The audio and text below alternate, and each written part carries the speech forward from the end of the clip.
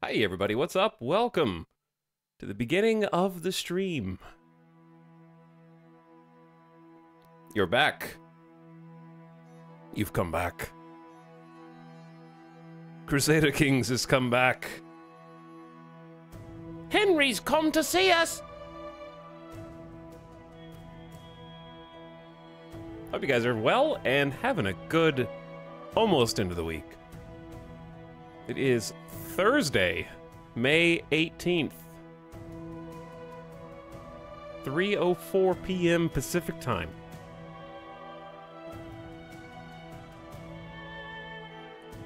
We're dating this for the, internet scrapers who are gonna be looking at time capsules of old media. You know, archaeologists are gonna be uncovering random internet archives that are just in massive hard drives or whatever drive, solid state drives.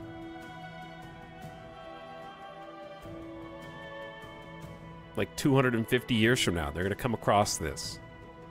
And then they're gonna throw it in the trash. They're gonna be like, we don't need this. This isn't important to our cultural history. Recycle bin.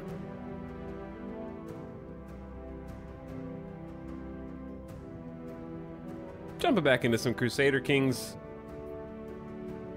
Continuing the tale of beautiful Napoli. I'm gonna be real with you guys up front. I am on 3 different medicines right now. Not for illness, the over-the-counter kind. I'm just having a rough day, so this might not be a very long stream. We might have a short... I got antihistamines. 2 different kinds of antihistamines, and also some ibuprofen. I got a headache going on, and I'm just I think I'm just kind of spent, but I wanted to stream anyways and regret it later. Maybe starting the week off on Sunday with a 10-hour marathon wasn't, the best idea.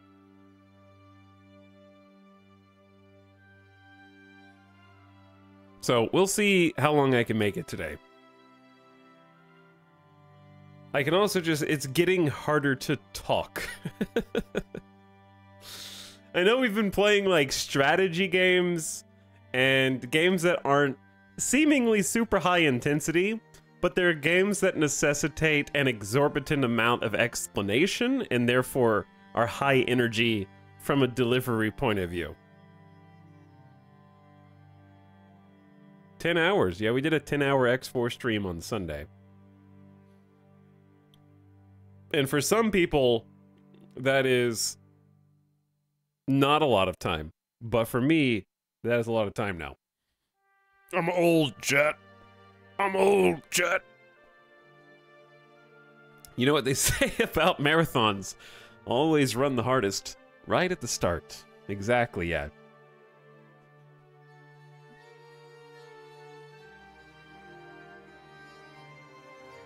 How you doing? What's up? So, yeah, I'm not gonna make any promises on delivering a big... Like, we've actually averaged... I think Sunday was like 10 hours. Let me just see. I'm curious.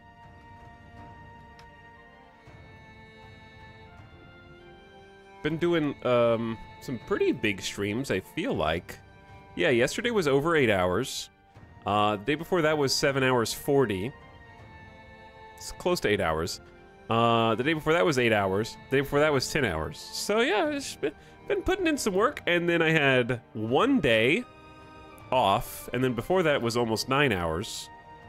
Yeah, so we've been doing some juicy streams. That's how you know I like a game. That's how you know I'm enjoying myself.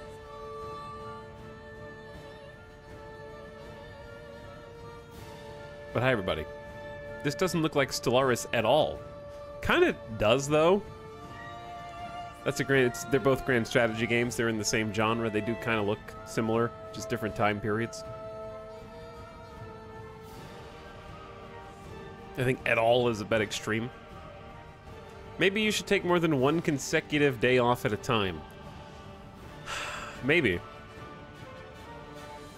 That might happen this weekend, actually.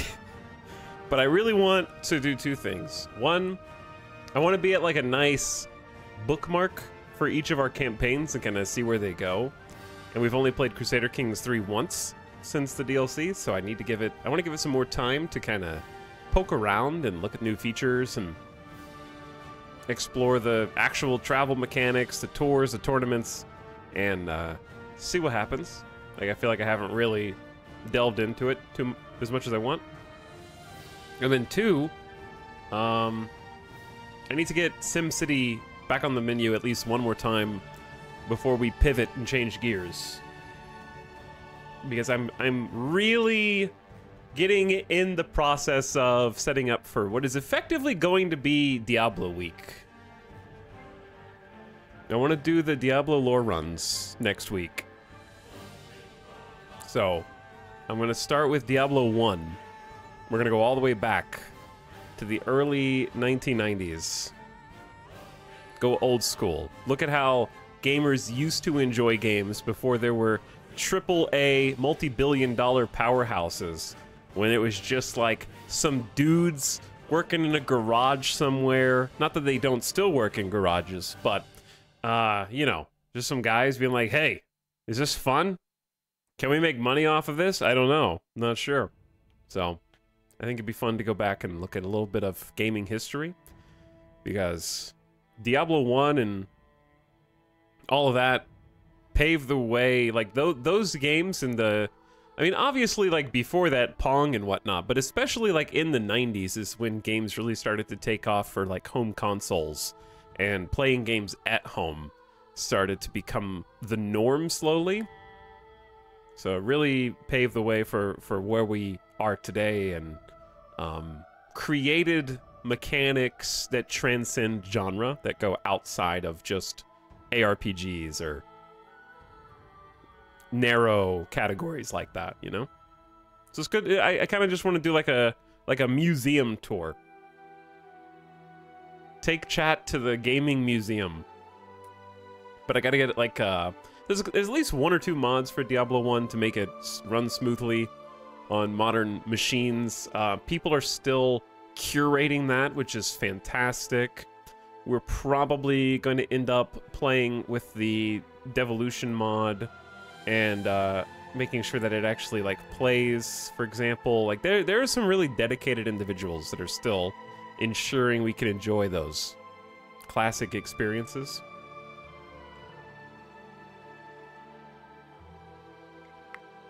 D1 and D2 are quite interesting pieces of history. Yeah. I'm gonna do my research, do some homework. Dude, I remember having to call my buddy up and get him online after I dropped my stuff in hell and couldn't get it back naked. Uh-huh.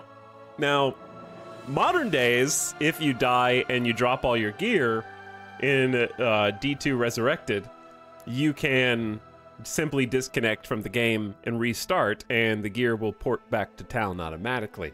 I doubt that's how it happened originally, but I wasn't there. But that would be pretty funny if that was all you had to do and you just didn't know. That's how it originally worked too. Look, I'm staying out of this one, okay? You're gonna have to call your buddy up and apologize if that's how it originally worked. Because you're gonna learn a valuable lesson today. D1 didn't, D2 did. Ah, I see, okay. That makes sense.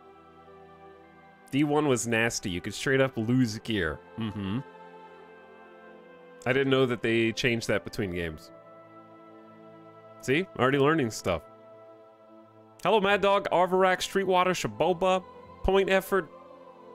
Point for effort, in fact. Hentai Folders, what's up, Influx? And welcome everybody else. Pumping and thanks for getting a stream sub. Chaotic Clown for 22 months. Also, Macho Man. Thanks for priming for 20. Chaotic, Macho, and Rapid Recline. People arriving getting comfy for 31 months. Thanks for the tier 1. And Andy Youngster supporting the stream again. Appreciate the help. Thanks for the prime. But anyway, I say all that to say that I'd like to potentially play... I'm gonna say SimCity is a maybe tomorrow. Like, SimCity is 10 years old. I mean, I like it. I know I like it. I want to play it. The win is irrelevant. So, assuming we stream tomorrow, we'll probably play SimCity. But I'm definitely gonna take 1 or 2 days off this weekend, and then jump into Diablo week. We have one exception. There will be a sponsored stream next week. The only sponsored stream of the entire year so far. All right, it's been 5 months. I think you guys can tolerate one sponsored stream because it's a good game. It's a game that we've played before, and it's a game I already enjoy. And not going to be terribly surprising that we're doing a sponsored game for something that we already like. Clean up your room already. My room is very clean, actually. It's the cleanest it's been, Umru. It's cleaner than you sweaty gamer.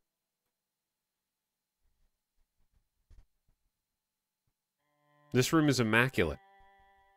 It's vacuumed, it's organized.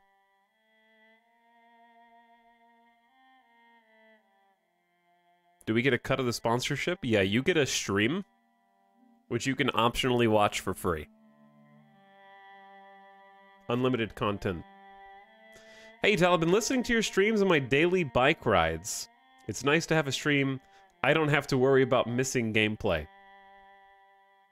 I see your joke, Coda Prime, and I raise you the last 4 days of streams in a row have been so much gameplay, in fact, that it's impossible for VOD watchers to catch up at this point.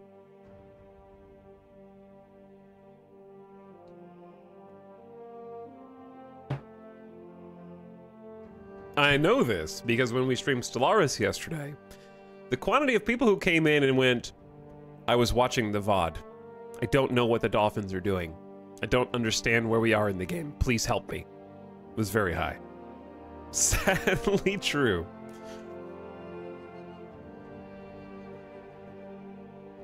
It is sadly true. Hello, Kiva Wallow. Thanks for 38 months. Over 3 years of sub. Appreciate you sharing one more. Feng Shui Gorilla gifting a sub to Isdar. I'll sponsor this one. Appreciate it. It does help. I would think, speaking of sponsorships, 2 things. Number 1, the second camera I'm anticipating getting either June or July. That's when I will be able to actually deliver on second cam, and that's when I'll be able to deliver on Midas cam, and also maybe sometime after that some flight sim. Depending on what other games come out. We do have the problem of, oh, yeah, when does, like, Baldur's Gate come out? And there's, like, 3 games around the Baldur's Gate. That's August? Okay. Maybe we just need to say July. Or late June. I would say late, definitely not August. August is slammed.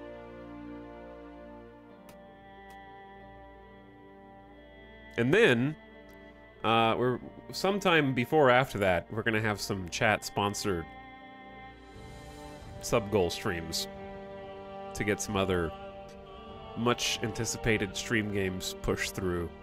You gotta get it pushed through Congress by paying Congress, you know how it goes. I'm Congress in this case. They updated Antarctica and Microsoft Flight Sim because they knew you were gonna fly there next. Yeah. They updated, like, the tip of South America and, like, Chile, and that's where we were gonna go next. I just had to wait 2 to 3 years for them to update the next part of the itinerary.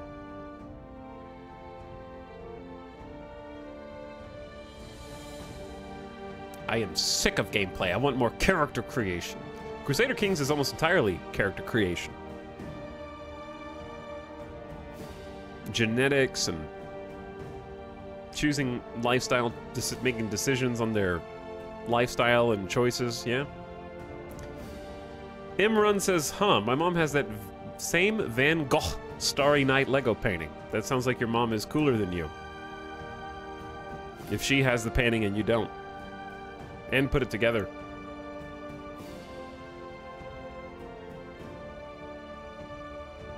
Etao would know what, that their mom is cooler than them? Yeah, I do know.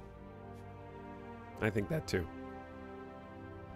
Is Microsoft Flight Sim optimized any better? Actually, yes. Fantastically so. But also, in the last 3 years, hardware has surpassed graphics power. So I think that even if Microsoft Flight Sim hadn't optimized as much as it did, which is, and I'm not exaggerating, a dramatic change. Like, they increased frame rates by like 50, 60%. Or more. I think, like, technology has officially caught up. What's behind you? A table? A dog? A wall? Other things? In character creation is the gameplay in Crusader Kings. Yes, it is. Play the first game in the Crusader Kings series? No. We played like 200 hours of CK2 and learned how to play Crusader Kings on Crusader Kings 2. I'm not convinced Crusader Kings 1 exists. And you can't convince me otherwise. Etal, not to rush you, but it's already very late in the UK and I want to see some gaming before I fall asleep. 2 things. Number 1, just move. Change your time zone. Number 2, I will never rush for a non-sub. Ever. So change yourself before you try to change me. Look inward. Considering how Crusader Kings 2 was at launch, it must have been rough. Crusader Kings 2 is honestly much like Stellaris, in that I think the DLC defines it. I'm sure that there's a fine game under there, but if you are playing Crusader Kings 2 and you don't have, like, at least half the DLCs, you're missing most of the game. There are just an infinite number of interesting events, strange, fringe, rare occurrences and, like, pop-ups that you'll really miss out on. Like, I think that most of our most memorable... This is the gift sub sound. I mean, I could be totally wrong and this is just vanilla content, but I distinctly remember playing a game of chess against the literal embodiment of death and beating them in Crusader Kings 2. And I'll always remember that.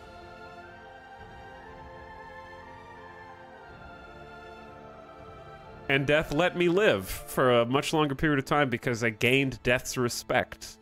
Because I was such a badass.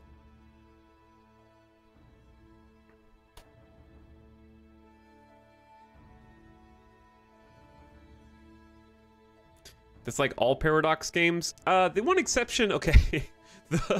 This is gonna sound bad. The exception to the must-have DLCs is actually Crusader Kings 3.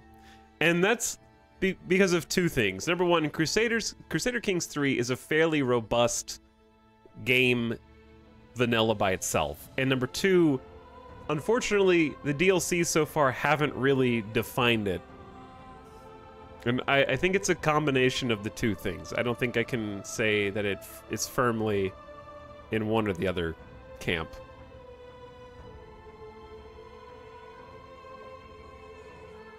But I think Tours and Tournaments at least added like some interesting logistic stuff. I think we're gonna enjoy the traveling mechanics today.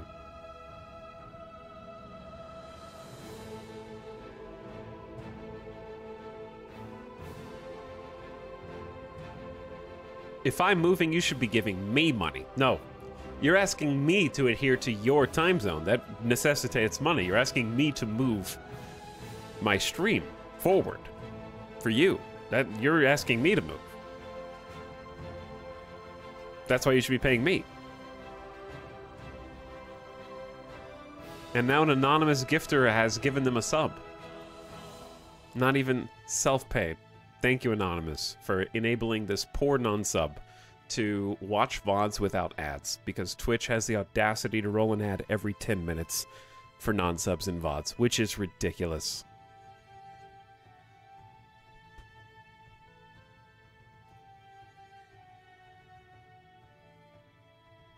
Also, someone else is there. What's up, mate? Or matey? Or mate 8? Possibly. Thanks for the brand new sub. How you doing? Wait, there were ads on VODs? Yeah, Twitch automatically rolls ads every 10 minutes, I believe. You cannot turn them off or disable them as a content creator. And the only way to turn them off is a fancy version of ad block, because I know Twitch has been getting very creative. YouTube is now getting more creative with how to get around ad block. Or dropping a sub.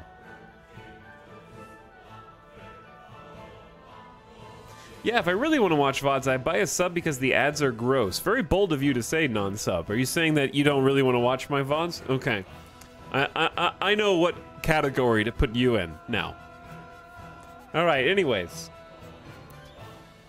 We've got ferocious, vicious non-subs in the chat right now, like a pool of piranha. A little bit of meat just dangling over the pool.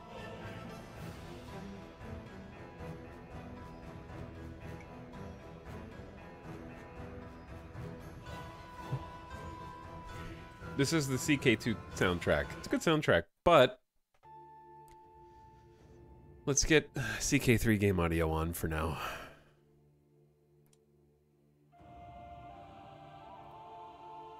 The reason why Crusader Kings 2 soundtrack is better than the Crusader Kings 3 soundtrack is because it's 50%, 60% longer. I think the actual song quality of both are fantastic, but there's like 30 extra minutes of song on Crusader Kings 2 soundtrack, and then all the deals. Nope, I'm talking just the vanilla soundtrack right now. If you just the original CK2 soundtrack is an hour and 18 minutes without any DLC, and Crusader Kings 3 is 38 minutes. So it's actually twice as long, 40 extra minutes of songs on Crusader Kings 2. So the CK3 ones are very high quality, but it's very brief. Unfortunately.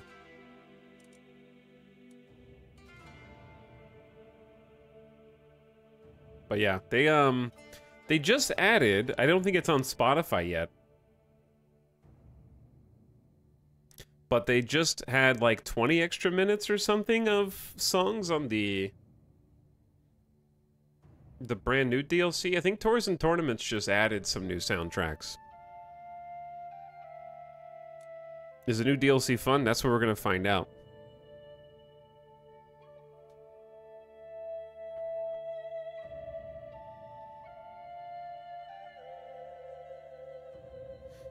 Umru, your first comment was 12 minutes ago, my friend. Did it take you 12 minutes to come up with that? Or did it take you that long to hunt and peck each key on your keyboard, you barbarian?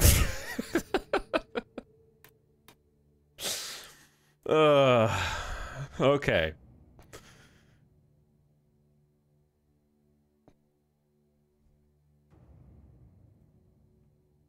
Toxie was probably stuck behind an ad wall. Excuse me, I was trying to catch up on the Stellaris VOD. Too many Stellaris VODs. Too many X4 VODs. Now let's add a Crusader Kings VOD to this. Pilgrimage to Constantinople. People arrived. Murder?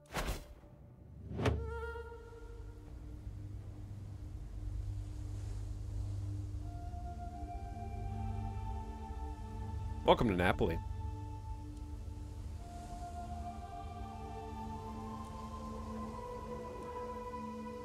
We got 2 whole counties. Wow. That doesn't make us a duke yet, unfortunately. But we definitely have an uphill battle to fight today. So, brief history on the first Crusader Kings 3 stream. Really all you need to know is we started with a single county. This is our starting character, Count Gregorios III of Napoli. So, he hasn't died yet, and he's not looking to die anytime soon. He is in good health, and at 60 years old, because he's had a high focus on bodily health. His lifestyle, when we came in, was dedicated to being whole of body. So, for RP purposes, I decided to keep him in the learning lifestyle, and go theologian after that because he's zealous. Though his actual traits include being deceitful as well. So we could have very easily pivoted over to the intrigue skill tree, where we could do some more schemes. But he's honestly, like, not that great at it. Like, he's his diplomacy is 21, which is very misleading. That is entirely augmented by his beautiful spouse, Countess Ingiltrudis of Napoli, who has a fantastic 29 diplomacy. Is a gray eminence, super genius, and decided to go diplomat lifestyle for even more diplomacy. So they're so high up there in diplomacy that they were able to compensate for our lack of any diplomacy and just make everyone like us more as a result. Diplomacy just has a natural buff to everyone's opinion of you. The more diplomatic you are, the greater the bonus to relationships. So we've got, she's on the council. Your spouse always has a seat on the council, and you can choose what to focus them on. So you can kind of go like a jack of all trades, where they give you a little bit of everything, or you can specifically choose. And we decided to go all in, focus on court politics, and buff our own diplomacy. It's been very helpful. So, the plan is to try and survive. I know that sounds like it's taken for granted, like, of course that's the plan, you don't want to lose. But specifically, we are in a challenging position, because we have one of the only Orthodox rulers in Italy. Right next to us is the Pope, whereas we don't recognize the Pope, because we're Orthodox and not Catholic. The Orthodox leadership is currently Ecumenical Patriarch Ignatios the Venerable, who is, of course, in Constantinople. So, we have a different religious head. Now, if we take a look at the faiths of each county on the map, you'll see that Orthodoxy is pink, and we are surrounded by Catholics, and then there is a Catholic-leaning Orthodox, because this is an Orthodox ruler in a Catholic county, That's ours now, so we are in the process of trying to convert them over. So we're converting faith in the county to Orthodoxy as we speak. And then, even further below us is Ash'ariism, which is Muslim. So we are just kind of like Orthodox chillin'. There is a little bit of Orthodoxy because the Byzantines took the heel of Italy here.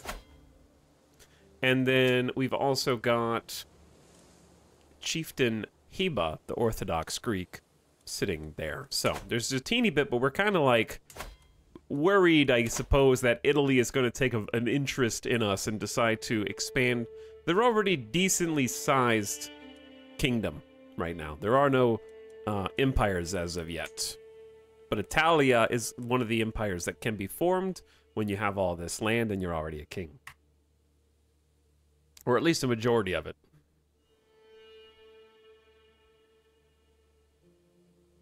So, that's the plan, is just try and survive, or we're going to have to conform. Is it possible to just have two completely different Paradox campaigns where I am just someone's vassal? Arguably, that's the most natural in Crusader Kings. That's just normal gameplay in Crusader Kings. In Stellaris, it's a bit atypical, we should say.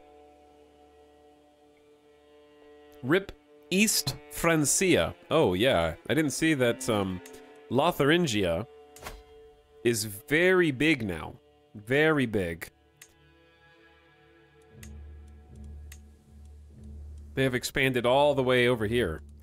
I'm kind of curious, actually. I don't know how to see like a history of what happened, but King Lothair the Wolf of Lotharingia is just a massive unit. Probably a house of cards. Yeah. So when this king dies, they currently have 1, 2, 3, 4. They have 5 living sons. And then that's going to split into many different places. And this king is the king of East Francia as well. Okay, so he inherited the kingdom, or took the kingdom. And then we can see that before him it was Prince Ludwig the Younger. Prince Ludwig the Younger of Bavaria. Bavaria. Where are you? I don't know. But yeah, they, there's going to be a lot of different regions changing hands here. So, let's just go quickly and kind of just look and see what the status of everything is. I'm pretty sure we ended in a very convenient, just unpause the game / do activities position. There's not a lot outstanding. You can declare wars. We did declare 2 wars, actually, against Salerno. We lost the first war against Salerno because of 2 reasons. Number 1, even though we defeated their armies in the field, they were able to upgrade their garrison to a very high level, and we didn't have enough soldiers to actually siege the keep of Salerno. So we had to retreat into Napoli, bolster our forces, get some more troops, and in the process of doing that, they hired mercenaries. And those mercenaries created problems, because there's a new feature in Crusader Kings, and I have played 300 hours of Crusader Kings 3 at this point, and I'm not going to be convinced that this has always been in the game, because I'm certain that it has not always been in the game. But it seems that with the last patch, when you defeat an army, they will not retreat outside of their borders. Whereas they used to retreat outside of their borders, because there is no penalty. You can march your armies across anybody's land whenever you want to, and you're not locked in by borders. So what happened was, we would march to Salerno, we would defeat them in Salerno, and they would march 1, 2 spaces to this city of Meritia, or Meriti, I don't know how to pronounce that, and then they come right back and fight us again. So they would only retreat 2 spaces and then instantly come back and fight. And that was a big issue. Might have been retreating far away, so I'm not sure why that's happening with small territories. Yeah, it seems like it happens with the tiny ones. That happened to me a couple times, not sure if it's a bug or intended. Yeah, I don't know if it's a bug or they just changed the way they want that to work, but it has been very difficult. CK2 had something called Shattered Retreat that was meant to prevent that.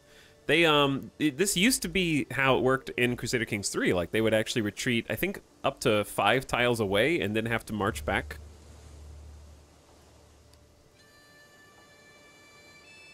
And the reason I'm convinced it hasn't happened until this patch is because every Crusader Kings run that we've played, I've started with a single county. So, like, I have been playing single county starts since the game launch, basically. So I would have seen a county versus county war happen like that before.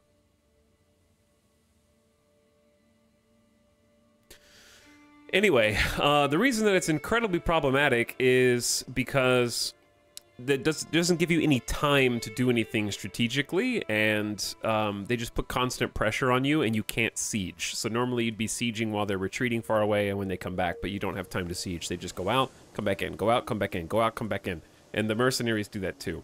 So it's just like a constant battle where you're going to lose too many troops to actually be able to continue the siege, so they wear you down, so you have to retreat, and then while you're retreating, they can hire mercenaries or whatever else. So it's kind of a pain in the ass.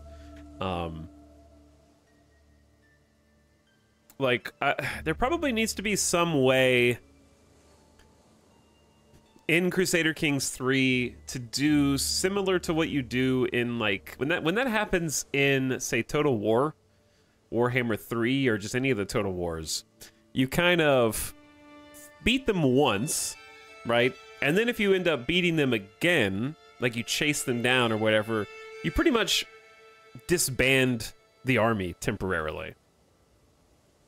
Like, the fact that they can stay that organized and actually mount another attack after 2 or 3 engagements is probably not... I know this is a video game, but it's probably not the level of realism that makes any sense.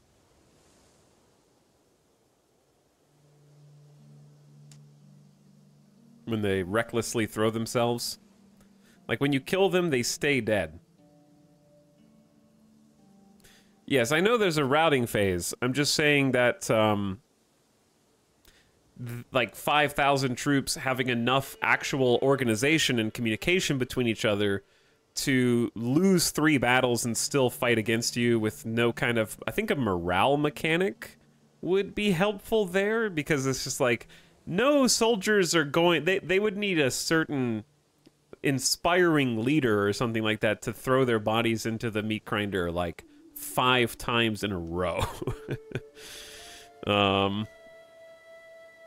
And guaranteed losses. Like, guaranteed losses.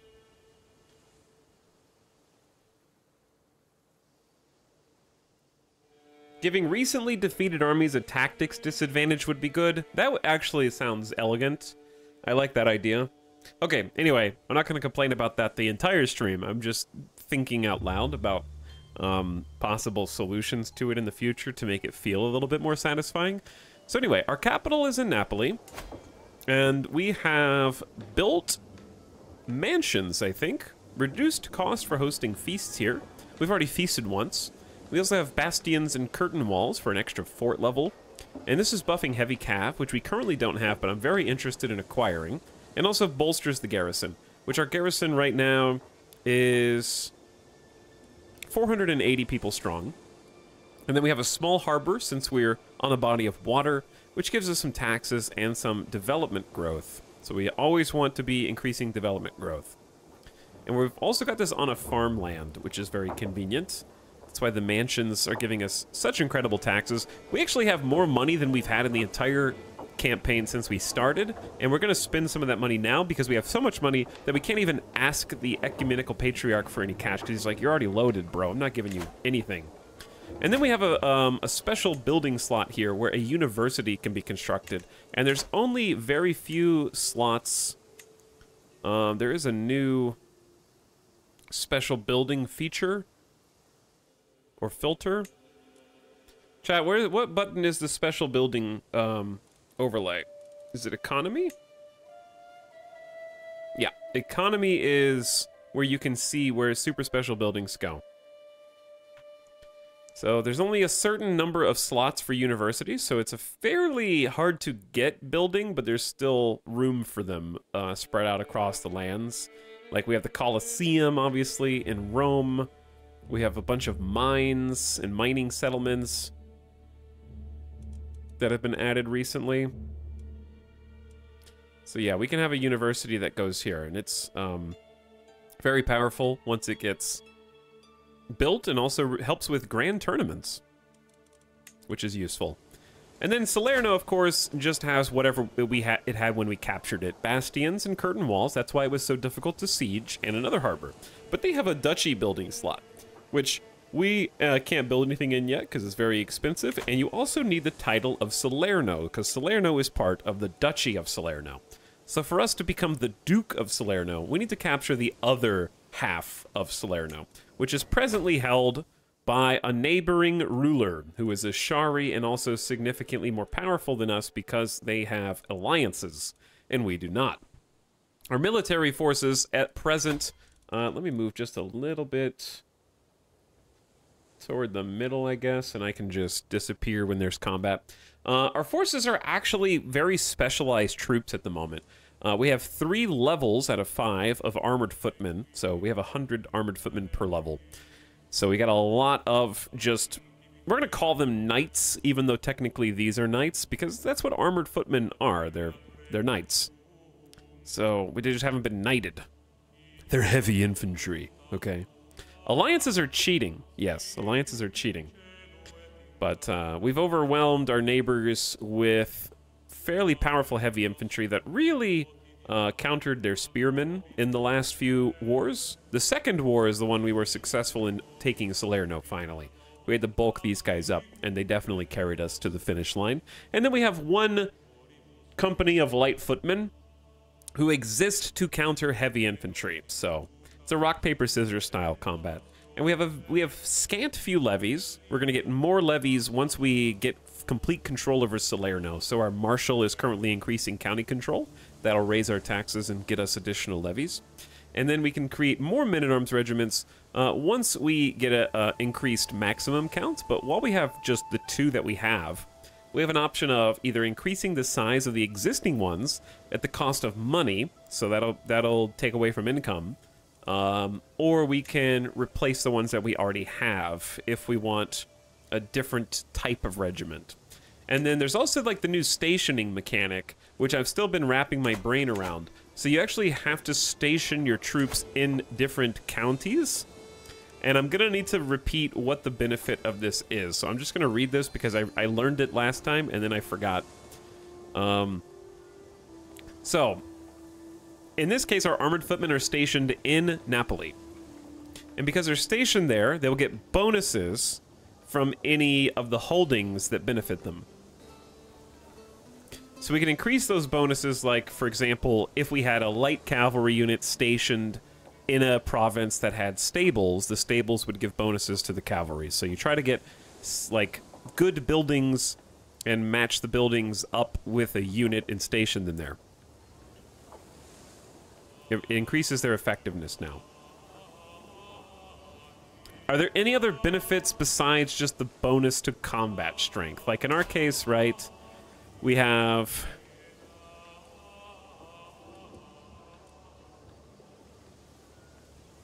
Their station bonus for being stationed in Napoli is an additional 6.4 damage, because it is the capital, and we have a castle.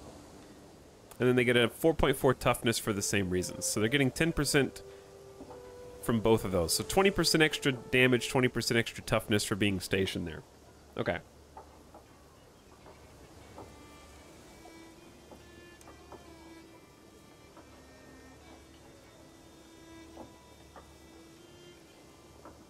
They remapped a bunch of hotkeys. Good thing I don't know any of the hotkeys.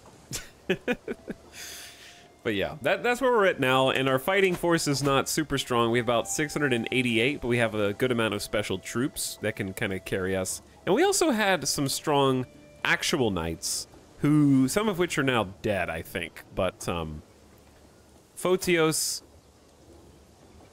is 54. He's an acclaimed knight. He holds an accolade. He was the general, of the troop that took over Salerno, so we gave him an accolade title named the Seraphim of Steel for having the the gall to go back-to-back against Salerno and get us our first expansion county. And that gives him some army damage and some XP, and also, I think, probably some renown. Okay. Oh yeah, that Find Knights ability was amazing. Yeah, the Find Knights was amazing. Speaking of, realm should be in order. We don't have any actual duchy titles. And we have very few vassals. We have 2 vassals. My Spy Master, who is a powerful vassal, and then a Mayor of Xenon. Okay, only 2 vassals. Easy peasy. Succession is also going to be easy peasy because there's only the 2 counties. We don't have any mercenaries. We got the men-at-arms. Check, check. Counselors. Spouse on politics. Converting the new county to orthodoxy. Good job, Bishop. Chancellor is working on foreign affairs because everyone kind of likes us domestically. So foreign affairs is just making sure that outside rulers like us a bit more. It's only a +6 bonus because their diplomacy skills quite average. Our council kind of sucks. My steward is my player heir. he's doing his best. Getting us 4.5% taxes. Wow. Marshal Photios, until he dies, our acclaimed knight, is working on increasing county control because we don't get any taxes or levies from our new county. And then my Spy Master is just disrupting schemes because we're not really scheming at the moment. I'm content just having nobody assassinate me. And that's pretty much it. So what I'd like to do is begin planning for an excursion. That's where we're at. That's the history. That's what's going on. I'd like to search for a caravan master because we're planning on going on a pilgrimage. Your servants will suggest a number of suitable candidates for the position of caravan master. Caravan master boosts army movement speed based on aptitude, supply limit based on aptitude, monthly court grandeur change. We don't have a court. Revoking this will cost you 25 prestige. Whoever you choose gets prestige per month. I appreciate that one of the requirements to be a caravan master is at least one of these, not is AI trigger. What does that mean, I wonder? Coding is hard.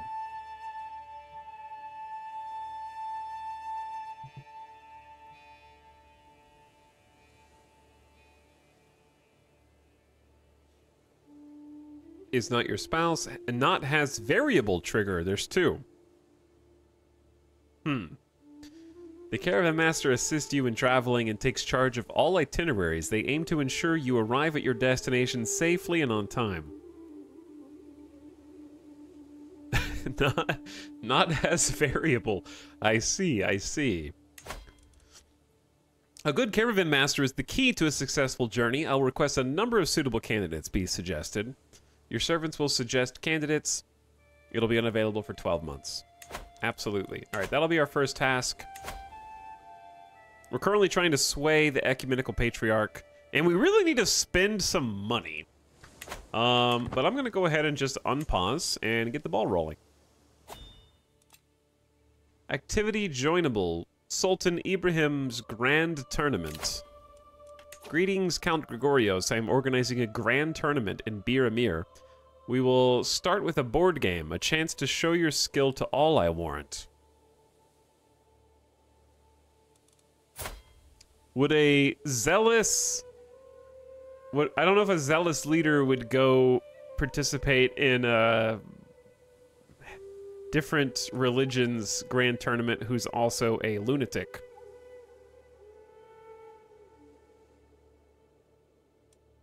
And also 31 intrigue. Show them up. I guess that does make sense. Maybe if you win, you prove that your religion is the true one.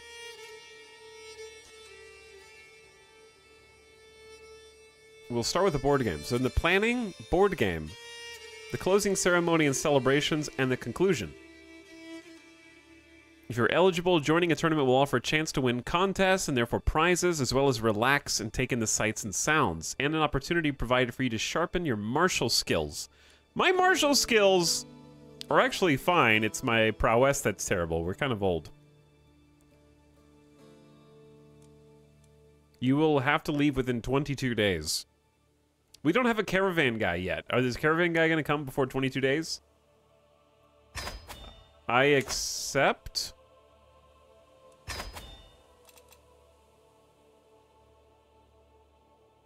Can I just, like, hold off on this for a second until the other... Oop, did I just cancel? Hold on. No, it'll stay up there. Let's get the caravan master first. As per my request, my servants have assembled 2 options to consider for the role of caravan master.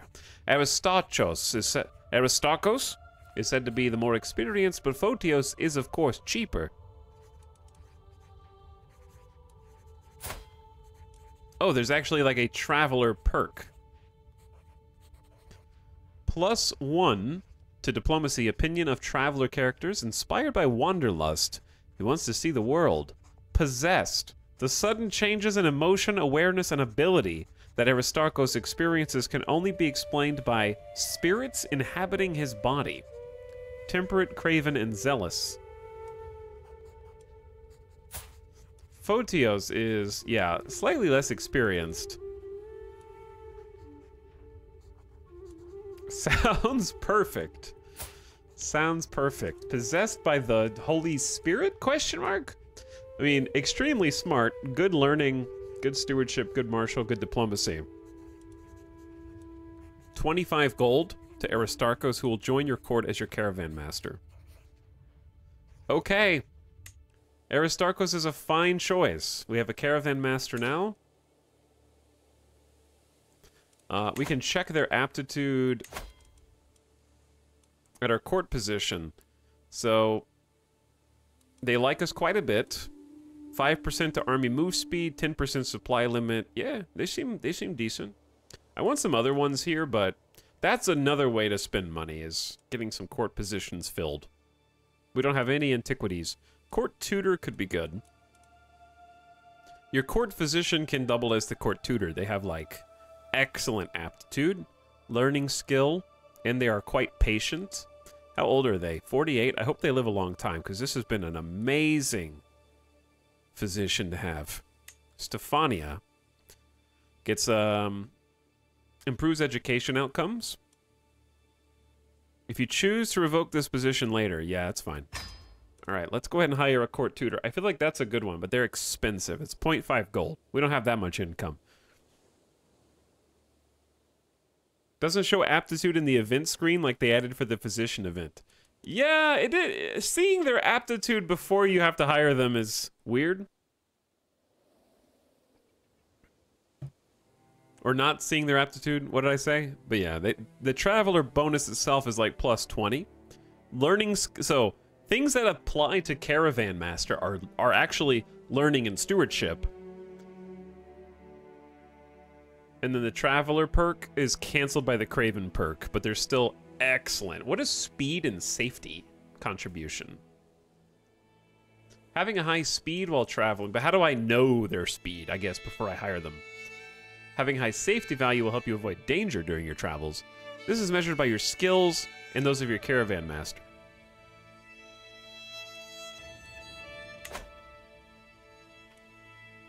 Etel seems to have an obsession with Italy recently. How so? How do you figure?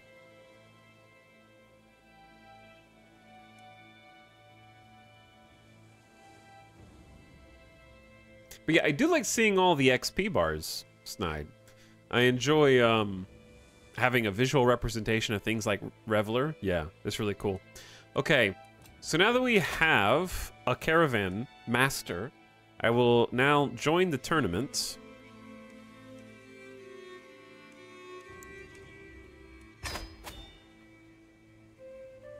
It's gonna cost us, I'll just disappear here for a second, 7 gold.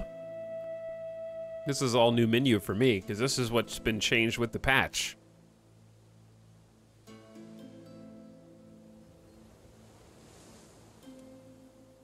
So we don't want to change the destination. The entourage, there's 12 in the entourage. Your half-brother, your heir, your grandson, your court tutor, your marshal, your daughters, some of your knights, obviously, the caravan master. This is cool. So you get to see who's coming with you? Obviously, we're picking the caravan master and paying them a wage.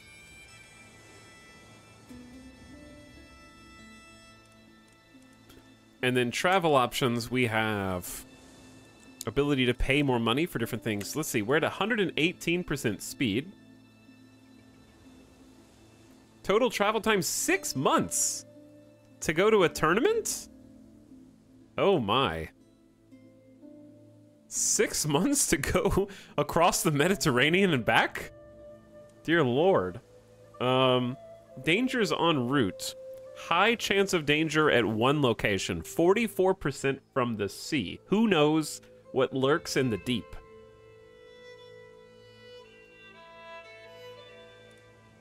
Medium chance of danger at 5 locations. Basically sailing 19%, 19%, 19%. And then we have a 12% chance of danger because of the dry lands. The desert is exceptionally dangerous. Also, it appears that Paradox forgot to make these tooltips lockable.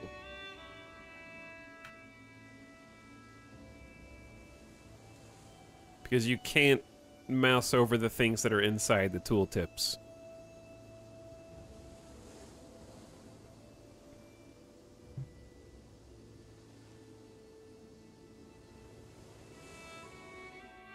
Okay.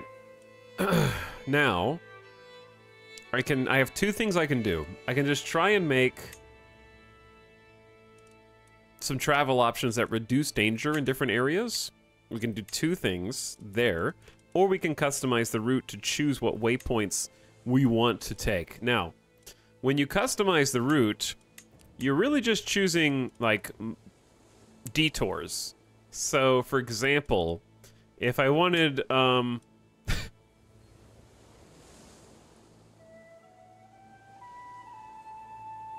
to go this way, we could travel by land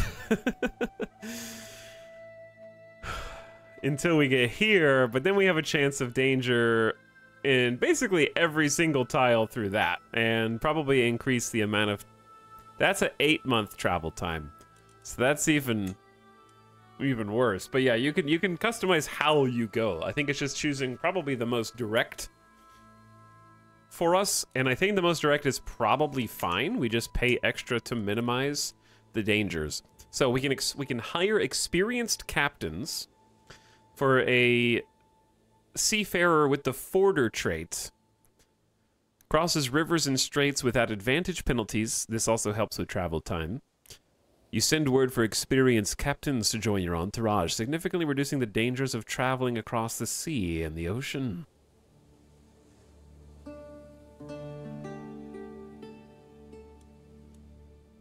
Mercenary guards will join you for travel speed and safety. Hire jungle stalkers, jungle danger down. Mountaineers for traversing hills and mountains. A forder for wetlands and floodplains. Desert warrior for deserts and steppes. Forest guides for forests and taigas. And cultural ambassadors. A cultural ambassador with high diplomacy will be recruited to your entourage. Disseminates information about your culture to all the baronies you travel through. This seems pretty cool. And then, if you have various buildings or traits, you can get these. So we're going to get the captains, and you can see that just getting the captains alone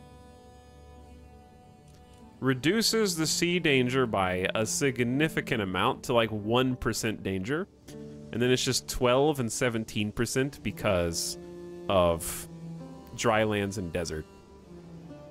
I'm just going to take the 12 and 17% chance. Okay, let's go. A 6-month journey. Captain has been hired. Captain Polycarpos, the rational atheist, Orthodox Greek, patient, cynical, and stubborn, will secure our journey across the Mediterranean. This is cool. Is all the travel stuff new? Yes. So as of the last free update to Crusader Kings 3 that came out with the newest DLC, every single character actually has a physical location on the map. So if you want to go on pilgrimages, they have to physically go there and back. When you have feasts, they actually go to the feasts. They're not just like spoofed anymore. And you can see where there's like an overlay to see where characters are located, but now I don't remember what that overlay looks like. So, Count Gregorios is now gonna set out.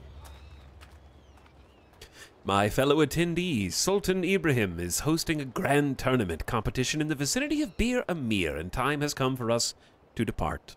We shall represent the house of Spartanos and make the Greek people proud. I like that. I like that our motto is "Be good."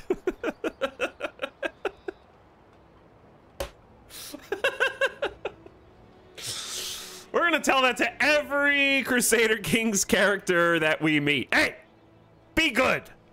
Stop being bad. No assassination plots. Be good.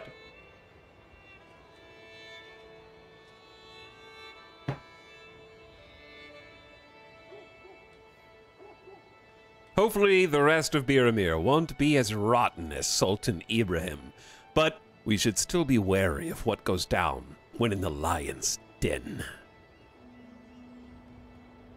Okay, next destination, 3 months. We're leaving from Napoli. You're attending a grand tournament. Every available unlanded knight you have will accompany you. Hell yeah. Okay, well, we may not be throwing a grand tournament, but we're gonna get to see the DLC grand tournament literally from the beginning of the stream, so that's ideal, right? That's what we're here for. So there's our activity. Do we hate this guy? Oh yeah, we hate this guy. This is a foreign ruler of a completely different religion, and we are zealous. So we very much hate this guy. Regency is now active. Yes, I began sharing power with Countess Ingiltrudis of Napoli. So last time we streamed this, we decided that our spouse should rule in our stead while we're gone. And it upset our son a little bit. You can actually see our boat there. So Countess Ingiltrudis, wife and regent of Napoli, will actually rule in our stead. So now, when we click on Napoli, you can actually see the ocean background. I thought she was coming with us, though.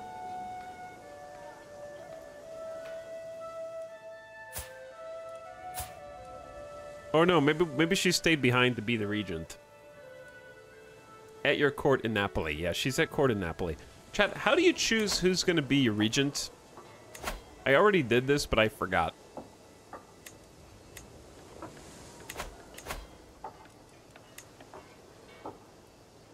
I forgot. I see regent. Oh, you click on this box.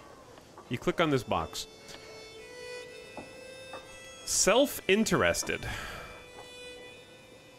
Opinion of you +5. Culture +10. Overall aptitude good. Liege gets stress loss +10%. Tip them toward you via interaction or as a diarch, fulfill your mandate.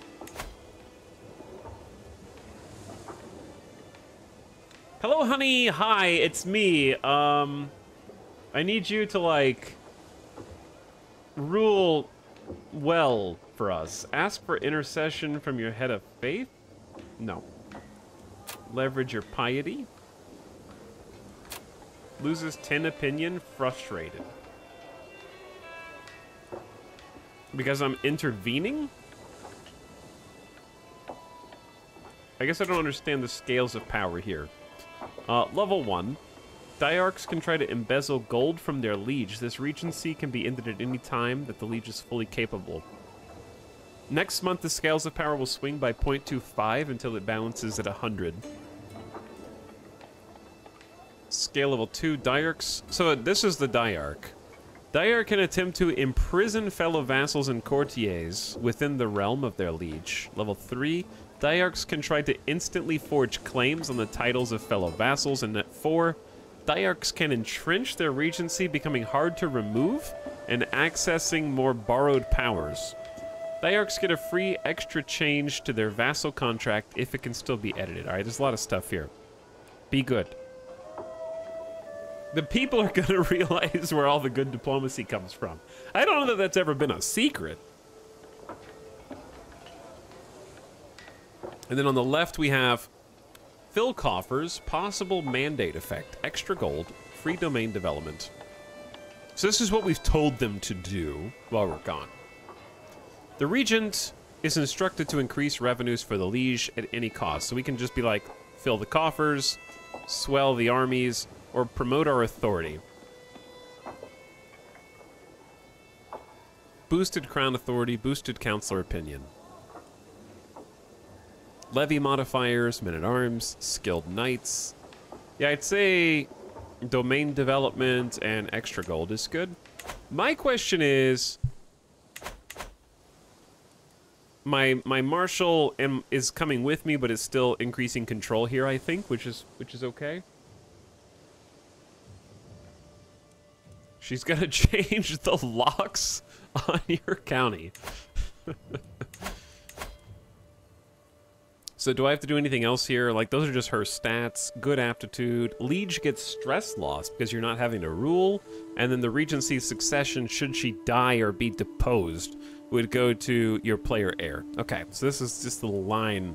And you can change who you want to be your regent. All right, this is all very interesting and new. You now have a regent. A regency can occur for many reasons, including traveling outside your realm, when you're a baby, or you become incapable. In a regency, you can still do any action you do normally, but the regent gets special borrowed powers they can use on you or your vassals. You always have veto rights over the borrowed powers. Let's have a look at your regency. Oh, there's a new menu down here. Oh, it's the same menu, but just more accessible.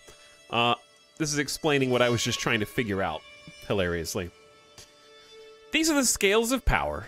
The further the scales favor your regent, they'll have more borrowed powers, and ending their regency is more difficult. So the more this fills up, the harder it is to get rid of them afterward, okay? You can directly swing the scales back toward 1. That's why it pisses them off when you swing the scales, because it's taking away their powers, so they don't like that. You can give your regent a mandate which focuses their efforts, or change it later. If the conditions that started the regency are no longer true, you can end it. The regent has to accept this, but you can offer them things like gold or a favor to make it more likely they will accept, and if they refuse, they'll declare war. Oh no. Regencies are mostly a reactive affair. For now, keep an eye on the scales of power. When your regent uses a borrowed power, you'll know, and you can decide what to do. Okay, that's all I need to know. Things will pop up to let us know that something is happening back home, and the ship is actively moving. This is so cool. I enjoy that everyone has a physical location change to the game, and that happens without the DLC, but obviously the DLC is what gives you the ability to manipulate it and do grand tours and has more reasons to travel. More immersive. Yeah, it's much more immersive. And there's also a lot of room for some good RP with the regencies. I like the icon of where your leader is, too, being there at all times. It would be nice if you could tag certain people just to see where they are and where they're going, and then have their little bubble pop up on the map. I wonder if that happens, actually, because you can pin people. What if we try and pin Countess Ingolchurtis? Okay, well, it doesn't automatically pop them up on the map, but if you pin somebody, you have updates on them at all times. And you can click on them to find out where they are, which I guess is close. Like, that'll show their icon. Do generals still teleport when commanding an army? Probably, to be honest. Welcome to the tournament, everyone! I have arrived at the site of the tournament, here in Bir Amir.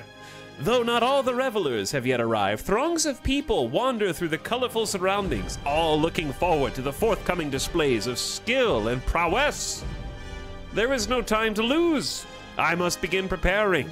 I must be a victor at any cost. I can't wait for this to start.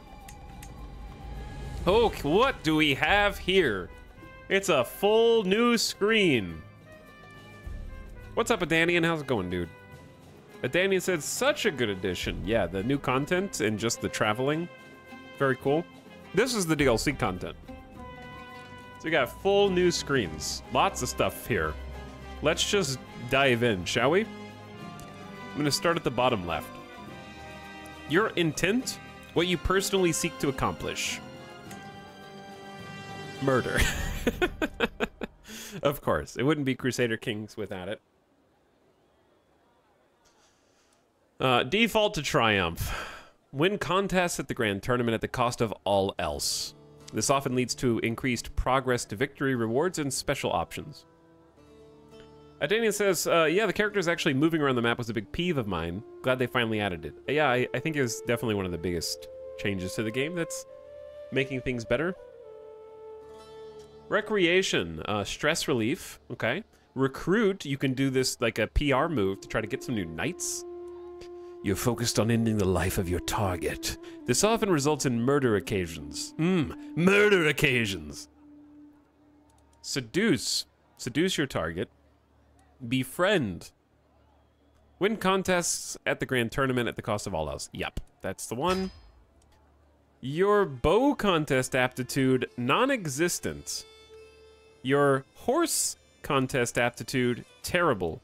Your foot contest aptitude, terrible. Your wit contest aptitude, non-existent. Wait.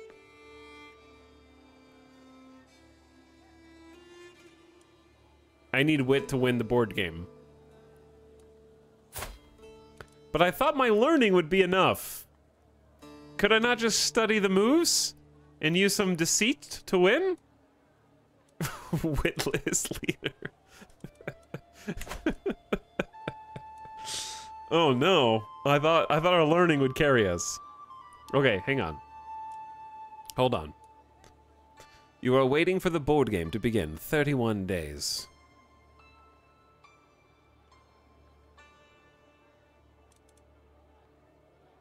We're in the planning phase right now. Okay. Contest information. A contest of wits in which contestants play a series of board game matches with the ultimate winner being the last remaining player.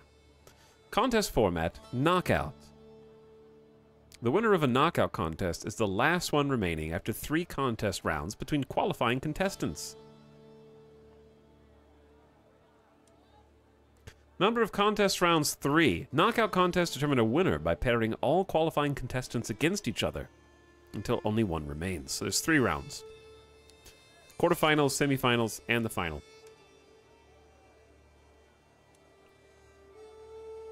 The prize will be revealed at the end. Victory in this contest will likely give a famed artifact. We have a fine prize. Spectate this contest. Participate in this contest. By spectating, you gain nothing, but also do not risk anything. Participating, you might gain trade experience and a prize if you do well. You are participating. Okay, so I'm participating right now. Qualifiers, quarterfinals, semifinals, final. Here are the participants. Oh dear, dear God. There is a super genius professional chess player here.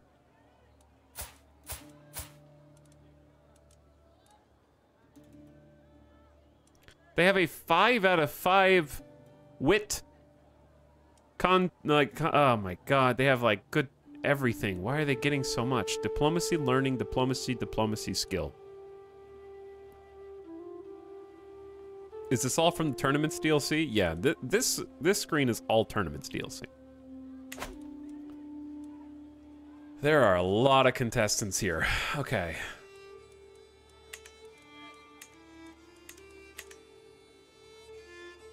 So, board game, ceremony, conclusion. Got it.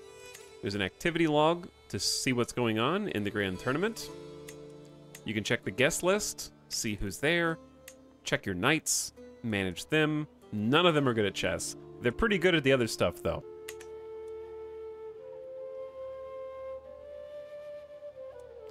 You are currently guaranteed to qualify. The threshold is 10, you have 14. You have enough progress to victory to qualify for the upcoming contest. Okay. So, now let's look at all this stuff in the middle. The village. The closest settlement. Here you may get county control, popular opinion, and interact with inhabitants. You automatically visit a locale after 2 months. The temple. A calm place. Pray for victory or test your faith. The tavern. A place to rest. Sit down. Get a chance to reduce your stress. The tourney grounds. The training area for the tournament. Spending time here will increase your progress to victory. We have a drop down here too. The favored contestant is Sheik Firun. Because of their wit, probably. The artisan quarters. Merchants have installed themselves here. Maintain artifacts, get new clothes, or improve your weapons. And then the tent camp. All the visitors have taken this field as theirs. Meet the other contestants or sabotage them.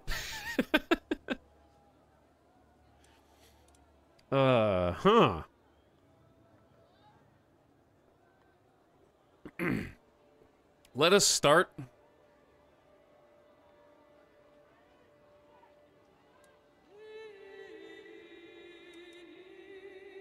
Let's start by trying to go to the tourney grounds and progress victory.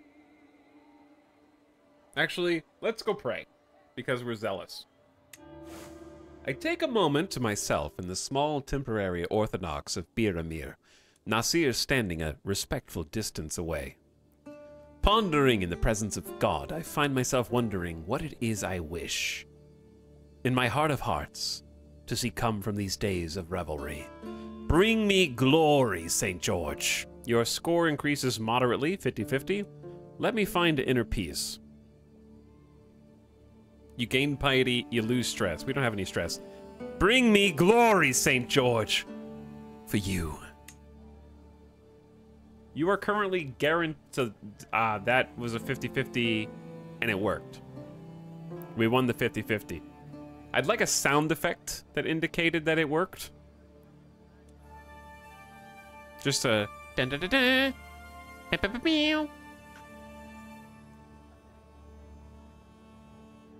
God works in mysterious ways. P2W, pray to win. Okay, so you can't visit any locale for 20 days. So we're just good to go, right? I can just unpause now. We've done the thing. Music!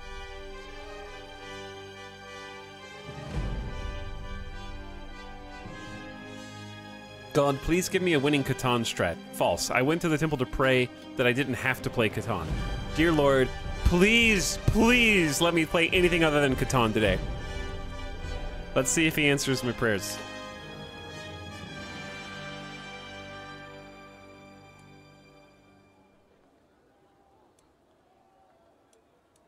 Alright, let's go to the tourney grounds and try and sharpen our mind.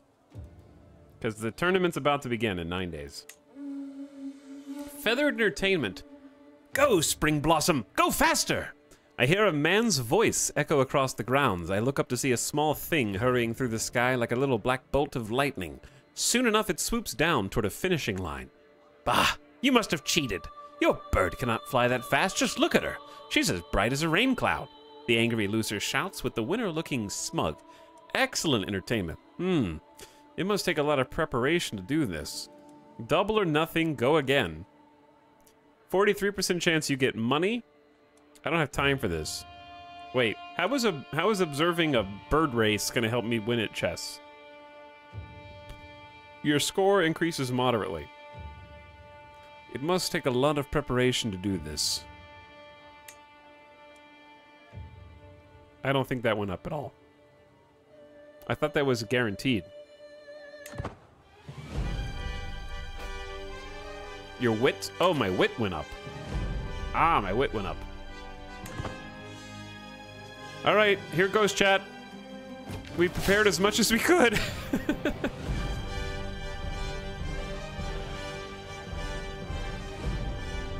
The board game begins! The contestants take their places at the gaming tables, fluffing cushions and requesting refreshments as the herald announces the contest's commencement. The games themselves are arrayed out on trestle tables, pieces polished to a mirror sheen. The board game qualifiers have come to an end, and it's clear who will be put forward for the quarterfinals as it stands. The varied pitches and volumes of the crowd's cheers leave no question to the favorites. A man called Nuruddin has entered this year with the recommendation of a local lord.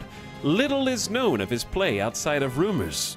For my first bout, I have been paired against my fellow contestant, Nuruddin. Wait. The local lord?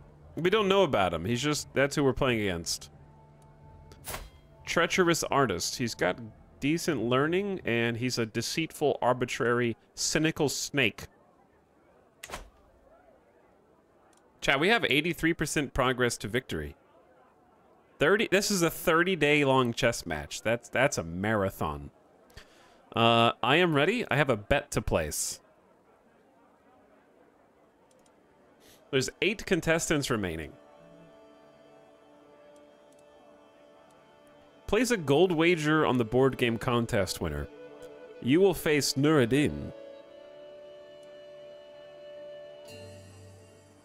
You gained the trait... Ooh, Hastiluder. How do you pronounce this? Hastiluder? Hastiluder? Participated in martial games, sharpening skills in warfare and personal combat. I have not the slightest clue. Bet on Nuruddin and throw. Okay, I have a bet to place.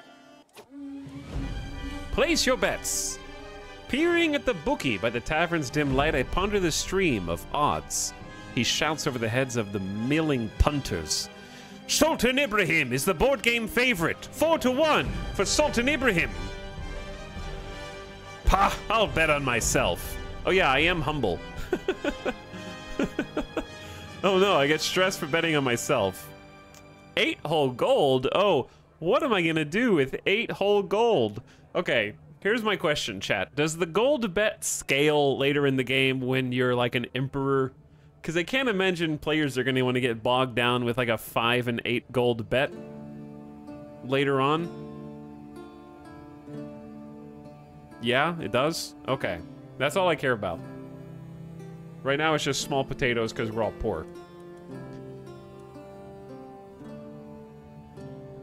I have a good feeling. I actually can bet on Nuruddin.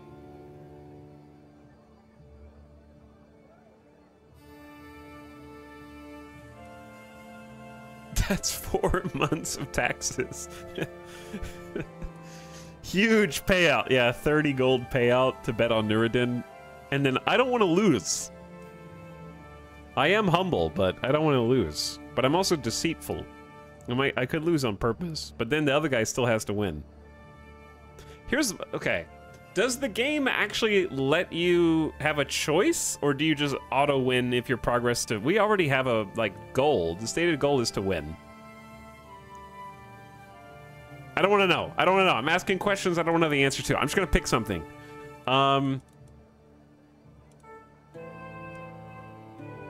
I'll bet on the other guy and try to beat him anyways. That sounds like a good compromise. Like I'll bet on the local guy and then just actually try and win. Hedge your bet. Hell yeah. I vowed to myself I would win a contest in this tournament, and I can't help but consider a less fair approach to securing the prize of the board game competition. I'm sure my opponents would do the same if they only had the idea. Who knows? Maybe they already have. Oops, all stress. Nuruddin is the threat. Nuruddin is worse than you. You gain 24 stress because you're humble. 40% chance you successfully sabotage him. 25% chance is detected. And you become a known saboteur for 3 years.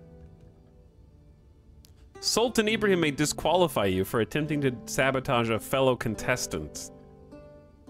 33% chance nothing happens. I can't brook Firhan winning. Okay, so same thing, you just try and thwart a different person.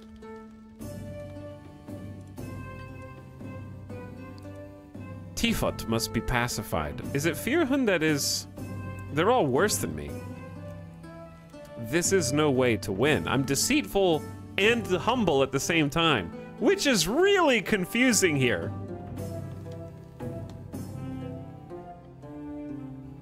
Like, I want to cheat so bad, but I also don't want to win.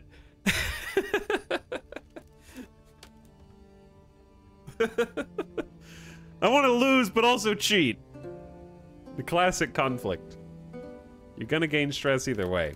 Yeah, but I don't think I want to do the stress that's gonna lead to me being disqualified. How about this? Wasn't Firhun the favorite? I'm gonna brook. I'm gonna go. I can't brook Firhun winning. 24% chance we're caught. As long as we don't get caught, that's okay. I don't know.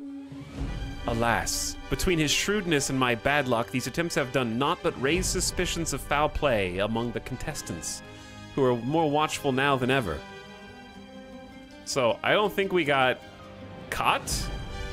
Just no effect. Which is fine. The table flips with an almighty thwack, sending the chess pieces flying. Nuruddin's mood turned suddenly several moves ago as he realized a simple mistake had all but decided the game in my favor. Yes, yes, you win, Count Gregorios, he whines. Happy? Pick them up. I need to make my last move. Come, let's go back a few moves. Your score increases slightly. You gain 12 stress. Nuruddin lets you do a take back. Or you let Nuruddin do a take back. Do you know, you could have just conceded.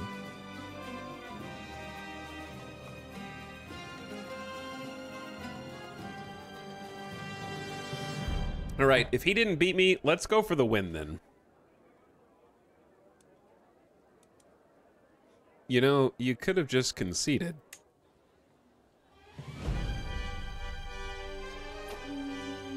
Board game quarterfinals, Ibrahim and Tifot. The bout between Sultan Ibrahim and Tifot has been decided. It was closely fought, but in the end, Ibrahim forced Tifot into a position of forfeit. Ibrahim is through to the semi-final. Fine contest.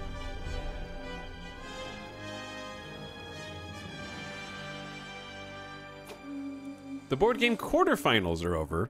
The herald booms, Sultan Ibrahim, Sheikh Firhun, Count Gregorios, and Ibrahim, a different Ibrahim, have reached the semifinals. My next bout will be against fellow contestant, Sultan Ibrahim himself. I concede. I can do this. Face your fellow leader. I'm intently focused on the chessboard, and the whole audience sits in a hushed anticipation. Suddenly, with a harsh metal clang, the audience's attention is drawn to the foolish squire who just toppled a collection of weapons and armor to the ground. Nobody is looking at the board. Now is my opportunity to turn the game, tampering with the pieces. Chat. Is it playing the same song every new screen?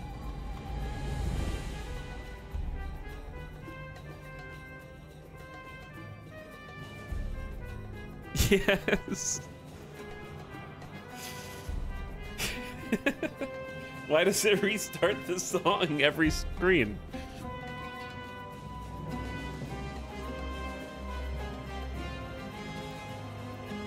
Switch around some pieces.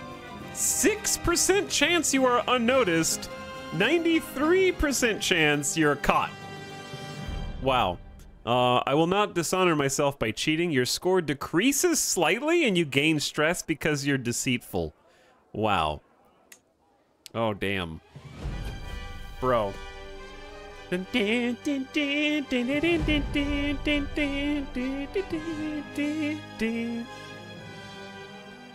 soft click of moving pieces disturbs the calm. We are deep into the end game now, and the game hangs in the balance. I ponder what has already happened, such as when my opponent overturned the table entirely with an almighty crash. How this game ends is anyone's guess. The margin of victory is small, the cost of error is large. Maybe I can draw from my knowledge of warfare. You seem awfully sure of yourself. Perhaps it's time for a daring move. Playing it safe is the right move. So, 44% chance of increasing your score slightly with playing it safe.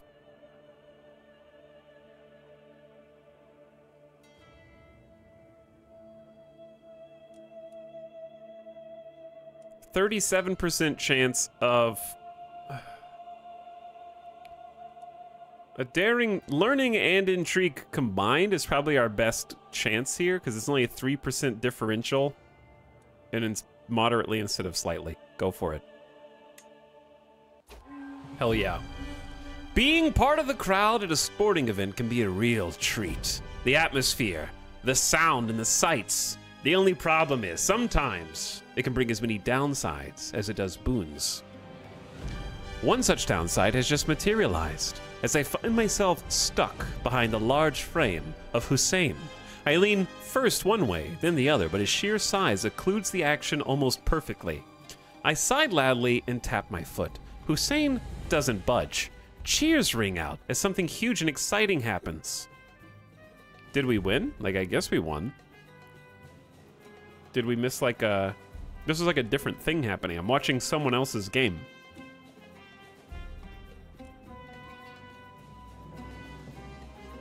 I guess we won. Yeah, I feel like we missed... Did we miss like a story? I feel like we had like a big build-up. We were playing against the other Sultan, and then... Is it recorded in the activity log? Yeah, Count Gregorios beat Sultan Ibrahim in the board game semifinals.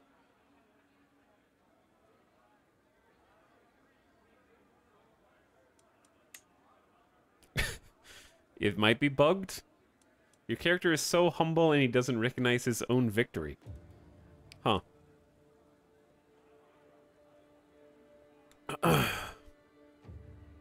Okay, well, there's another guy. I'll make you kneel to watch. You gain the trait Wounded. You grow closer to forming a rivalry with Hussein. You spend 75 prestige.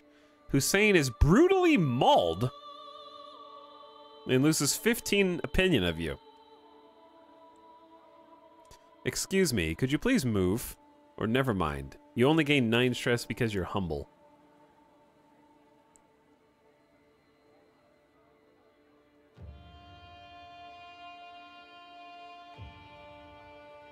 I am humble. This is a very stressful fair. Introvert point of view. Oh.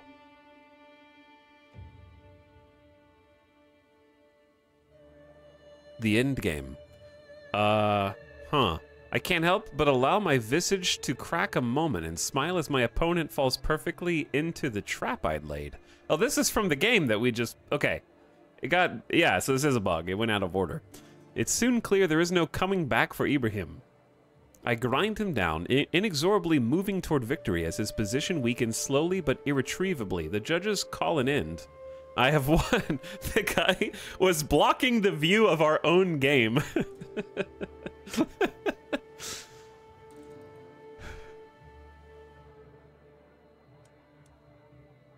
You have knocked Sultan Ibrahim out. Board game semifinals. The bout between Sheikh Firhun and Ibrahim has been decided. In the end, Firhun decided the game with a set of well-played moves. Oh no, this is the expert. I think we're gonna lose to this guy. The semifinals are over. The herald booms, Sheikh Firhun and Count Gregorios have reached the final. I have reached the final bout. Sheikh Firhun is all that stands between me and victory. I can do this. I can do this. It would appear my grand strategy is falling apart, but Firhun is gaining ground fast. If this were a matter of warfare, I would be considering a merciful surrender.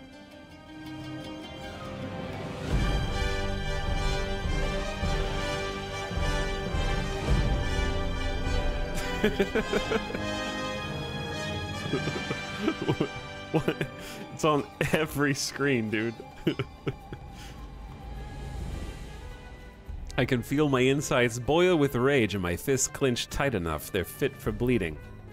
As he reaches for his playing piece, his smug eyes meet with mine and his face melts into a look of shock and dread. Perhaps I can use this moment to intimidate him from making his next move. touch that piece, and I'll break your fingers. I will not dishonor myself. Check. The soft click of a moving piece disturbs the calm. We are deep in the endgame now, and the game hangs in the balance. I ponder what has already happened, such as when I intimidated my opponent into some poor moves. What? That's not what I did. How this game ends is anyone's guess. The margin of victory is so small, the cost of error is so large. When I imagine doing that. He was intimidated by your decision to not intimidate him. Maybe I can draw from my knowledge of warfare. You seem awfully sure of yourself. Why are these so close to the same chance for each option? Is it because my character sucks?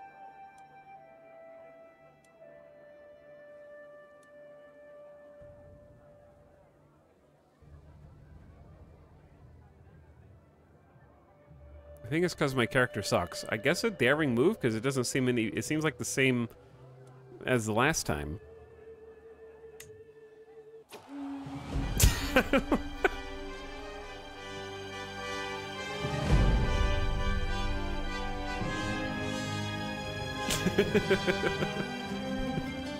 I can't help but allow my visage to crack a moment and smile as my opponent falls perfectly into the trap I laid. A few moves later, I have pressed the opening into an advantage. Moments later, I realize at last the danger of my position. Firhoon had been baiting me from the start. It seems every move I make is a compromise, losing inch by inch to his superior play. All too soon, my position becomes untenable. The judges call an end. I have lost. Confounded.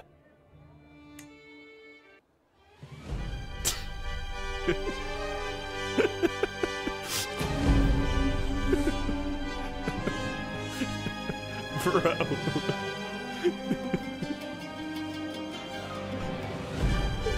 Why? Trumpets sound, the crowd clamors, competitors begin to assemble. The contest is over and someone's limelight is being readied. A herald steps forward, voice booming out across the scene. After many trials, some tribulations, and above all else, some truly spirited competition, Sheik Firhoon beat Count Gregorios in the final. Firhoon is our winner. I did not win, but I came very close. So close. You lost $5. You gained 15 for getting second place. So we still made money. Should have bet on ourselves, but we lost anyway. Gained some prestige. You're a tabletop player for 5 years. And then they got 30 gold. That's not bad. We got 15 instead of 30. Honestly, it's not bad. And of course, they get the prize. I'll take it. And then there should be a ceremony.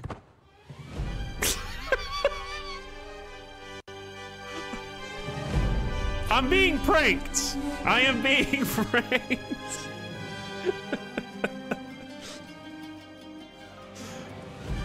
The sun comes down on the final day of the tournament, and the massed crowd begins to disperse. I find myself ruminating over the results. Sheik Firhoon's sharp mind outthought all adversaries to win the board games. I was unable to win a contest, but I'm looking forward to the next one. Sheik Firhoon is the owner of a prize ring. Pretty cool ring. Famed trinket. Gains 600 prestige. Loses stress. Every Glory Hound vassal gets 10 opinion of you for the tournament hosting. You get experience. What a great occasion. This is like when you hire a wedding band and they only know one cover.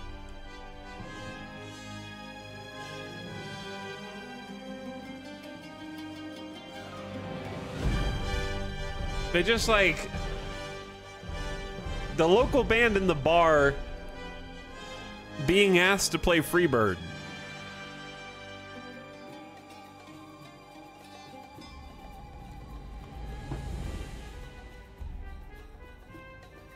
Okay. So I don't think we have to do anything except wait until the tourney ends. Conclusion.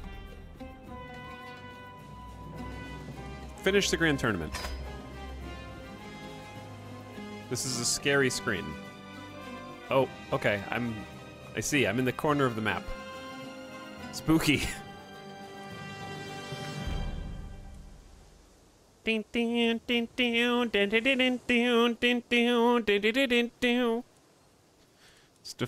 gained 10 trade experience in being a physician. Very good. ×2. Regent swings the scales of power against you. My regency has changed by 10. I'm sorry? Honey, is there something you need to tell me? Okay, and we're back.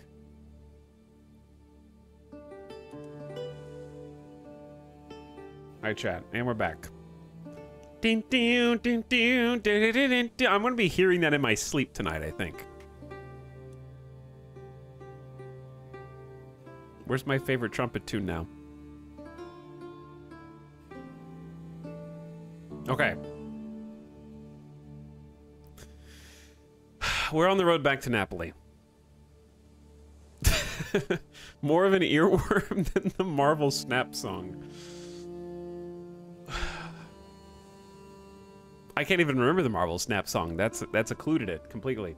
Thank you for the subs, by the way. Kilroy Grin, priming for 26 months. Says, into the trumpets, please. Thanks, Kilroy. Juan Yinners for 21. Hi, Juan Yinners. Retrograde Motion, priming for 70 months. I do appreciate your prime. Welcome, Retrograde. Alamane says, I can finally vote. Your vote actually does matter now. Yep, because you're a sub. Appreciate a year and a half. Adam says, be good. We're trying. What's up for 14 months, Adam?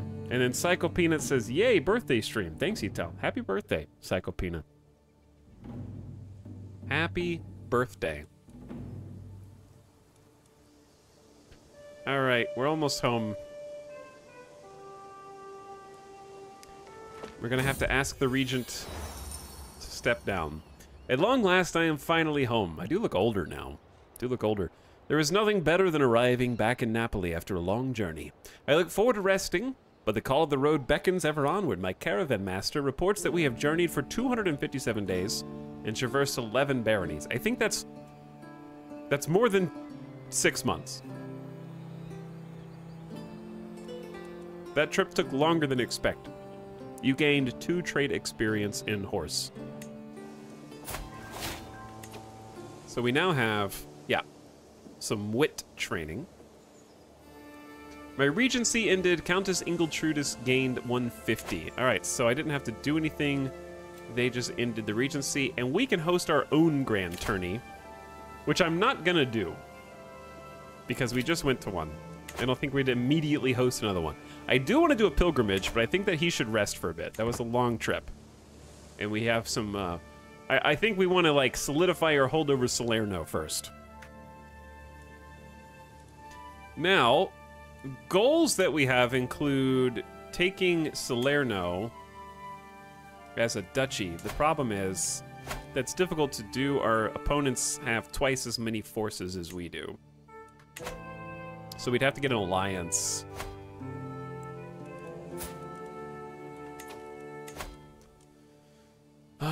Do we have any children who are unmarried? No, we have like 3 daughters, and then my son's already married. Unfortunately, I think his culture has different tournament music. Yeah, I would assume there's a different sting, depending on the culture.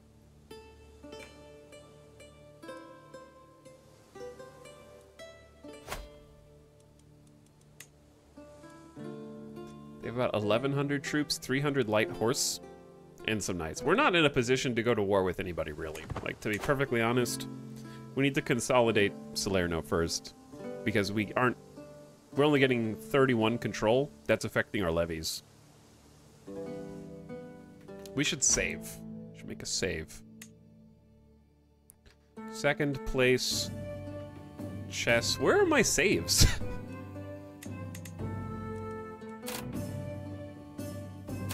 Oh, apparently they're invalid? Different version? Was there a new patch? Second place chess gamer.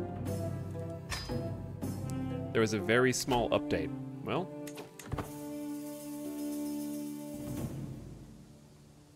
The only thing that I could possibly take is like if we did something with Sardinia. Like we could get somewhere that isn't... Oh, Ecumenical Patriarch Ignatius has passed away. That was our Pope, basically. We should sway King Louis the Younger again. Just try and keep Italy off of us. But yeah, we'd have to go somewhere that isn't necessarily bordering us. Sardinia has a gold mine. Cool, thanks. Goodbye.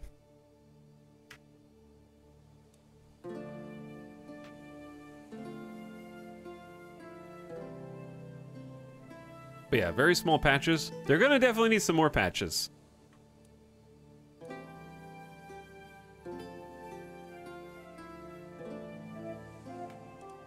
Chat, very bold of you. Very bold of you.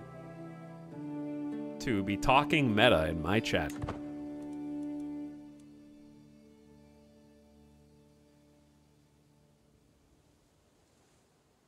I know that you're better than that. Okay, so anyway, now that we've done a grand tournament, chat, I'm going to give it to you straight. I think that the free update that came out with this DLC has been really good so far, except for the weird retreat issue that we've run into, where the armies are not retreating as far as they're supposed to historically, unless that's been an intentional change, and I just didn't read that patch note. Other than that, I really like the travel mechanics. I like the Caravan Master. I like the chance for danger along the trip, customizing the route in order to, for example, toot your own horn through all the counties that you travel through along the way is really interesting. But I would say so far, the DLC does not feel like a $30 DLC. It seems very expensive for the level of polish that it has. Multiple bugged events, bugged prerequisite lines that don't tell you what the prerequisite is because it has the like code text instead of what it's supposed to say, the repeating audio, the events that disappear and then reappear out of order, and the actual event itself, I think, has less decision-making than I've come to expect from Crusader Kings. Like, the chess tournament, I don't expect to actually play chess in the chess tournaments, but when the only decision is choose the one that you are going to fail the least amount of times at, it wasn't a compelling... Yeah, it was two of the same decision, and they both had the same chance and outcome, and I didn't feel like I could, The closest I could come to manipulating things was, like, sabotage, when I only had, like, 1 or 2 chances to do that. I think some more interactive elements would have been good. I had a friend unable to travel until his kingdom got restructured because he was eternally on his way to pay homage, but never left.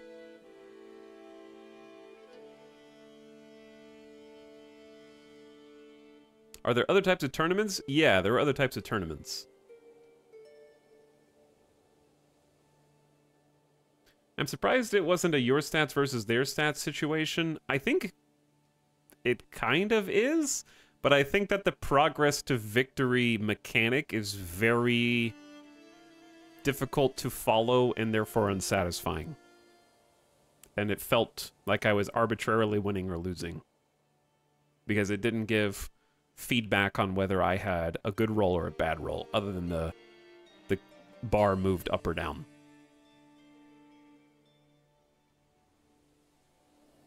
So, that's my first impressions. Also needs more events in general. Yeah. Maybe we just got unlucky and rolled the same couple of events, but they were... Like, to me, it's not an issue of repeating events as much as it is making the events, like where you click an option, to be compelling. Where the, like, you got 4 choices, but they all look kind of like variations of the same choice. Where we had a 37 to 41% chance of success on each one, and the same chance of failure, and the same chance of nothing happening. Like, there were 4 of the same event choice. So, the thing that makes Crusader Kings in my mind is that, at least with Crusader Kings 2 DLCs, the number of event choices that are unique to your character is what makes Crusader Kings feel special. When you have an obscure trait and it gives you that one option that's like, whoa, I only get this option because I'm whole of body, or I only get this option because I'm zealous, that feels special to me.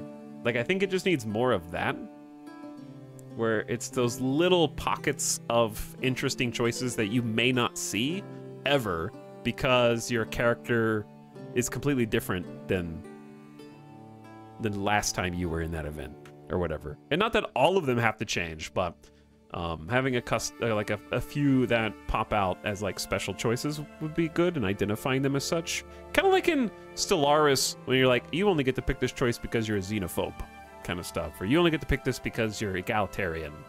I like seeing those and having them identified. And sure, we had some like options to be deceitful, which maybe that only appears because you're deceitful, but they didn't seem like they were. It was just like, of course you're going to have the option to cheat at a game of chess, but the options to cheat were either you cheat or you don't, I guess, is the outcome. And it was unclear how much that would actually help or hurt, other than if you get caught, you get thrown out. Yeah, the music sting doesn't help.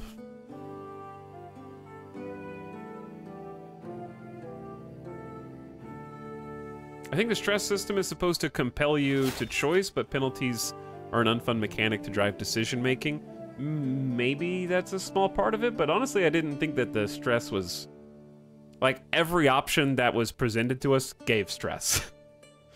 So, I think it was just unlucky because of my combination of traits, but yeah, like, that is the name of Crusader Kings, is each character is going to be different, right? And having a character that only has downsides because I'm both humble and deceitful, so all of my options are stressful in some way, shape, or form, sometimes that's just going to happen. But yeah, maybe that's just less fun because everything penalizes you.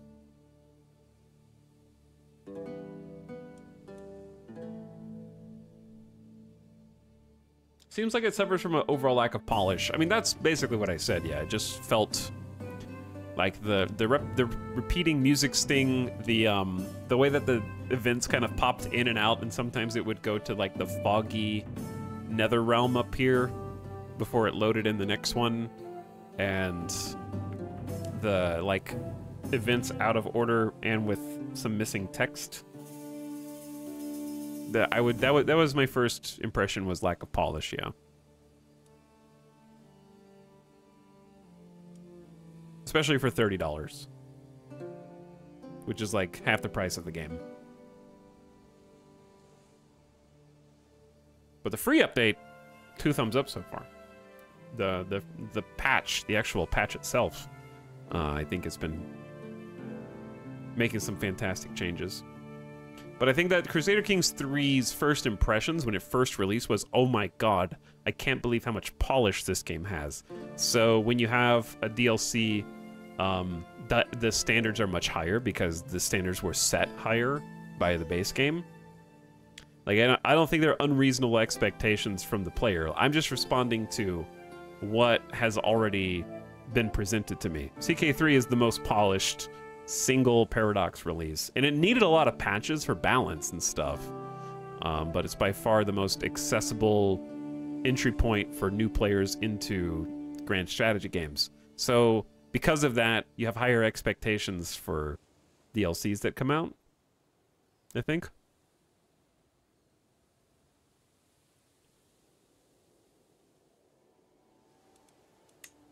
Your friend Comitas died. That's too bad. Sorry, Comitas. Are we already Theologian? Oh, we're already Theologian. Why don't we switch from Scholarship focus? We're getting old. Let's just switch to Health Boost.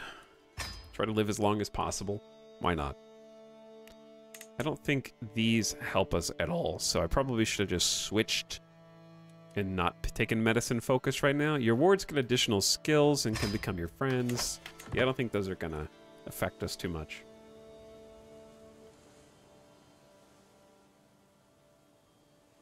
There should be more traits in the game. The problem is, this is going to be a weird comparison. Hey, we finished converting the faith of Salerno. Good job, Bishop. So now we have a little bit more orthodoxy down there. Very cool. This is going to be a weird comparison. But adding more traits to Crusader Kings 3 is one of the hardest things I think they can possibly do. It's the equivalent of adding a new character class to SWTOR. I told you this is going to be a weird comparison. If you say, like, add a new character class to Star Wars The Old Republic, wait a second, we have to get full voice acting for not only an entire storyline that we create from scratch, we have to create a story for them, we have to integrate them into the greater lore, we have to give them a full branching path through all the expansion content that we made. Like, you have to integrate. You can't just have a trait for trait's sake. Like, it can't just be like, +2 intrigue, -1. Okay, cool. Those are just stat bonuses, but that's not what makes Crusader Kings Crusader Kings. What makes it Crusader Kings is the fact that it is, like, omnipresent throughout the content. It's not just like, oh, look at all these traits. Oh, wow. It's because they, like, give you new unique choices and different events. Characters treat you differently. Different events stress you out because of those traits. And it's like a robust, fulfilling total package. It's not just the traits, is what I'm trying to say. Well, there's a mod. Yeah, there's trait mods, I'm sure. Okay. That doesn't address what I just said.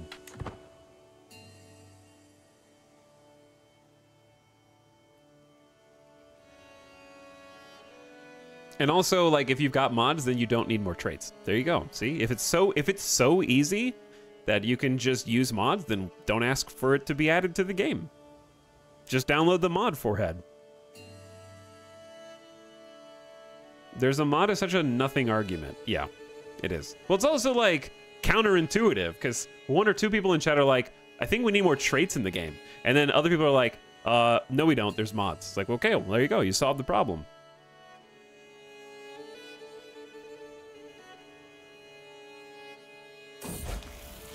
The devs clearly don't need to add mods. You've already got that taken care of for free. I am proud to see my daughter no longer as a child, but as an adult. A natural administrator from birth, it should surprise no one that Laughlin, great name, has come far in her studies of the management of the realm. Not content with understanding the flow of wealth and people, she seems capable of predicting it, as if by instinct. She always finds new ways of profiting off it, too. They grow up fast. Laughlin has gained the trait Midas touched.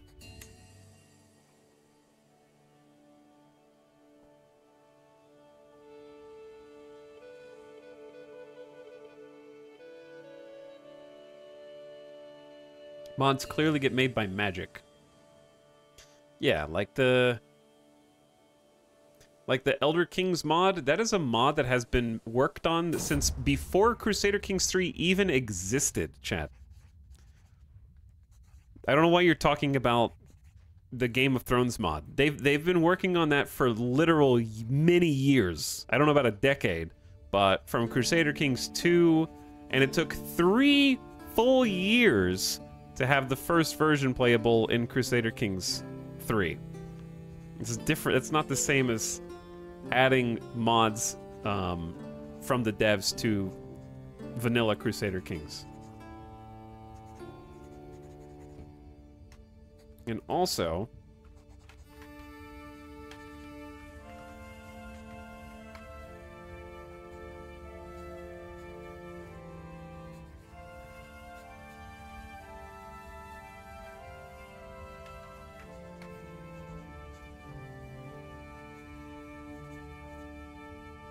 Let's see.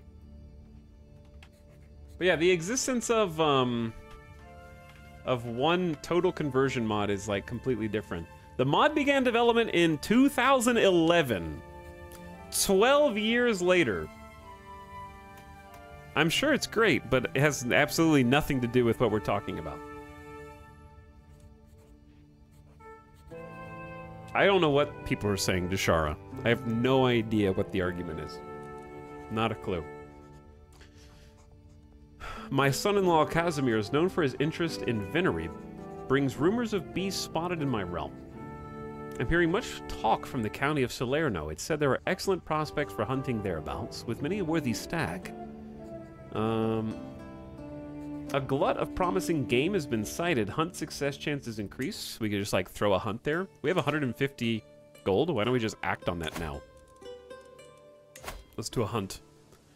The chase provides thrills and dangers in abundance, and serves to provide a firm grounding in riding and archery.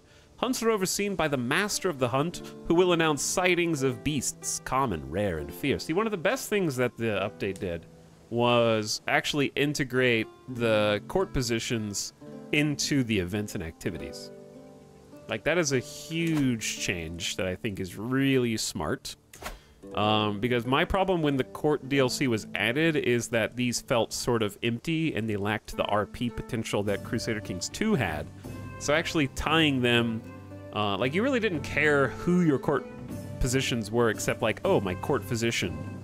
And I never used bodyguards, for example, but yeah, you'd only use like a handful of these, and they didn't really matter that much. So now having them actually, I am now like, oh, I want to run a hunt and I want it to go well, so maybe I should hire somebody for Master of the Hunt.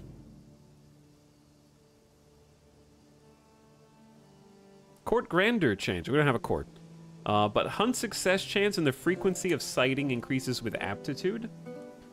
My marshal and acclaimed knight. We're going to go ahead and give him Master of the Hunt. I think that that is a good RP choice, and they deserve the appointment. Your brother died in his sleep, and you gained stress? Oh no, he's 57 years old. King Vladimir of Bulgaria. All right, let's go on a hunt now. Anticipated rewards. May gain glory, hound, vassal opinion. May gain trophy artifacts. May gain prestige. May lose stress. May get a trait. Acclaimed knights may get glory. Planet. Choose a quarry from a variety of local animals. This got a big overhaul. Increases Venator Hunter trait experience. So Hunter is a lifestyle trait that's just been in Crusader Kings 3 forever, but now there's actually like XP bars, so you can see how close you are to getting the next rank of that trait. So it starts out really small, just a little prowess buff. Playing one single character for many years as you're doing can be quite fun in Crusader Kings 3, yeah. Especially when it's the first one. Higher peril means more prestige.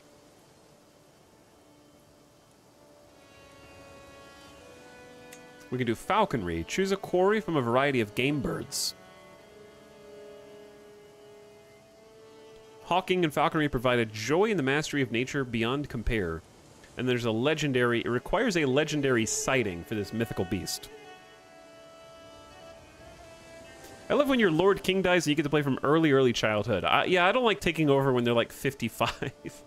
I like it when you happen to line it up just right.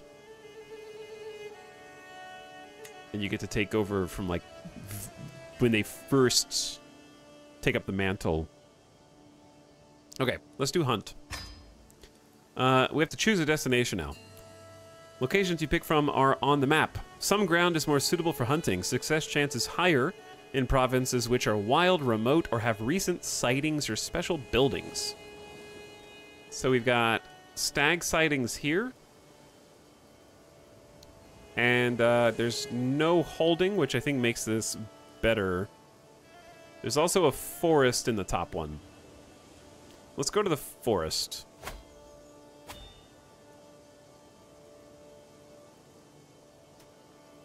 Okay. We got some people in our entourage. including my heir, the court tutors, some of our knights. We don't need to hire an expensive captain. Total travel time 31 days.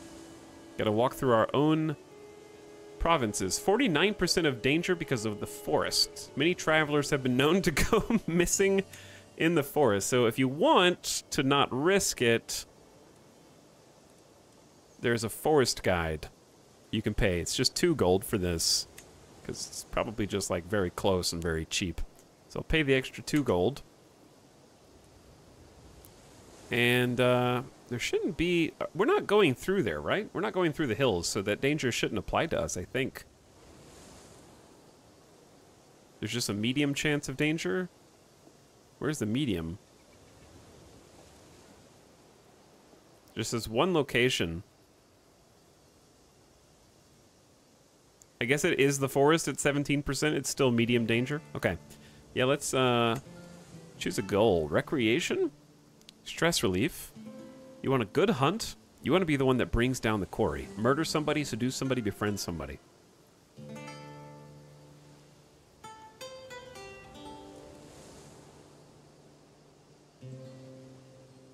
I would say let's just go for some stress relief. Focus on stress relief. If somebody else wants to do the big hunt, then that's fine. Search parties. Increase success chance somewhat. More prestige and unlanded knights. We'll join the reasonable party. So we can basically pay the local... nothing for local gamekeepers. So this is just like paying extra money to increase the success chance. Let's just not pay anybody. I'm gonna be cheap. And then the party size. More prestige, unlanded knights. We'll join. Yeah, let's make it at least a little prestigious, just medium amount of prestige. Success is sort of irrelevant. Let's go, just for fun. We have recruited a travel entourage to guide us through the forests.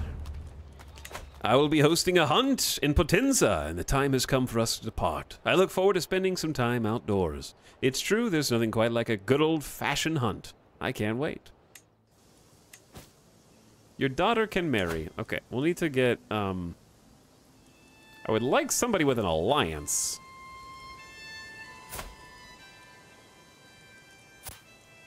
Preferably an alliance who... Oh shit, I'm unpaused. As we await the arrival of the rest of the guests, my servants can get started on the preparations. The gamekeepers check the woodlands each day for signs of quarry while establishing a camp close to the hunting grounds. Those deer are close. I can feel it. Soon. You are waiting on activity guests. 2 remaining. Oh, it's unpaused. The automatic unpause throws me off. Got your player heir, your marshal and acclaimed knight, and your spy master out here with a bow. Who does like me? It bears mentioning. They do like me. Stalking the stag. Sergius. Sergius assembles the party as the sun rises over the camp in the forest near Potenza. My men have been gathering sightings of the stag that roam the local area. After piecing together information from the few local gamekeepers, there was some talk about the tracks and fumes nearby. A stout buck is definitely in the area, and the conditions could hardly be better for hunting it. Let's see if the rumors are true. Let's get out there. You will seek the stag, middling peril, mediocre prestige. I want to hunt something with vim. Hunt the wolf. Success chance decreases. Okay, let's get out there. You are engaged in the hunt. Illegal prey. Poachers? Here in the Count's forest? They huddle together as I ride up with my guards, making a poor job of hiding the dead stag behind them. We did not do this. Please have mercy, glorious Count. Their blades and bows belie their words. They will hang and the village will pay. The animal's mine, along with fines for their lives. Get out of Count Gregorius' forest! County of Salerno gets punished. Poachers, more tax, lower popular opinion. The animal is mine, along with fines for their lives. 68% popular outrage. Listen, I am nothing if not humble. Get out of my forest.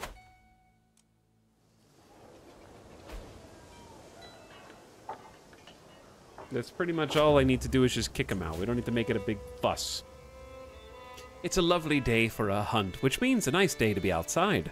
As I fill my lungs with the fresh air of the wilderness, I spot in the distance what can only be a gift from, or nature's dedication to, Jesus. So many useful herbs and beautiful flowers, both for healing and malicious intent, but I'm here to hunt. Picking lilies may raise some eyebrows. Keep up appearances. Slightly increase the hunter trait. Why should I care what the others think? Success chance decreases slightly. You become the owner of a pressed violet trinket, increasing fertility. You get 100 learning XP. Every hunter loses opinion of you. Hey, what's that over there? Mayor Xenon falls for the oldest trick in the book. And you get a violet... Hey, what's that over there? Did it work?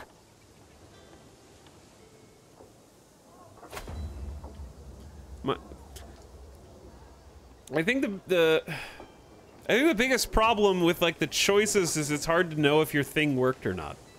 I guess I could just check trinkets. Yep. I do have a trinket, so I guess it worked. But yeah, like a summary of the choices outcome would be very useful. A beautiful violet flower, pressed and dried to preserve its beauty. Like, honestly, Stellaris is a great example of this. The toast notifications from Stellaris would be perfect for these type of interactions. I think that the toast notification should just be copied and put over here, if possible. Didn't events used to have a message at the top that flashed event outcomes? I thought so. I thought so. They exist, but they're not used. Yeah, I thought that the notifications would be over here as a summary. Because for the ones where you don't get a physical object, it's just nice to... Some people don't care about comparisons between things. Like, most of my joy in strategy games is seeing the stats that I have now and the stats that I just got and the difference between the two. Like playing an RPG and you get a new sword and the sword has +6 attack. It's got 6 more attack and 5 extra strength compared to your old sword. That's the dopamine hit for me. It's just like seeing granularly how much better I am now than I was a second ago. And if I can't see how much better I am than I was a minute ago, the dopamine isn't there. So having that information like pop up and be like, bam, in your face, that's what actually like drives me personally. And some people don't care about that. You're just like, I don't give a shit, this one's better, put it on, go. And that's fine too. You know, just different, we derive those hits from different things.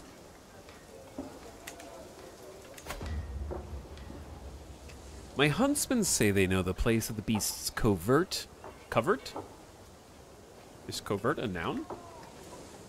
Covert is a noun. A thicket in which game can hide. I learned something. My huntsmen say they know the place of the beast's covert. Or is it covert when it's a noun? Do you pronounce it differently? And the nearby water holes and grazings the stag frequents, though it is by no means an easy thing to do. If we were to carefully creep up on the buck, we could perhaps catch it unawares with our bows. Proceed by stealth? Pah! Real hunters corner their prey.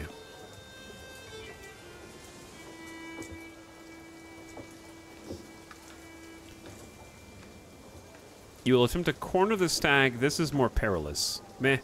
Stealth. We're 60 years old. Perilous for the young guns, in my opinion. Overtaxation causes banditry. County of Napoli gained bandits running rampant for 5 years. 20% off holding taxes, 50% off development growth, plus 10 danger for traveling, so that the danger mechanic is new.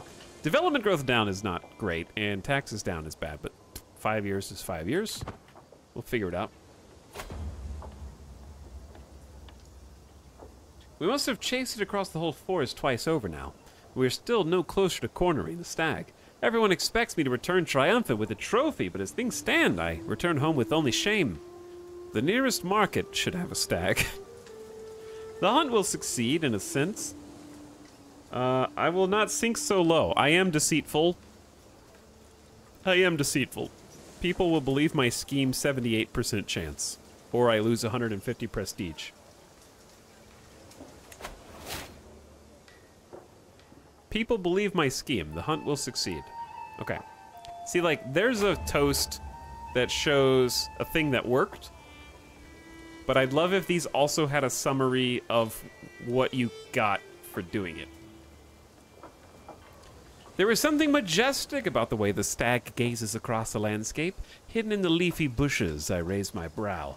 I silently glance over at my vassal, Mayor Xenon, crouched in the mud, who does the same.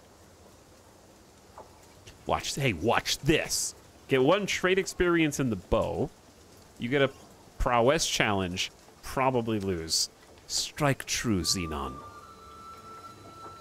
He gets the shot and thinks you're pretty cool, which is good because I think he's kind of unhappy with us anyway as a powerful vassal that's not on the council, but he's got great stewardship, so I think we should go ahead and put him on the council. If he kills the stag, we put him on the council. Did I buy a stag for no reason? Didn't we just buy a stag? Yeah, what? Hang on. We weren't even done with the hunt. Why did I go to town and buy a stag? I thought that was the last... a backup stag. I feel like the backup stag is supposed to come after this stag. Like, I think the events are out of order? A security stag. Huh. Everyone, loose! Alright, strike true, Xenon. Mayor Xenon takes aim, the stag cocking its head. The arrow sails past, the stag quickly turning and disappearing into the undergrowth. Unlucky. The beast escapes. Well, backup stag is coming in handy now. Stag insurance. No council position for you. Heeding the call of the wild is an adventure, and the outing delivered the good and the bad in abundance. There's nothing like the thrill of bringing down a mighty beast. Parentheses, not that I'd know anything about that. Polycarpos directs the breaking up, clumsily skinning the carcass before letting the game masters take over. We place the eager dog's share of the spoils on the stretched hide before departing for camp and home. I'll keep a memento. My daughter Laughlin will appreciate the trophy. So I either get a stag antler, a small artifact. No more game sighting. Dangerous beast slain for 10 years. Yes, there is one less stag roaming the lands, threatening the citizens of our great county. You get some experience with traits, 300 prestige, lose some stress because you are a hunter after all.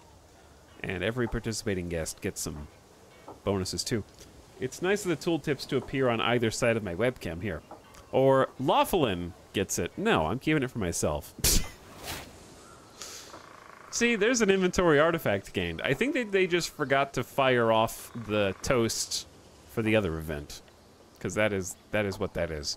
Heeding the call of the wild is an adventure, and the outing delivered the good and the bad. We return home in glory. Someone else in your party killed a predator as a random event? What? Where does it say that? It's in the activity log. Excuse me? What? You found raptor eggs? Like, the hell?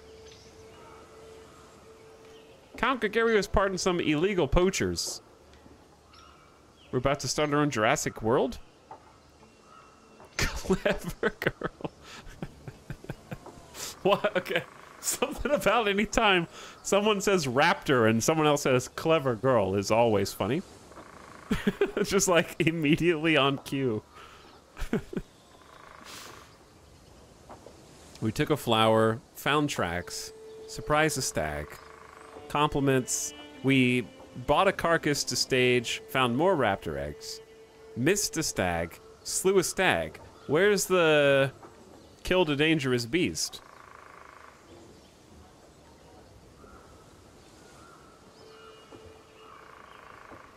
It was a stag from The Witcher. That's why it's dangerous.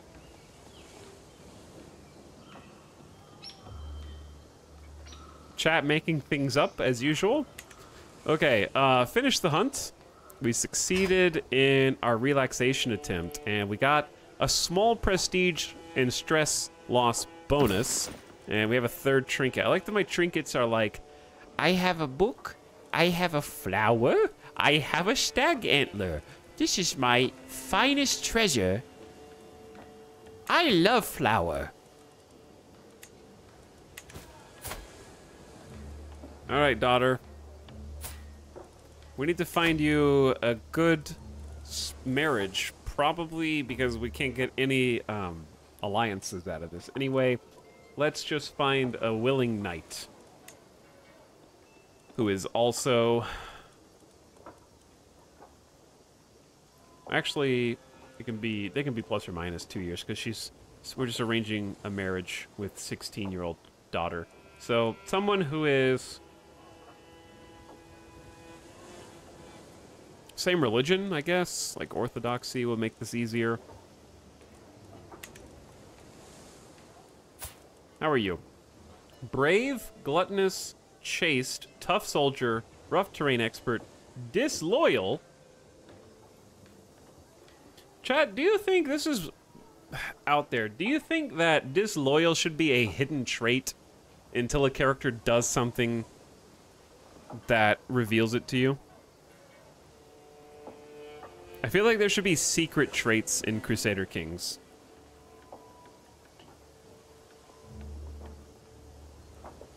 Because I feel like there's a bit of omniscience. Or, unless they've done something historically that your character would note them. Witch is a secret trait. Yeah, I think witch is a secret trait. That's true. But more secret traits would be really neat. You don't get the adulterer trait until you get caught. You don't have the adulterer trait until you get caught, though.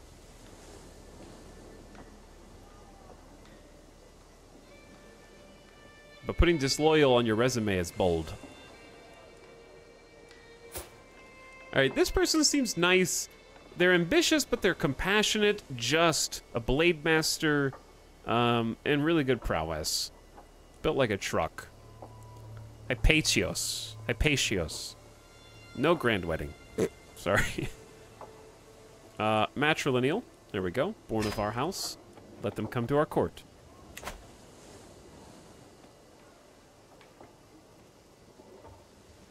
Etal, I'm a noob at this. Do you have any advice on how to pick appropriate marriages for children? Depends on where you are. When I'm a small count, dukes and kings want nothing to do with me. So typically, if I'm higher up, I'm using marriages to get alliances or strategic value.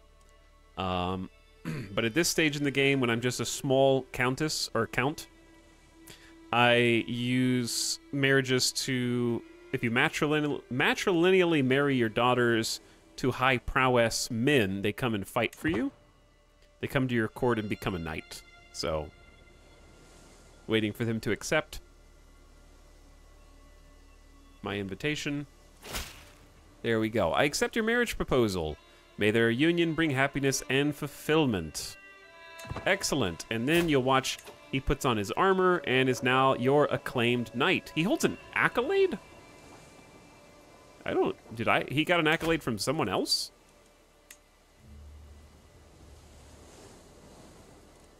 Why is he my acclaimed knight? You must be unlanded or a baron with at least 8 or more prowess. They're just eligible for accolade tributes. I don't really... Anyway, stuff like that. If you have, like...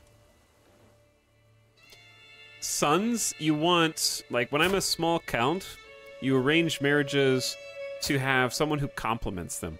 My son, Sergios, is the worst diplomat you've ever seen. So we found someone who would help complement, because he's going to become a ruler, and I don't want to become a ruler with 0 diplomacy. So if I can't get an alliance or move up in the world, I'm trying to find someone who complements them. You can also try for physical traits. She also happens to be Amazonian, which is a Herculean congenital trait, which getting that in the bloodline is nice. The problem is he's already got a son because he spawned with a son in my campaign, and they've already got children of their own, so... Typically that. At long last, I am finally home. There is nothing better than arriving back in Napoli after a long journey. I look forward to resting, but the call of the road beckons ever onward. Thank God I can go inside again. We're done with the hunt. Your counselor, Hillel, died of old age. Aw. They did their best, I'm sure. We need a new chancellor. Your caravan master would make a good chancellor, but they are possessed. And my grandson, Gregorios, is an aspiring diplomat, so let's go ahead and assign him, because he will benefit from this position. He's looking kind of Chadley, if I do say so myself. Trusting, ambitious, and just. Not an intrigue bone in his body.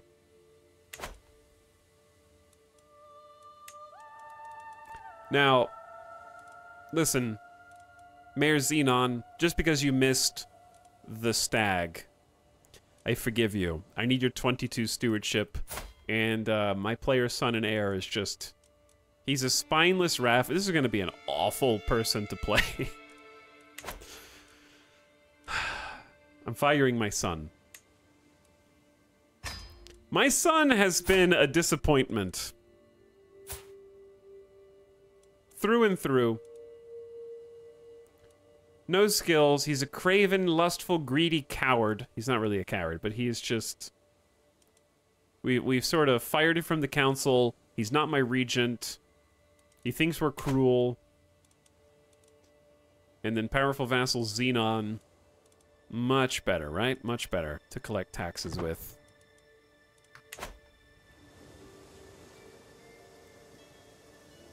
Hear me out. Can we kill him?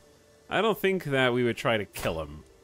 However, I am wanting... I should have looked to see if the DLC that lets you see your character's opinion on other people was updated for the new versions of the game.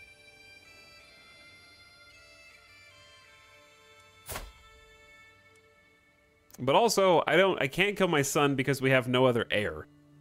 So. Wouldn't really go very well. I guess he would go to his grandson. But that's kind of... I guess he would go to the grandson. And therefore chancellor. That's how succession works. That's the only thing stopping you. As I step over the threshold to my courtier Stefania's office, I find her bent deeply over a book. This translation of an autopsy report is atrocious, she says with a sigh. If I were to follow these instructions, I'm likely to cure my patient as I am to kill them outright. Let me have a look. Stefania increases her learning. Maybe you get some lifestyle XP. I make a fool out of myself. This choice may lead me down a path of cynicism. You gain stress because you're zealous. I will buy you a better translation. You should look to the scriptures for guidance. Let me have a look. I help Stefania translate the text and gain 300 learning lifestyle XP.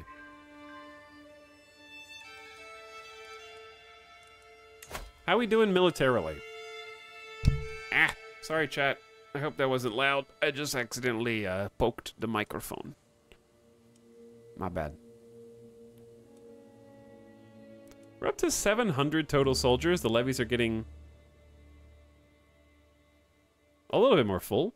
People arrive, my lord. What's up, Mary Skipper? Hello, Shadow Healer.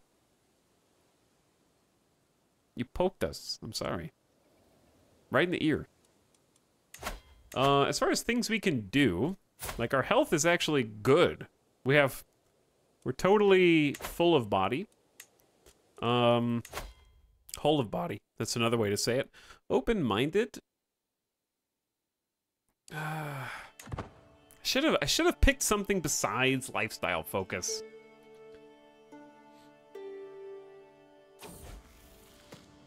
A group of Norse settlers hailing from Scandinavia have settled on the coast of northern France, making a home for themselves.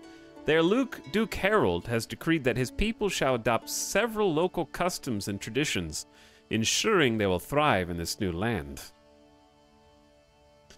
What does this mean for the region? Norman culture discovered all innovations from French culture.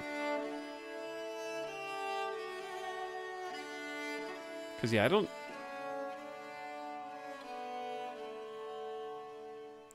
20% of counselors' primary skills added to your own. Okay, that's good. That one's nice. Scholar is also fine, I guess. All right, we're just gonna keep doing it. I'm just gonna become a learning god.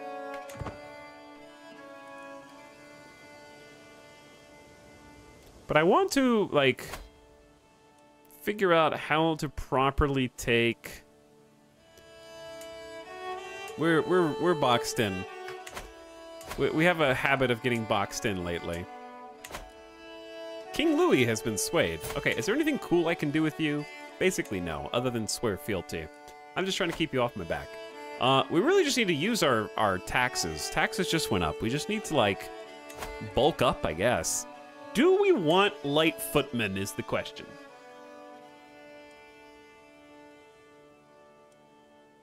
How do I see... All right, here we go.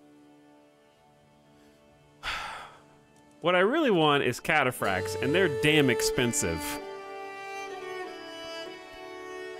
I think even light horsemen would be good. First things first, we have to decide who we're going to war with, and what are their strengths. Their strengths are bowmen, pikemen, camel riders, a few knights, more bowmen, and more camel riders. Okay. So light footmen don't help us really at all, except against these 100 heavy infantry, right?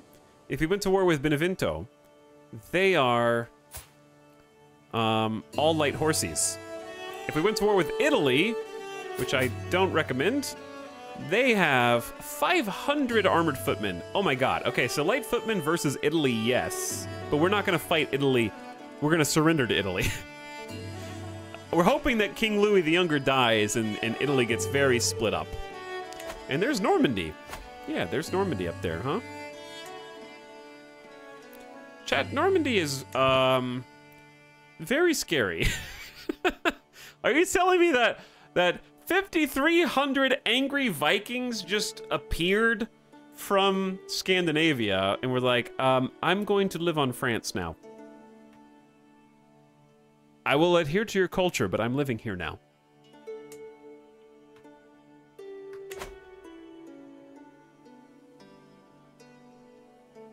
Where did they come from? The ocean? Where did they leave like, somewhere up here has to be 5,000 Vikings weaker. Where did they come from?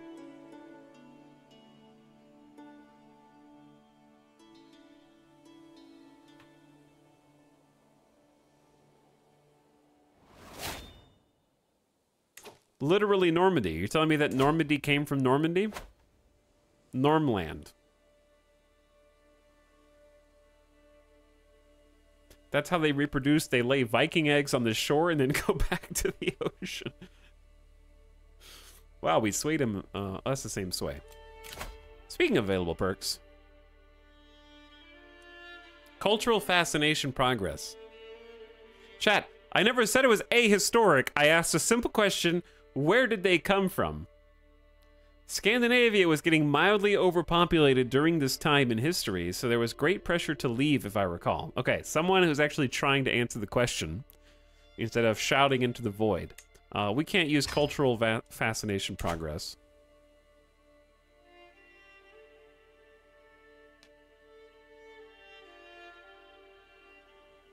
The line was too long into England, so they went to Normandy instead. Of course. I was going to do something just now. Yes. I say we... Unfortunately, this is going to be sort of... Oh! The worst misclick.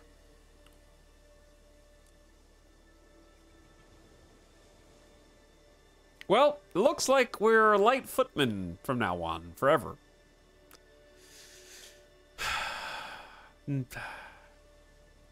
Damn, dude.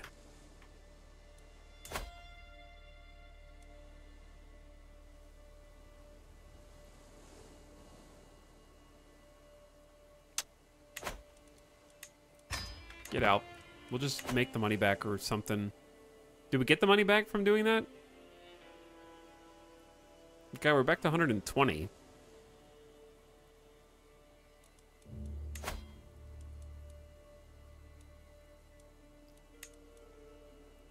It doesn't tell you... You just got the maintenance back? I don't know. Okay, create a men-at-arms regiment. I'm going pikemen, is what I was gonna say, so that we can counter their camels. And they'll have to train up. It's gonna cost us quite a lot until they do. Control Z. Well, yeah, money down the drain. Very easy misclick to make. So, pikemen need to be stationed. We'll just station them in Salerno. Station them somewhere. They are countering, of course, any cav. And they themselves are countered by... It actually just doesn't say, does it? You have to, like, look on this menu. It says what they counter, but not what they're countered by. I assume they are countered by armored footmen. Yes, correct. Possibly other things. Jarl Hasting has formed the Anglo-Nordic hybrid culture from the Norse and Anglo-Saxon cultures.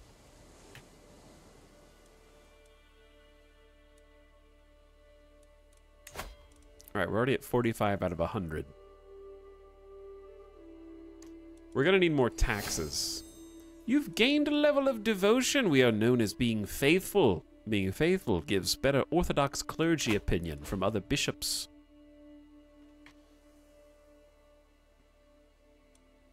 The economy may never recover. Maybe. It's possible. But yeah, if we can hard counter them enough, then maybe it's worth going to war. Because, like, Light Horsemen 300, their levies are 700 strong. Our levies are like 300. It's rough out there. The good news is we get to sit here and just keep the game on pause while things happen in the background. Possibly even... Like, I don't know, is there something else I should be doing right now, actually? I find that happens in Crusader Kings more often than not, where it's like, should I be doing something right now that I'm not doing? Hambi learned the High German language through observation. Marshal earns respect. We really just need control to be... Collecting taxes, yes. Religious relations, yes. We don't really need to fabricate a claim until we're certain that we know where we're gonna go for. Like, I think we already can declare war on some people. We can do a holy war. Yeah, that's the easiest one.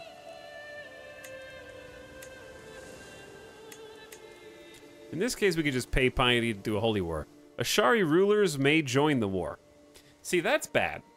We don't want other Ashari rulers to join the war. Here's my question. Would Orthodox rulers join my war? I doubt it. I don't know if it works that way. But for now, we just need to train. I'm not going to a grand tournament right now.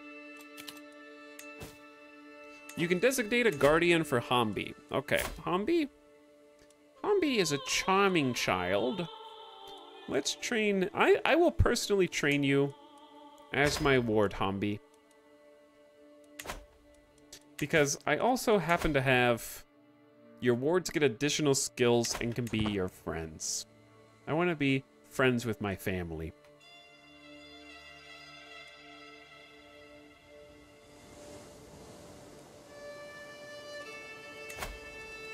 So, for the next size of pikeman, it's 60... We just got so much money! Your steward's excellent stewardship skill. You found 110 gold between the couch cushions. What? Where did that come from? It's probably better that I don't know. That is so much cash. Boom, size 2. Again. Boom, size 3. Let's get 200 more special troops.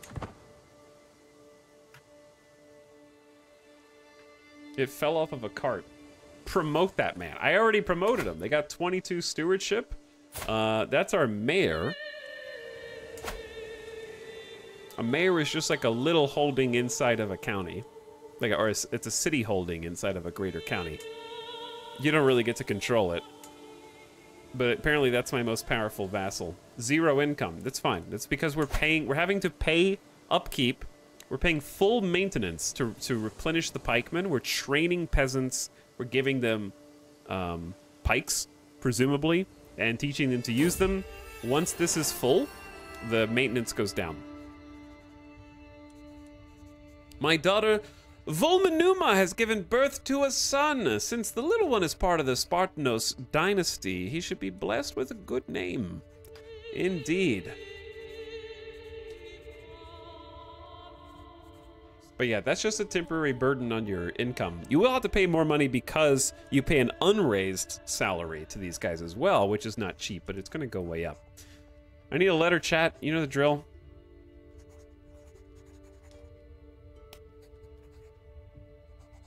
M.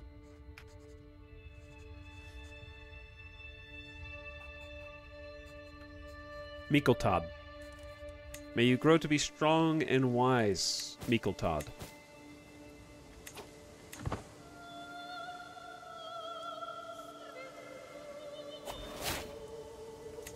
New learning lifestyle. Planned cultivation, sure. Increased development and county efficiency. We'll never do that. That's okay. Don't worry about that one. All right, see, now we're back up to 1.6 monthly income because we don't have to pay the full maintenance that we were paying before.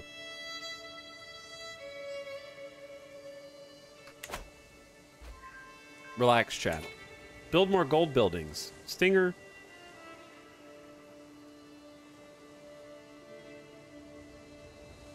Why are you so whiny?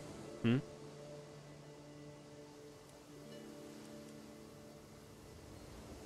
Why are you so whiny? I don't know if you knew this, but buildings are frickin' expensive, bruh. They are 250 gold just to get in 5 years. And then what you get for that is you get 0.4 extra gold per month, bro. It's good shit.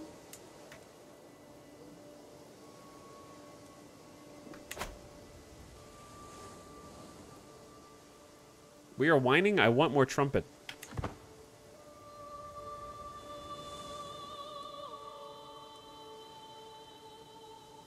But yeah, this is actually like... We're making good money for such a tiny count.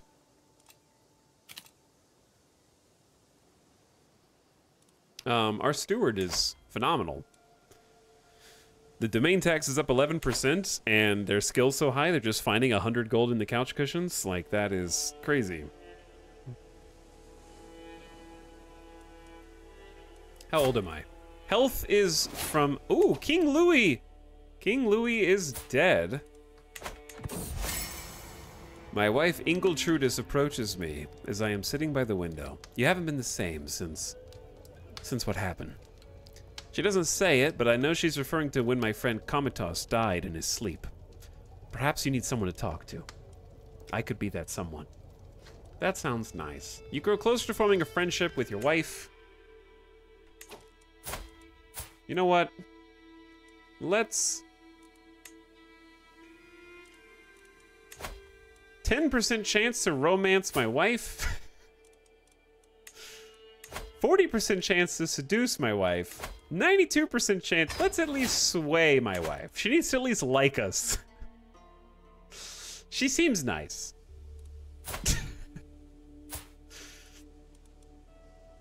She's there for us. Yeah, she's there for us right now.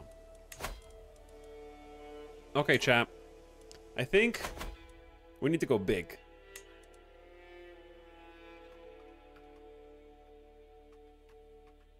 We need to go big. And what I mean by going big is we need to go all in on the military. So, we're at max size on the pikemen, but if we can increase the size of the armored footmen one more time. The downside of this is if we bump into... That's the hardest one. We kind of have to, like, take... My choices are fight Benevento, who just has the horsies and the levies. They don't have any archers. They don't... Okay, so yeah, they don't have any hard counters for my troops. And we have hard counters for theirs. We countered both theirs. We might be able to just win 1v1 against Benevento. But I can't declare war on him. So, we will need to fabricate a claim on Benevento. But first I want to look at the duchy. And yes. Wait, wrong button. We're here.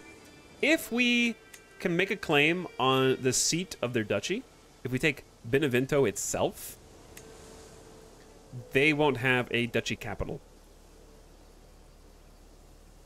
What about alliances? What does that mean, Blue Lobster? What about them? What about alliances?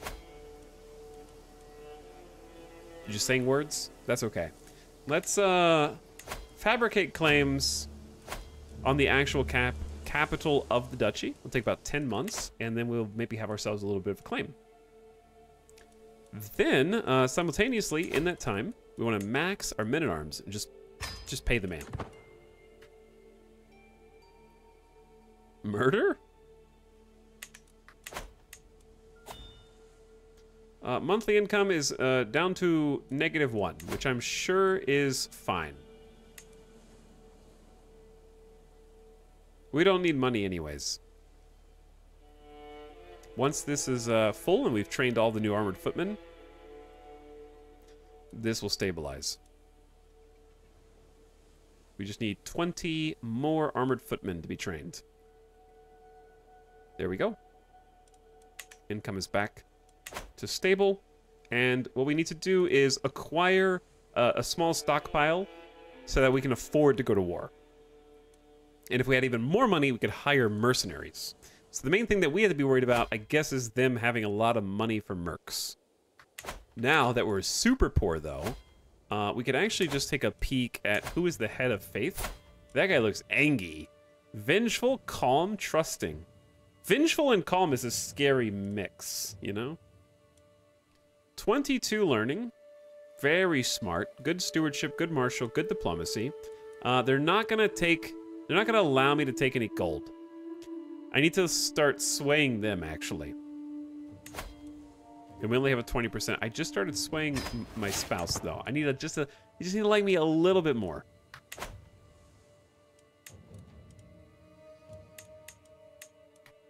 Wait, is Italy... What's going on in Italy, chat? Oh my! Is King Lothair II of Italy having a bit of a troublesome time maintaining the rule of law after father, King Louis the Younger, died?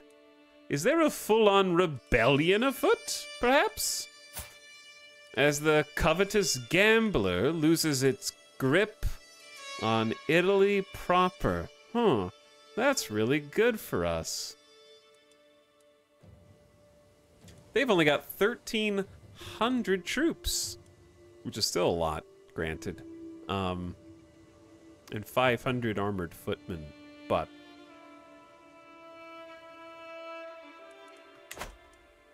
Who's it, like, I'm trying to figure out who's at war with who. Like, I see all the, fireballs. I think it's like the... It's not really a tan, it's like a sandy color. versus the not sandy colors. It's hard to click on. Like, I can't click on who's. I think it's just a rebellion.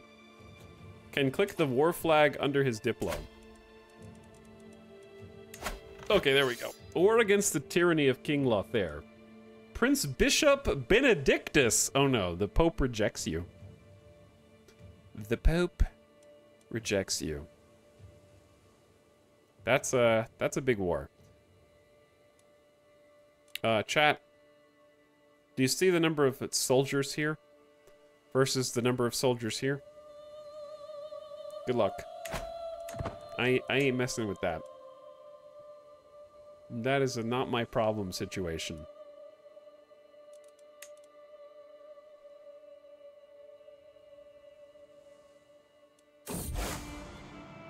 Suffragan Bishop Hippolytos often quotes passages from the scriptures of the holy virtues. I should prove I have paid attention by quoting a passage of my own, preferably one which complements his personality. I will memorize and recite a section on compassion, truthfulness, or desire. He's flattered. He could be flattered, pleased, or he thinks I'm mocking him.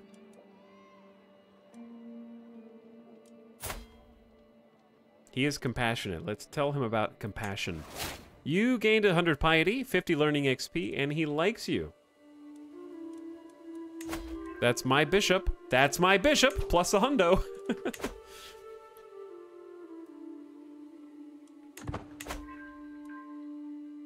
And we have finished increasing control of Salerno. We have 100 control. We're popular.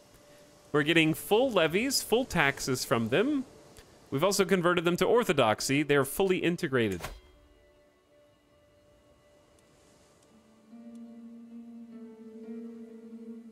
Yes, you can hover over personality to see what they're like. You are correct.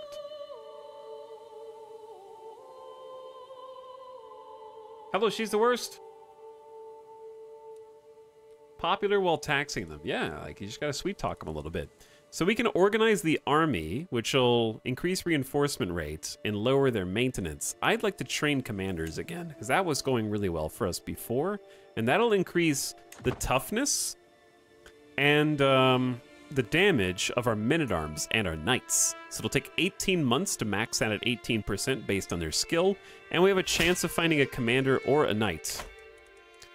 I have prowled through documents, both ancient and of less certain provenance, and I finally have enough material to make the case that you are the rightful lord of the county of Benevento. We just need one little bribe. See it done. You get an unpressed claim on the county of Benevento. Prince Rattlechis loses 30 opinion. We're going to go into debt real quick. Just going into debt real quick. Don't worry about that. You are in debt. Yep. Cannot declare war, cannot reinforce men-at-arms, county corruption spreads, vassals are more likely to join. Yep, that's okay.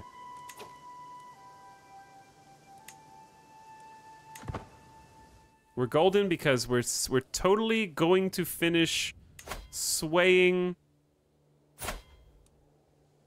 Who's this?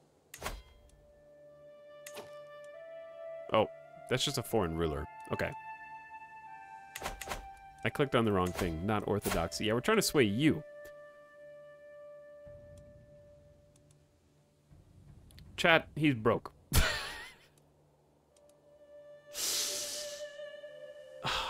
You're the second pope. You're supposed to have a lot of money. You wear gold and stuff. Just sell some of your bling, dude. I gotta ask you to pay my bills.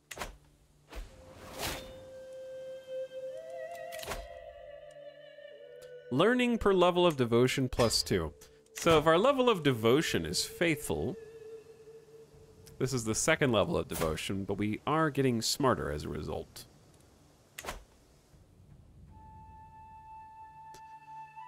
Okay, maybe this wasn't the smartest idea to go into debt for. Chat, we just have to hope we get a RNGesus is able to find a bunch of money. We just need RNGesus to find some more money in the couch cushions again. I don't know of any other way It is kind of curious that in a game like Crusader Kings, there isn't an event to increase taxes for a time.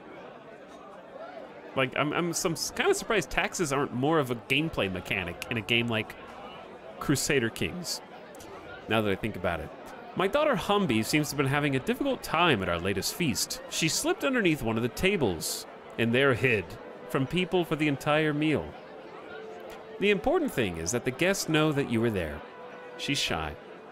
You gain stress, make her impatient. Yeah, just you be shy, it's fine. That's okay. Taxes in my game about land ownership? Like, I know that you can change your vassal contracts and make your vassals pay you more money, but that's sort of different than taxing your own counties and your own land. I'm talking more about taxing your own land, not your subjects.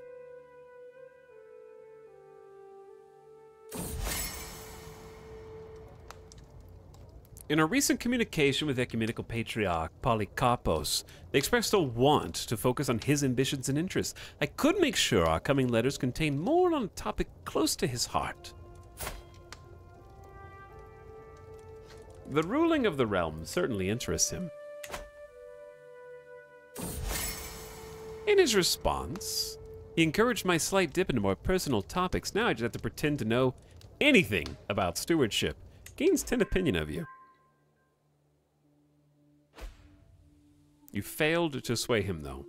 But he does like me more, and if he had money, he could give me some. My count, I could not help but notice you might benefit from some monetary aid. Indeed I can, steward who missed the shot on the deer that one time. My steward, Mayor Xenon, laughs as he proposes an arrangement alone to ease the burden on my treasury. I will simply borrow 75 gold from Xenon. I must repay the loan. He gets a weak hook on you. Absolutely. I'm taking the money, Xenon. I'm taking the... And then he gave us 110 anyways! Your steward's excellent stewardship led to this sudden windfall of cash money.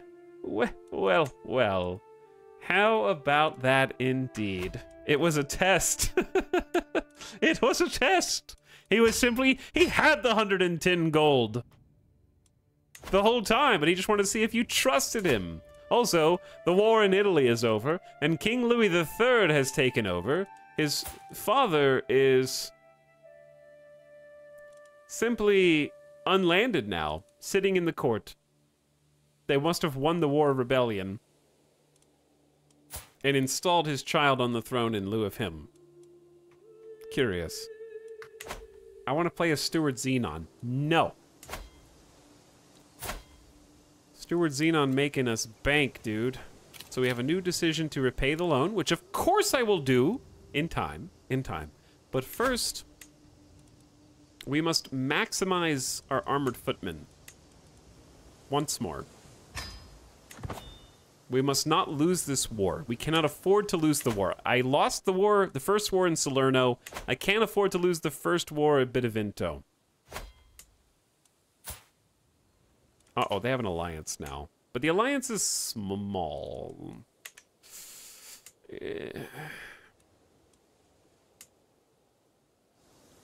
We could risk it against the Ashari, but they might have other Ashari lords that join. And I don't know exactly how that's gonna go.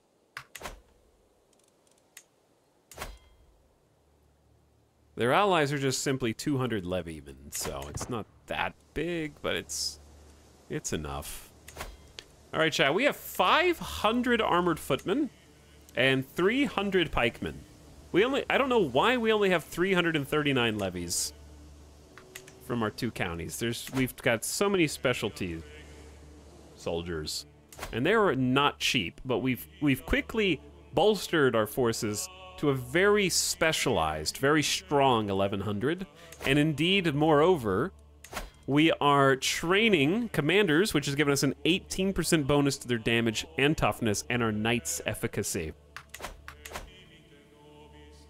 So, are your knights unmarried? Are your daughters unmarried? Probably, but it doesn't matter because we're a count. No one except other counts will marry with us.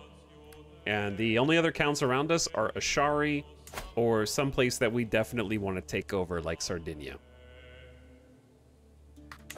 So I might be able to find somebody that's in Italy, but again, it's just like, I'd rather just do it myself for now. Because we're a count. Nobody likes us. Can they afford to hire mercs? Maybe.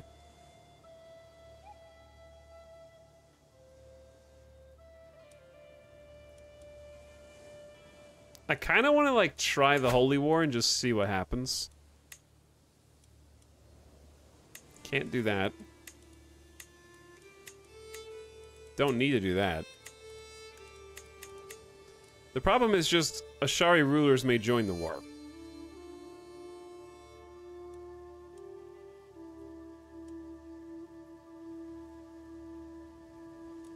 They do have a lot more people here.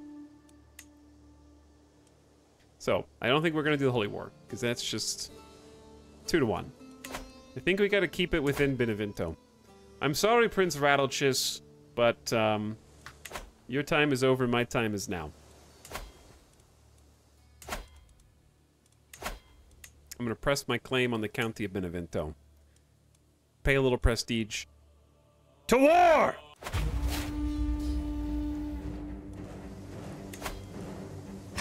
Raise our forces.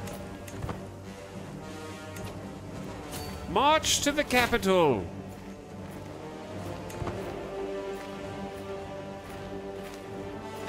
We will fight them in the plains.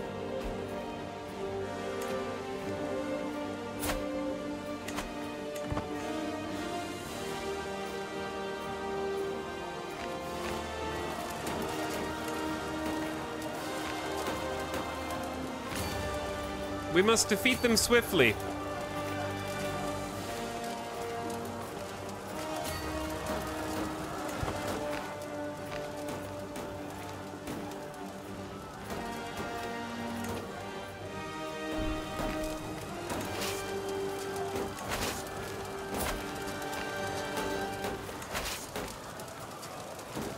Who is my best commander? Photios used to be the commander. Now we have this nerd. Wait. Is this Volmanuma's husband? He's kind of a badass. He's Hercules. Holy warrior. A brilliant strategist. Okay. I do have someone who's good at being a military engineer. But this is, unfortunately, even though there's physical locations for everyone on the map now, Crusader King still has the instantly hot swappable general micromanagement.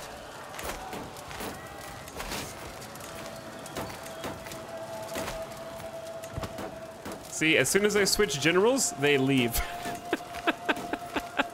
They're like, holy shit, that guy's scary. Now I'm gonna wait until they get over there, and then I'm gonna switch back. All right, they're already locked in. This guy has 30% faster sieges. That's why we do that. Chat, it ain't easy being cheesy.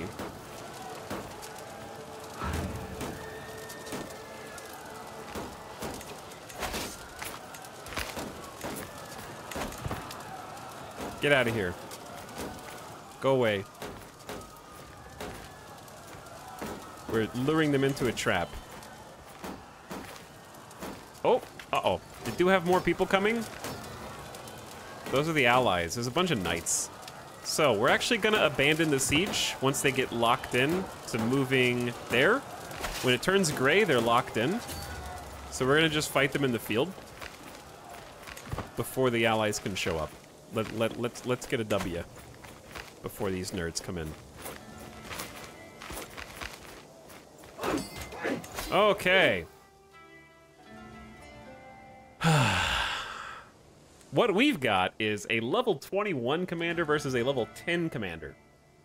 We have roughly even forces, but we have like 500 armored footmen and 300 pikemen. My armored footmen counter their pikemen, my pikemen counter their horses. So, like, we're golden right now. Get some good advantage rolls. We need to just start winning before the reinforcement knights show up. We're not gonna quite get there, are we? They're moving really fast. Dude, they're down to 16 people. They're gonna reinforce 16 people. I'll defeat both of you, damn it! Oh dear. Your counselor Photios was slain in battle by Bonifacio Pescatore. Constantinos has become your acclaimed knight, the Seraphim of Steel. This was our general through the war, both wars, in fact, in Salerno. And he was our marshal. He trained our forces up to be what they are today. And now he's gone. And in his stead, a new general, a new commander for a new era. Casimir, your Herculean commander. He will be the new marshal. Unfortunately, that means we lose the entire 18% knight effectiveness men-at-arms damage bonus, which is kind of bullshit. He can go up to 21%, but we just instantly lose that 18%. Cool. Enemy ally Count Decibel has joined the war. All right. Kill as many of them as you can as they rout. The results are in. We lost 149 brave soldiers. We slew 474. Lost almost 50 armored footmen. None of their knights died. Their knights killed 102 people. It's ridiculous. Our knights killed 119. They have a lot more knights than us, which is kind of... Knights are OP, and they're a little scary. We slew out 300 of their levies. The majority of their horse... Oh, actually, no. A third of their horses, and a quarter of their pikemen. We injured at least 3 of their knights, and of course, they killed our marshal. So here's the problem. The problem is I want to go back to sieging, but let's see how far they retreat.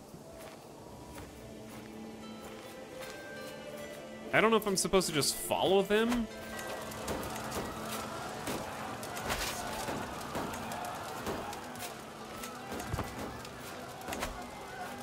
Okay, so they went 1, 2, 3.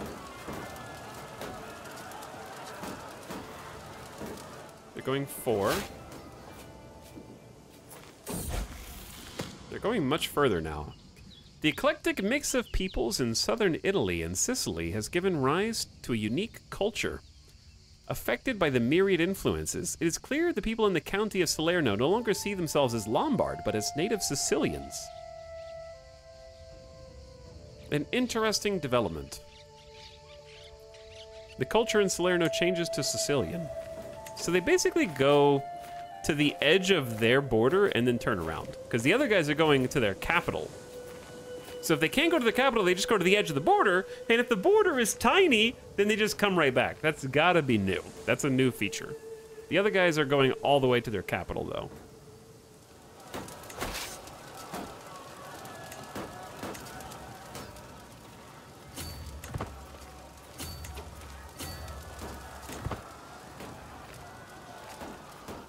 Will we embrace the new culture? Probably.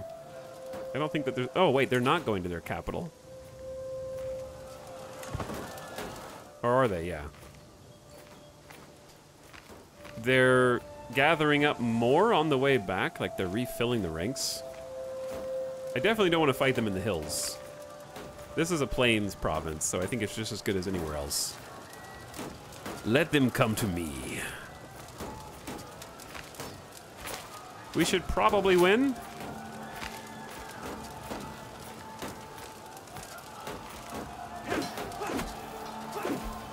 I mean, we have a much, much better commander.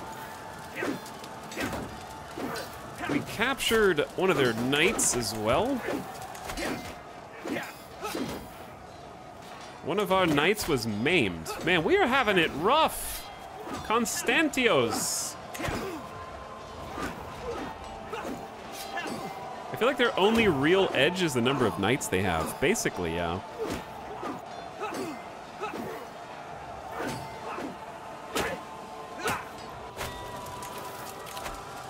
All right, we lost 100, they lost 300.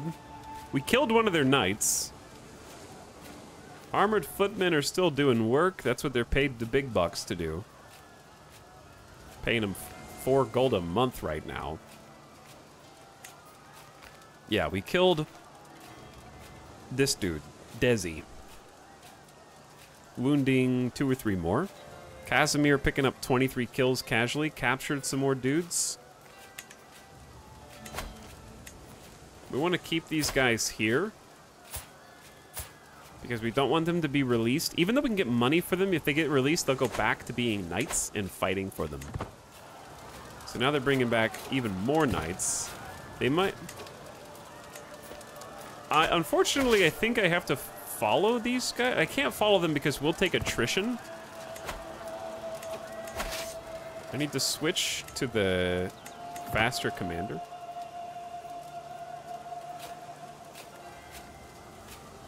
They're gonna go merge.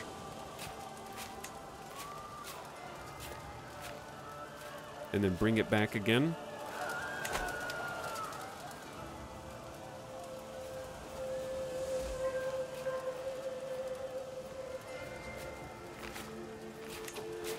Okay, then just switch commanders.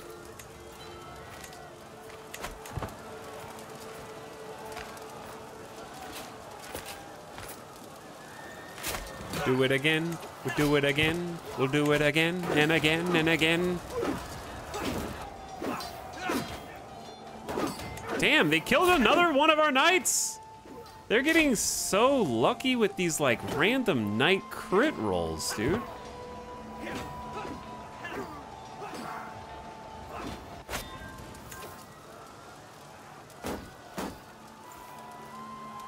A nobleman was slain.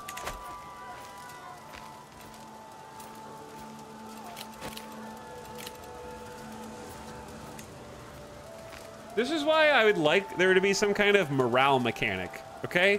No general would be able to keep leading the same army to the 4th defeat. Like, they're gonna go back, and they're gonna come back before the siege can be lifted. It's just like, they're gonna go here, and they're gonna come back before the siege is done. It's just incessant. And they wear you down to the point where you have to go back to try to recuperate. Because even though you win, they like flee and you really don't inflict that many casualties on them. There is technically morale, yeah. It's not like an overall morale. I think I liked the idea earlier that a recently defeated army should have a tactics debuff.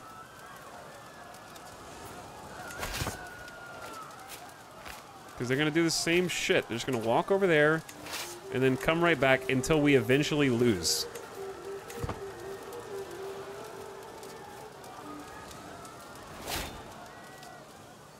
They're going to go there and then they come straight back.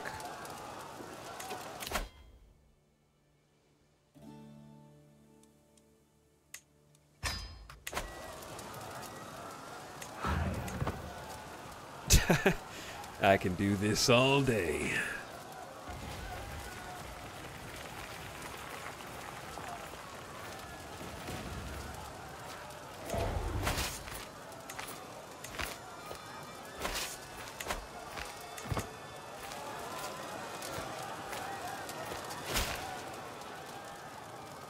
What? Italy is trying to befriend us? Maybe we could kill some of their knights. They're down to 6 because we've been capturing them all. We killed one of their knights? Wow. Is that allowed? Keep beating them up. All right, the siege is almost done, and then it's GG. We lost 47 people. They lost 183. They're down to, like, the crappy knights. But then again, we kind of are, too. This has been a brutal conflict.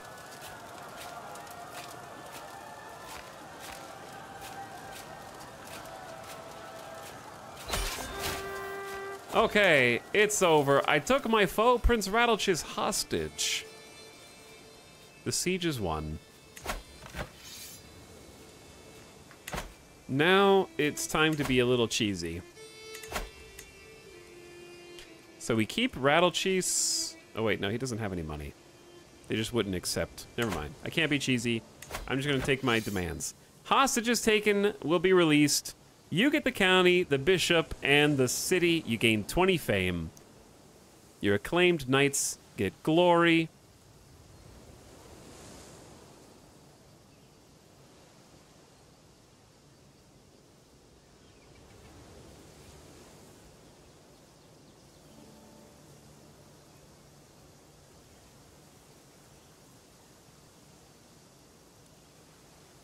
But anyway,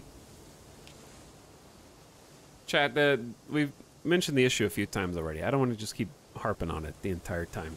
The issue is that the recent change that apparently happened under the hood, I don't know if it's mentioned in the patch notes, is the enemy armies now only retreat to the edge of their own border. So if they only have, the smaller the county or the duchy is, the less time they have to retreat before they can get back into the fight.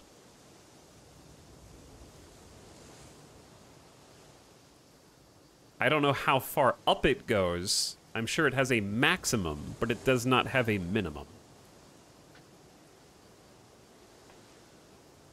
Because that's supposed to be the penalty for losing, is you're forced to retreat a certain distance. But the smaller an region is, the less they have to do that. To contemptuous Count Gregorios, may your humors rot in your living body. You are a much greater foe than I imagined. To put an end to this bloodshed, I will comply with your demands. So be it. So chasing them down is a new strat. There's no reason to chase them down, though.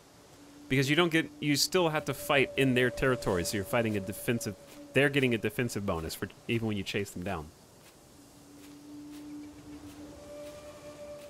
So you may as well just keep sieging and let them come back to you.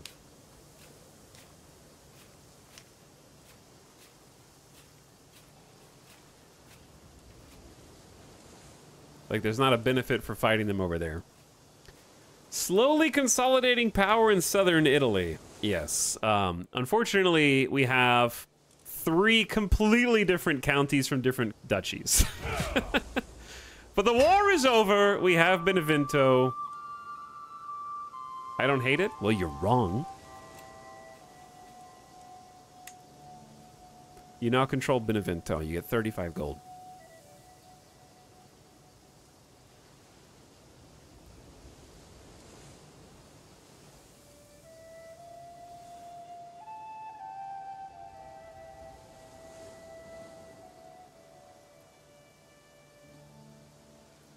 That kind of makes sense. Chat, I need all the apologists to log off now and admit that they are wrong.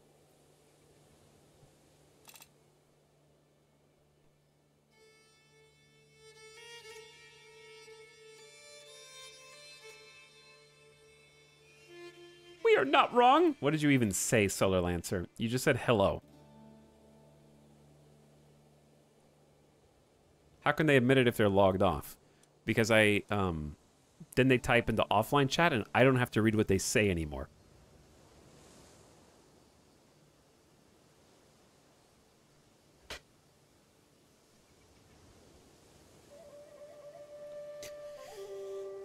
My question, though, is to the people saying, like, oh, that makes sense. I kind of like that. Are you actually playing it, or are you just, like, hypothetically saying that to be sort of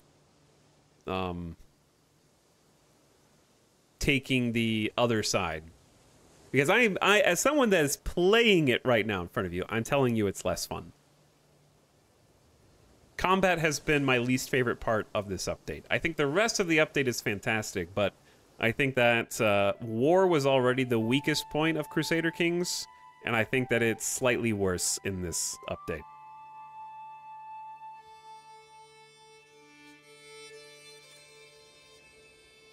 And I don't think that there is a good rationale for making it that way. Like, I am actively, hopefully, I want to get to the point where I don't have to go to war.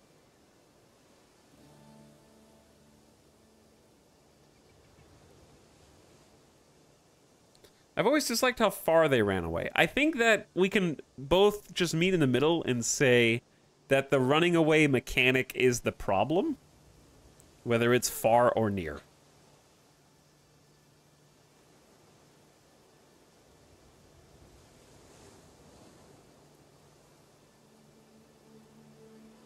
I feel like CK3 needs a battle overhaul. I would generally agree. Like, I don't mind the actual way that the combat is resolved, but I would not protest like a full battle DLC. Like, if they focused on war with a future patch and update, I would welcome that, because it's cool at first to be like, oh, I have 9 knights who can kill 400 men, and that's like fun and funny. And then later, I think once the novelty of it wears off, it's just like, those goddamn knights. Oh, they have 9 knights on their team. Ooh, wow, I have 500 heavy infantry, 400 pikemen.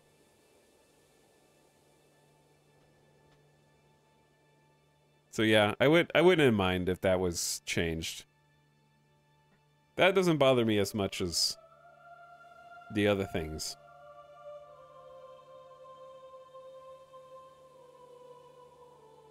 But I think that it's just the retreat mechanic in general is the issue. I don't know how to fix it outside of I like the morale, like a debuff to their tactics where they're dispersed and they have to regroup.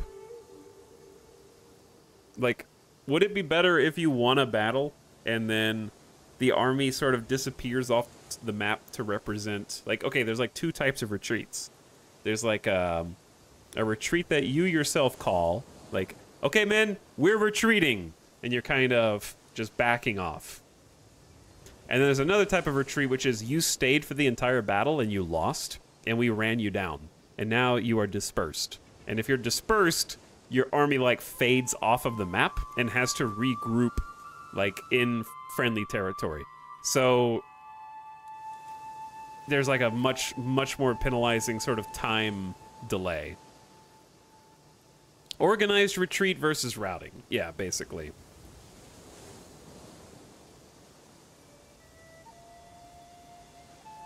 Maybe if they scattered into several small units and ran in different directions. That would be funny. Make it into Stellaris. Maybe?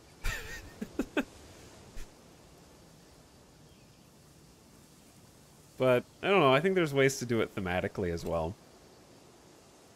So we have a few things we need to do. Number 1 is install control. Let's go back to organizing the army to promote reinforcement. Wait. Hold on, I need to unpause, I think. There we go. Sorry. Control the county. Convert faith in the county.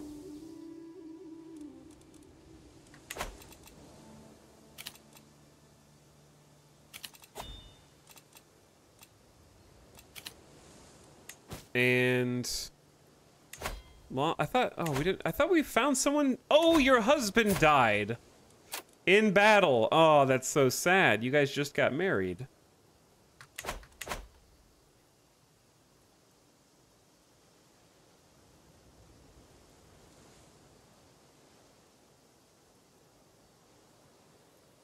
Honestly, a morale mechanic would probably help a lot. You get positive and negative benefits for winning and losing more.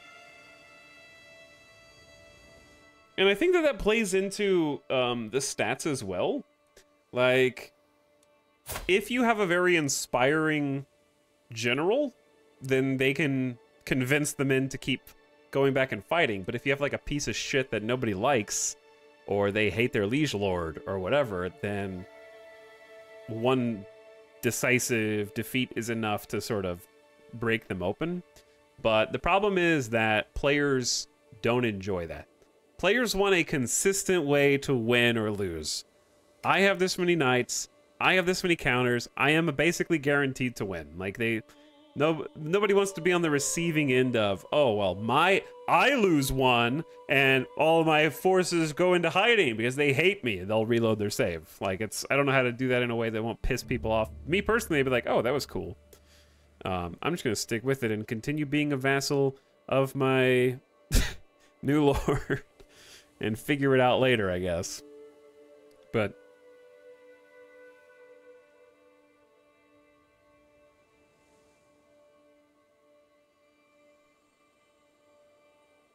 just on my one day experience, war feels pretty bad when you get to a kingdom size. Maybe I don't know how to do that, but it feels like a lot of back and forth.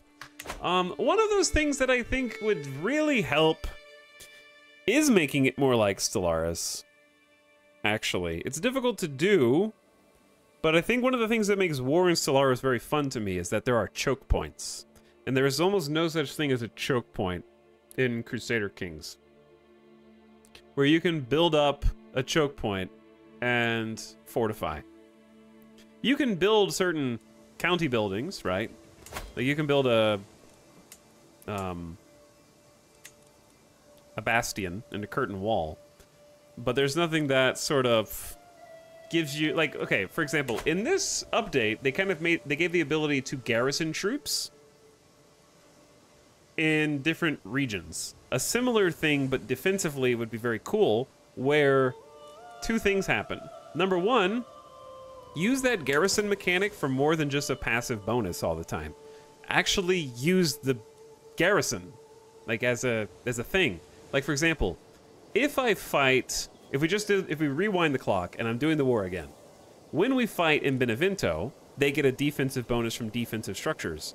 But if I fight here in Lorino, they get the same defensive bonuses. As long as I'm in their territory, they get defensive bonuses. But instead, wouldn't it be cooler if we have a fight here? They don't get shit because there's no building here. Like, have the individual tiles matter outside of that's a forest, that's a plains, that's a mountain, that's a hill. Like, other than the actual type of terrain, nothing else matters. Unless you're in friendly or unfriendly territory, right? It would be a lot more compelling to be like, I want to trick them into fighting here, or rather, I'm going to garrison my troops here, and then they have to, like, they can't just go, well, we embark, and then we disembark.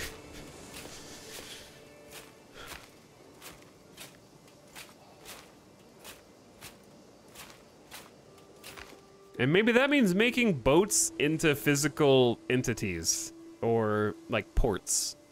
Because we already have ports, but they don't matter. Like, you don't have to...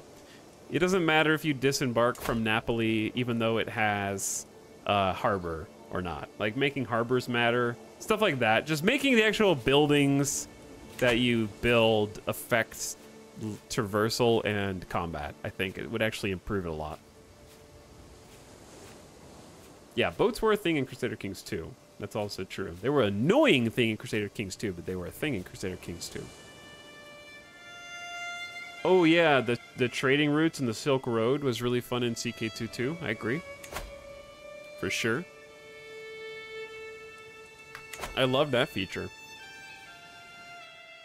Okay, so we got one slice of Benevento. We got the most important one. To acquire the title of Duke, we need the second county. So we basically would have to go to war with them again and take that. So we have 3 counties from 3 different duchies, which is awkward, but we're gonna make it work for us. I'm gonna save because it's somehow already been 3.5 hours because I've been talking too much.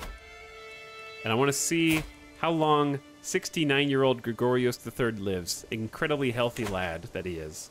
And I'm going to take a BRB real quick because I need to stand up before I die gamer death.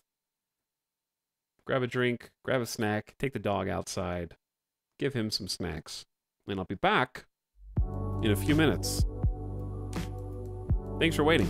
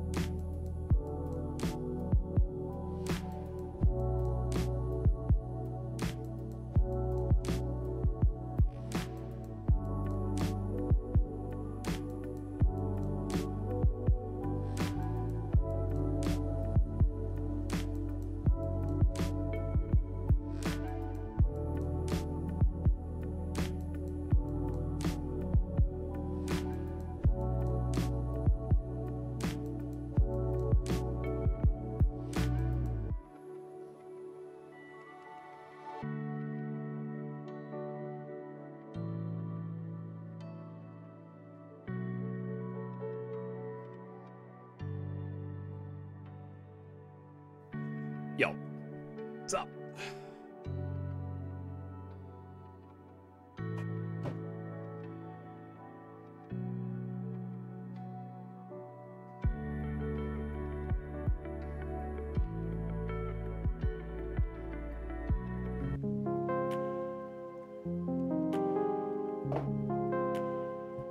Okay. Almost ready.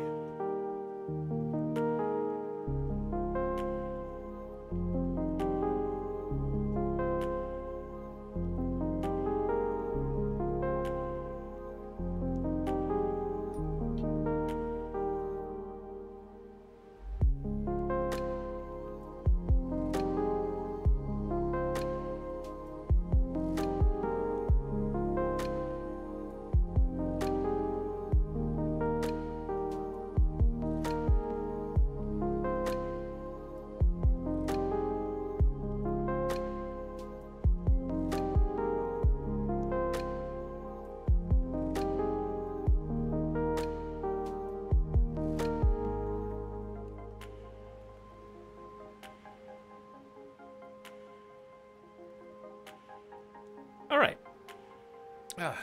Tuck Midas in. Got some OJ. And we're ready to go.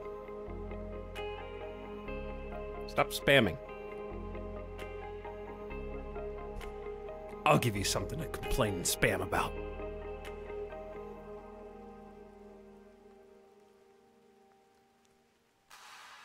No, not hard orange juice.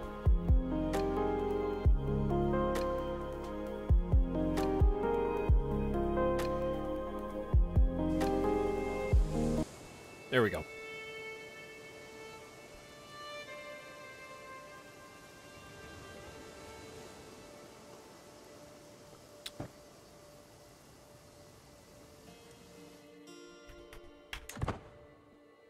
Do we have anything we were doing? I think we're just on pause. Should be good. A faction has been created against me, peasant rabble in Benevento. They have one member, the peasants. Apparently, Word Diomo spit in my daughter Hambi's food during dinner a few nights ago. One of the cooks came upon Hambi spitting in Word Diomo's food in secret. That explains why Word Diomo has been looking a bit green during dinner the last few times. She must have been spitting in Word Diomo's food for days.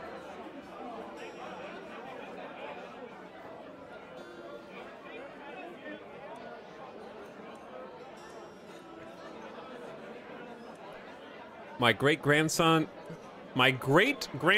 and my daughter are 1 year apart. Just Crusader Kings things. Don't be so meek. Take revenge.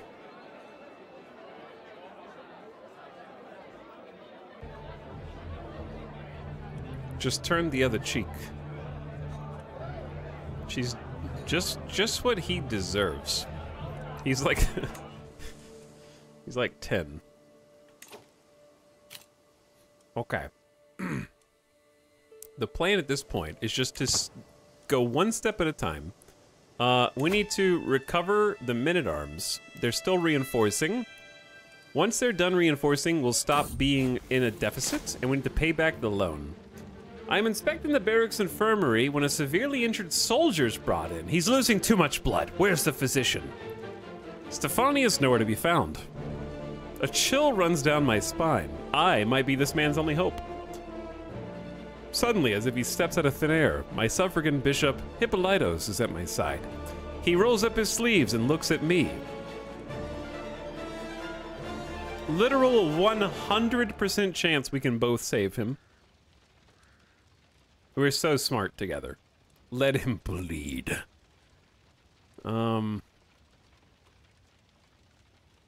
Yeah, let's just save the dude. I'm humble. I don't want to take it all for myself. You and Hippolytos have bonded and become friends. Our patient screams and thrashes even though 3 grown men weigh him down. Every step of the way is a battle.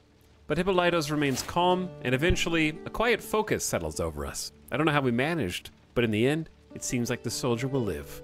That was an impressive feat, Gregorios. It was an honor to serve at your side. You become friends.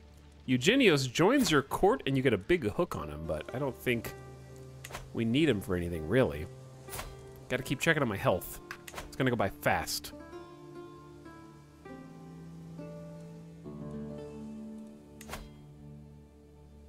But yeah, I wanna like finish. We got 100 soldiers left to train. That just happens monthly maintenance. You can also stop monthly reinforcement if you don't want to reinforce them because you're gonna go broke. You need the money for something. We just max these so we can, and I think justifiably. So what's going on here? Are they at war? Peasant uprising? Oh, we went to war, took the capital of Benevento, and then peasants did an uprising in Benevento right after, which is hilarious. We may have caused some cascading issues there for Prince Rattlechist II. Okay, they put their own. They put the peasant rebellion down. And we're back to making positive monthly income. So they just have an unraised maintenance. It's much cheaper.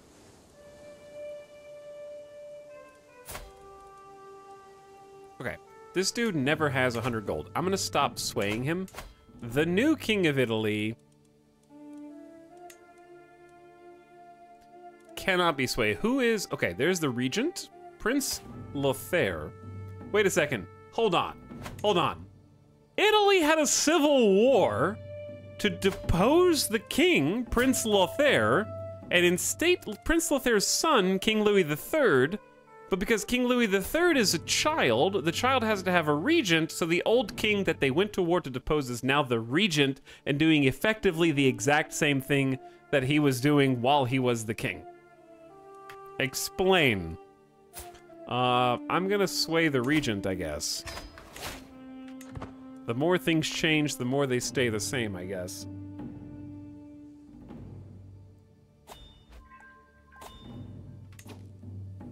These pop-ups are going ham up here. Okay, this is the best tax collector in the history of tax collectors. Your steward's excellent stewardship got you 110 gold. You know what? I will repay you now, Mayor Xenon. You've done more than your fair share. I will repay you the money you lent me in my time of need. What a gamer. Okay. Now. I feel like we should be doing something else. Let's look at activities.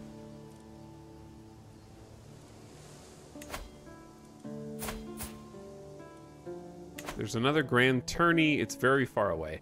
We were gonna do a pilgrimage before we died. And we still got time. We're 69 years old, very fit, very healthy. Let's do a pilgrimage and see how the travel mechanics work for that.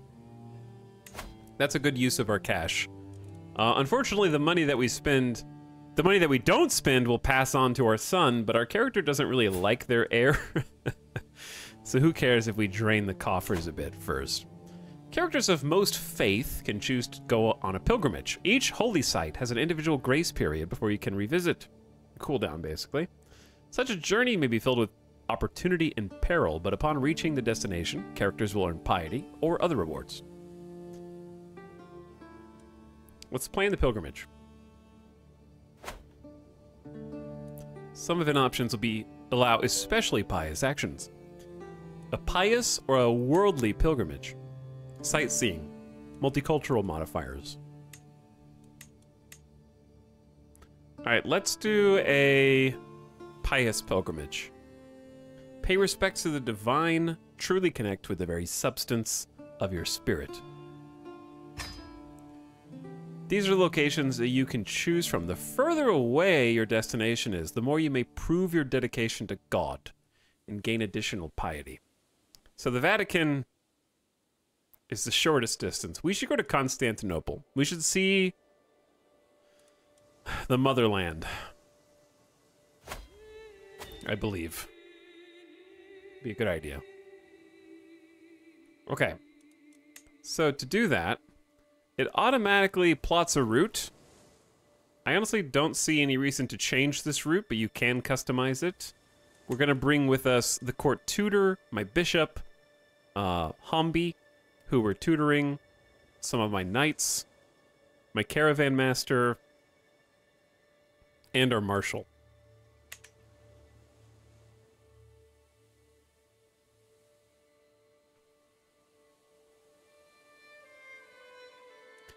Okay, we're going 118% speed.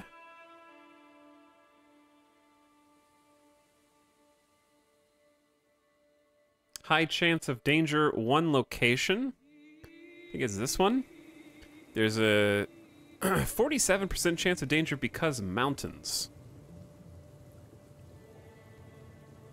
Okay, and then there's 7 medium chances of danger. Mountains, hills, the sea presents 19% danger, and then county control is low in the place that we just, like, we did the, hold on, I can customize the route to go around the counties that we just conquered so the peasants don't get angry with us. And that doesn't really add any time. Okay. So we're gonna create pit stop. So we always, oh, that changed the entire.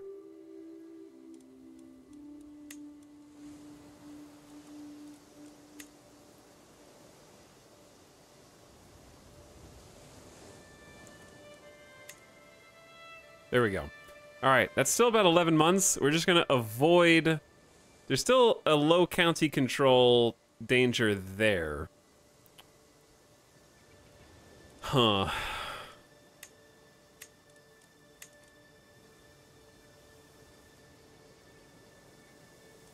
I mean, is this just better?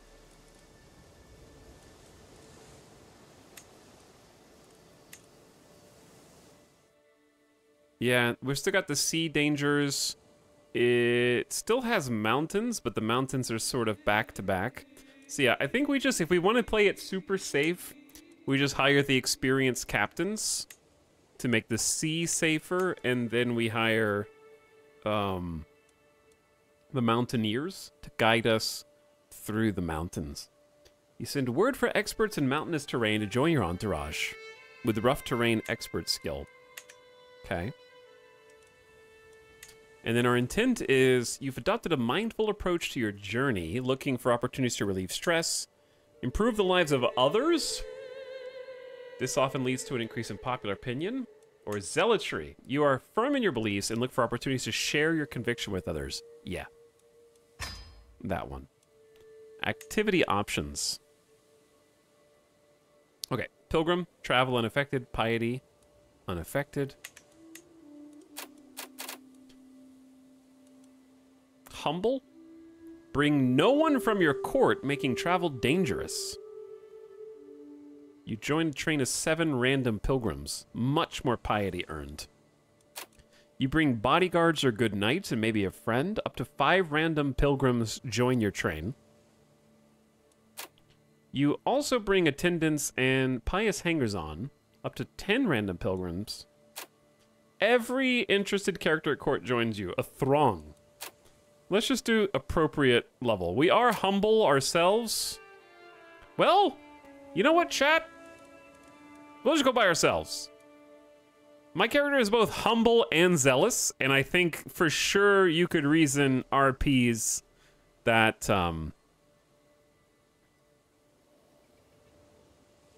if, God wills it, he'll make it. I mean, we still hire the experience. We want to get there. We don't want to get lost, so I'm going to hire the captains and the mountaineers to guide us. But yeah. And then we're bringing just our caravan master and our court tutor and physician, and that's it.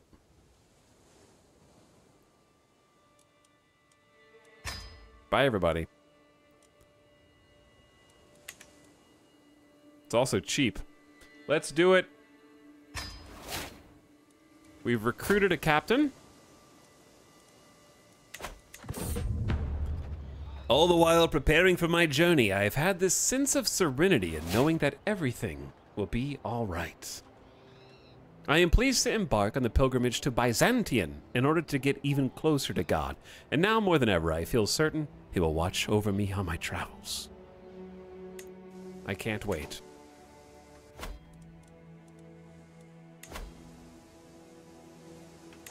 Okay, off we go. Countess Ingiltrudis will take over as regent in our stead, and our rule continues. A rude story. Passing by the campfire, a pilgrim from another entourage is telling a story he once heard about the Count of these lands to raucous laughter. As he notices my hesitation, the storyteller looks at me reassuringly. Don't worry, my lord, this is surely about some other high and mighty nobleman. Really now, tell me more of this Count. Take a seat by the fire? Guards, fetch my whip. Perhaps I should find other travelers. You gain varied pilgrimage companions.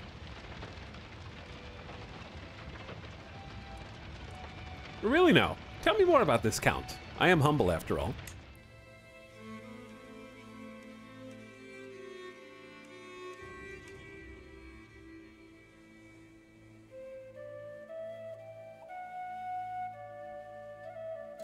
Hello, chat. I can see you now. I'm curious what our succession looks like. It should be very easy. We only have one son. So, he might suck, but there's only one son. That certainly streamlines things.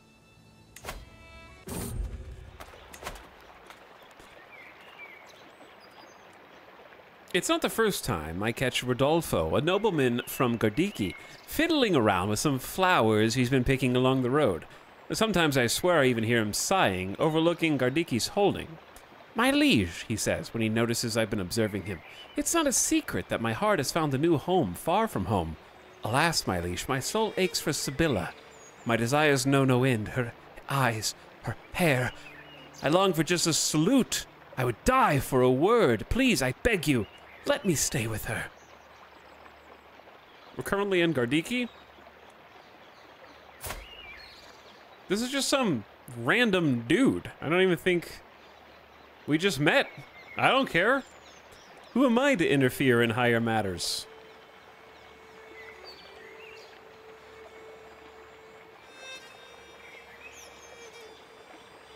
Loses 20 opinion of you? Vassal in the Byzantine Empire loses opinion of you? You are deceitful? Oh, that's not his wife. Oh. I see the issue. There's his wife. This is some other person named Sibylla, who is married to the son of this guy. Okay, I understand the conflict now. You're coming home with me. Rodolfo loses 35 opinion of you as Angie. We have no time for such juvenile infatuations. Intrigue challenge. We have enough room in our heart to welcome both of you. I am zealous, and I think that this would be an issue of zeal, so you're coming home with me, bud. Danger. One foot after another. I slowly move forward on a narrow mountain trail. Suddenly, I hear a rumble and quickly silenced scream. Shocked by the commotion, I whip around. Instead of Aristarchus walking behind me, there is only an equally befuddled and tired face of Lucas standing in front of freshly turned rocks. Where is Aristarchus? I demand to know, my voice barely escaping my dry mouth. The only response is a faint whistling of the wind. Aristarchus is my caravan guide. Aristarchus will save you! You and your entourage attempt a mountain rescue. This is very dangerous. Many will perish. He will be in our prayers. Aristarchus dies. Gets 20 opinion of you. Wait, he gets 20 opinion of you after he dies? You gain 50 piety. Every entourage member blank.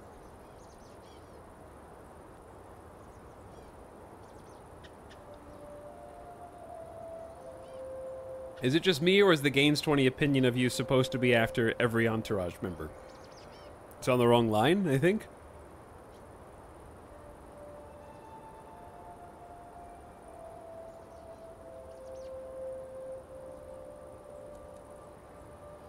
There's a lot of blank name glitches in this update. Yeah, there's a lot of text glitches I've noticed in this one.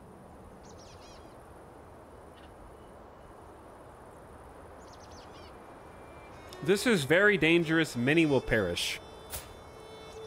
Chat. This is where mods come in. I need to know how much my character truly loves Aristarchus. And I only know how much he loves me.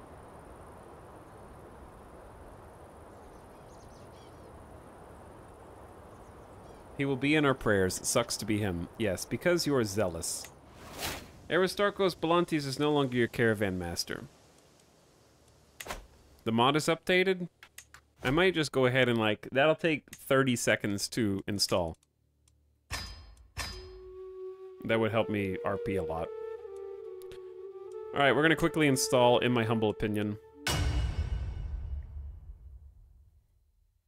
Because I think it's the best mod for Crusader Kings that shouldn't be a mod. I really wish it was base game. This game contains content you have asked not to see. Chat, they won't let me see the workshop for Crusader Kings because apparently I have nudity or sexual content preference. What? Okay. Thanks, Mom. There we go. Okay, I couldn't see the entire workshop.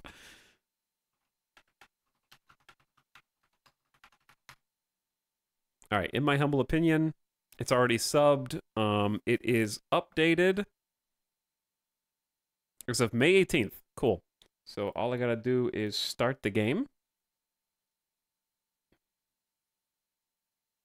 Installed mods. Or playset, I guess. In my humble opinion, enabled. And go. Easy. It took me longer to enable mods. Oh, it's called In My Humble Opinion. Yes, the name of the mod is called In My Humble Opinion. Chat may have gotten confused. Yeah, there's different filters for adult content. That one was just, this one's just like some sexual content. Because it's got nudity in Crusader Kings.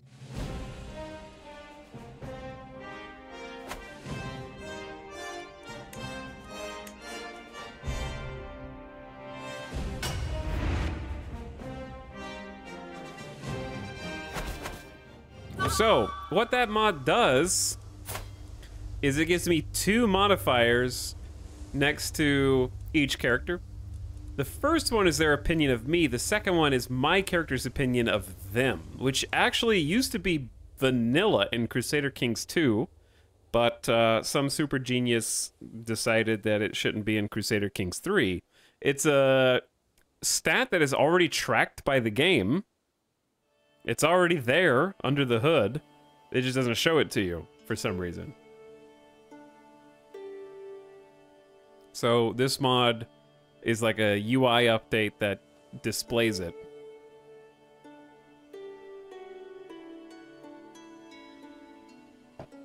So it used to have some bugs with like displaying some of this, but I think it's fine now.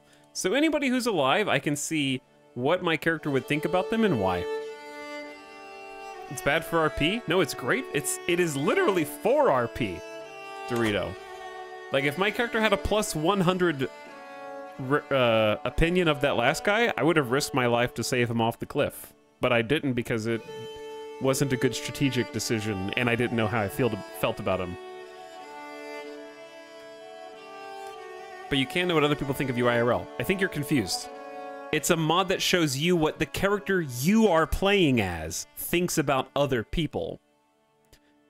Vanilla shows you what other people think of you already. That's the default.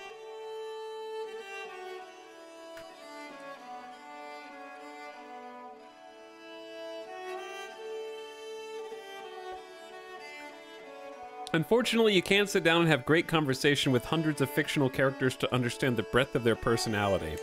Basically, yeah.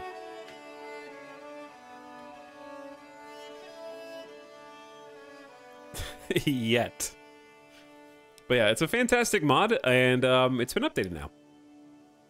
I would highly recommend if you play Crusader Kings 3 to not play without that mod, because it just makes everything more interesting, I think.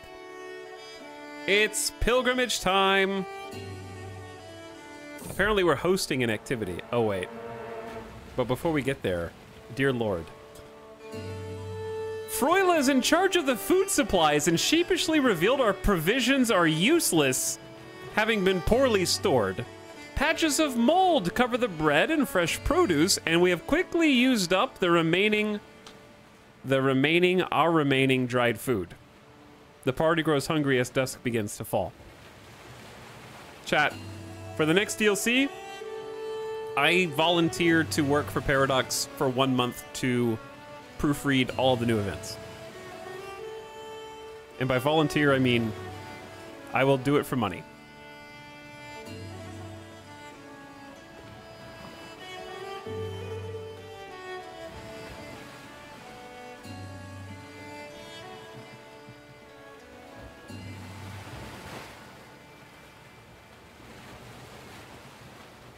Hello, first-time chatters. Thanks for the raid. Hope you had a nice stream, Manthro. And thanks for coming over. We're proofreading new Crusader Kings event.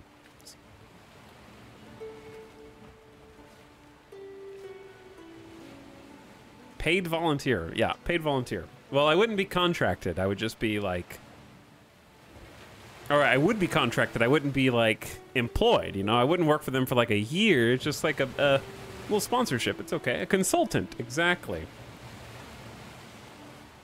Paradox should pay you for the sales of Utopia and Federations. I bet there's, like, an internal spike on those two DLCs in particular. Alright, so there's mold on the food. You become ill, 50%. Nature will provide. 55% chance of nothing happens. 40% chance you eat the wrong plant and become ill. 5% chance you die. Or the locals around here must have something. Chat, nature will provide. God will provide.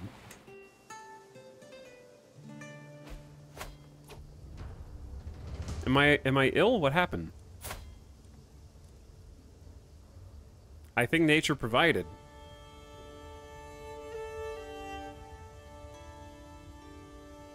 I think I can... Yeah, we got there. We're there. I don't think I'm dead. I don't think I'm ill. I finally stand on the hills outside Constantinople, a glimmering jewel of civilization that echoes with the glory of the Roman Empire.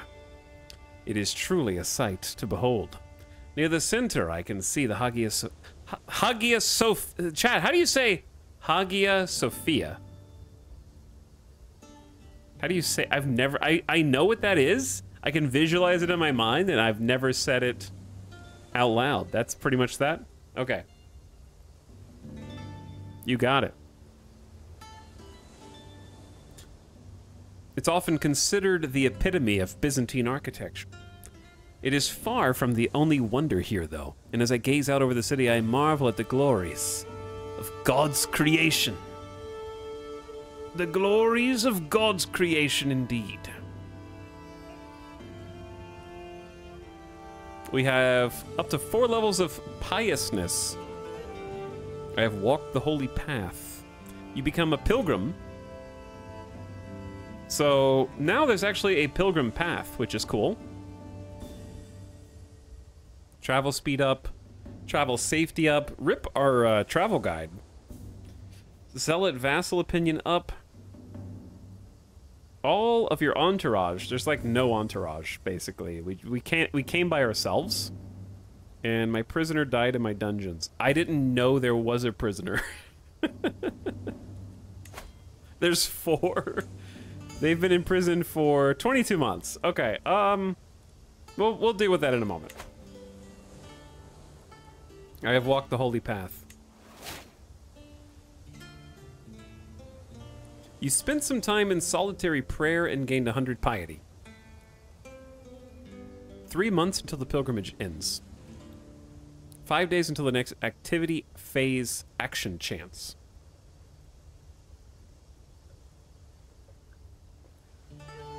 How'd they get there? A little bit of war here and there. This guy's got 20 martial skill. Demand conversion. And recruit to my court. You're mine now. I beat you fair and square in battle. That's a traveler. And a brilliant strategist. Demand conversion. You're gonna join my court too. That guy's a knight. Ambitious, just, diligent. You guys work for me now. That's an 18 prowess knight. You don't have to die in prison like the other guy. I have no choice but to accept. That's true. As I enter the sacred grounds, I find Lucas staring at the altar with absent expression. Lucas, I call him. My lord, he says, unfazed. I have something to ask from you. I hope you can forgive me. This place has moved my soul and agitated my spirit in a way I thought inconceivable. God has spoken to me, and his voice is clear, severe, precise. Keeps going and going and going. The only sound I can hear now. The whole world has gone quiet. If I could stay behind, I would like to devote my life. Lucas, I hired you. And I think are you not just some random guy who joined my entourage? I understand. Do what you need to do. Your pilgrimage becomes pious. Lucas becomes a monk. Don't we have churches back home? He becomes celibate. Drop that nonsense immediately.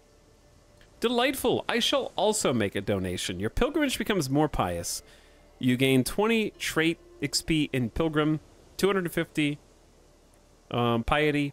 Lucas becomes your friend. Ecumenical patriarch Polycarpos becomes your friend? Hold on. We're gonna become chill bros with the second pope? Pope 2? Alright, let's become bros with Pope 2. You allowed Lucas to stay behind in a holy site. Meanwhile, my prisoners be like...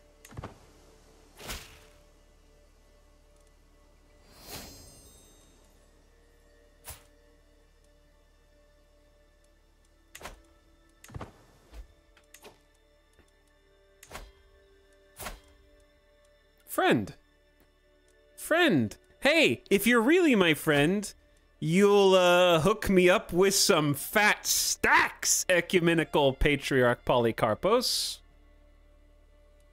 I'm gonna need some gold in my coffers yesterday. I have considered your plight and decided to grant your request. May these funds help you spread the true faith in your land. His title is the Priest Hater. His dislike for the clergy is well known and due to priestly literacy well documented.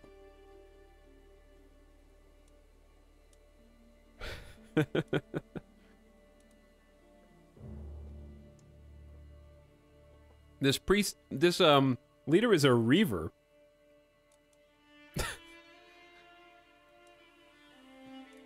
Okay, well. Oh yeah, my daughter's husband unfortunately died. It was very sad. Cornelio. Cornelio is strong, a poet, athletic, an adventurer, a reaver, a blade master, very wise, and a tough soldier with 29 prowess. This dude is gaming right now. Get that matrilineal marriage set up for my daughter.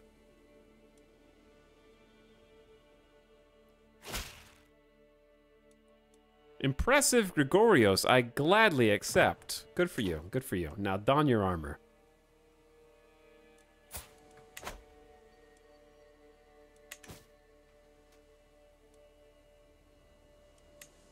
Every counselor just gained 10 opinion of you. Because of Countess Ingiltrudis. The regent skims from the mandate.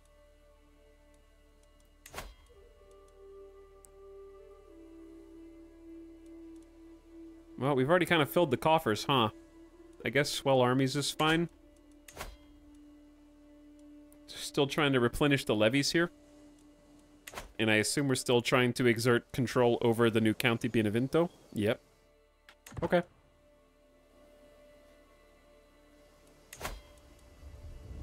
You observed a good omen. You gained 50 piety, you lost 17 stress. Now you may go, child. I hear Ecumenical Patriarch Polycarpos mutter when I enter the church. The pilgrim bows before leaving, and I can see the priest's hands glisten with gold. Ah, dear Count, do you also wish to absolve your sins? Ecumenical Patriarch Polycarpos has issued order to grant indulgences to any pilgrims visiting Byzantium, for the right price, that is. Please intercede with God for me. Pay 25 gold back. I mean, he gave me 100 already. Hey, you're my bro. Can you get my sins forgiven for free? How can one buy the entrance to heaven? It would be useful to get one for Sergios.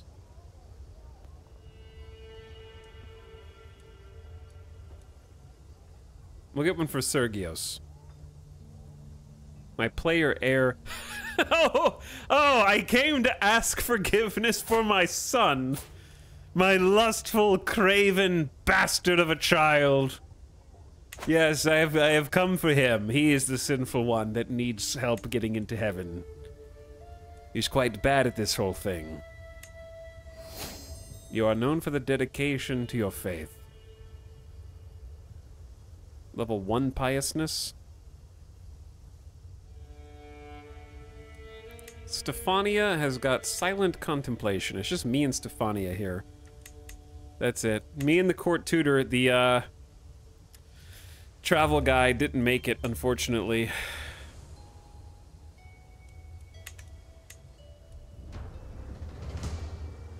The markets of Byzantium are bustling with merchants shouting in languages I've never heard and selling spices I never tasted.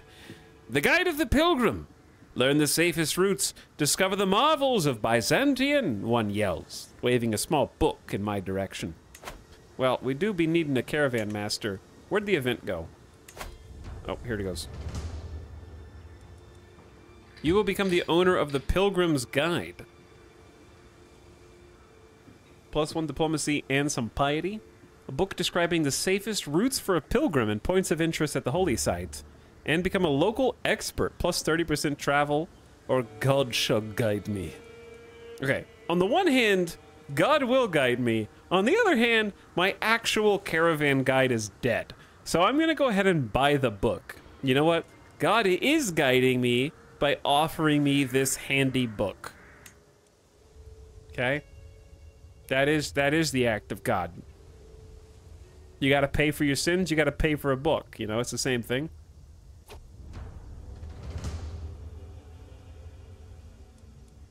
As our time at this sacred site draws to an end, I am slightly concerned I did not get the chance to prove my devoutness as much as I'd liked. This being my first pilgrimage, and while no pilgrimage is exactly alike, I feel confident I'm more familiar with what to expect from this type of spiritual journey. Byzantium, it has been an honor. 600 piety, get some pilgrim XP, because your faith has ecclesiasty in it, ecclesiarchy. You get seats of the bishop for 10 years. More fervor per holy site. And let us finish the pilgrimage. We must head back. Succeeded in our zeal. We got a boatload of piety. The perk, only level 1 piety though. And now the journey the other way. The sea is calm and forgiving today, still as a boulder, and a powerful wind at our back to boot. It seems it'll be an easy day for the rowers below, but then I spot the mangled corpse of a ship buried nose first in a jagged rock. There doesn't appear to be any survivors, and the rocks would be no trivial thing to navigate, yet I feel compelled to go and investigate this mysterious wreck. Let's investigate. 62% chance of finding something of value or finding nothing. There is nothing but death.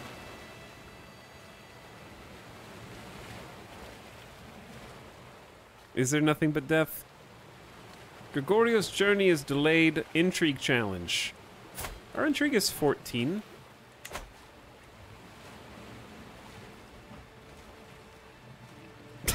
Dolphin people will not save you. I think a deceitful person might be okay with stealing from the dead. They're dead, they don't need it. As suspected, the wreckage contains no life, save a few birds pecking at half-eaten corpses of the travelers who came before. Upon closer inspection, I see something shining in the bloodied beak of a bird. With a high-pitched squawk, it drops the object into the wreckage and flies away, leaving me to collect this intriguing object. A small shell beaker. Okay. A beaker. A splendid thing, this beaker. I love my beaker. Oh, I forgot to equip, hold on. No, we have that. We have the... Oh, I forgot the Pilgrim's Guide. That's diplomacy. This is learning and prestige. This is diplomacy and piety. Yeah, we have to choose what we want. Who died? Your... Oh, my spy master just died in his sleep at 59? Oh, no. We don't have any good spy master replacements. This is bad. Georgia, your sister-in-law. Sister-in-law spy master.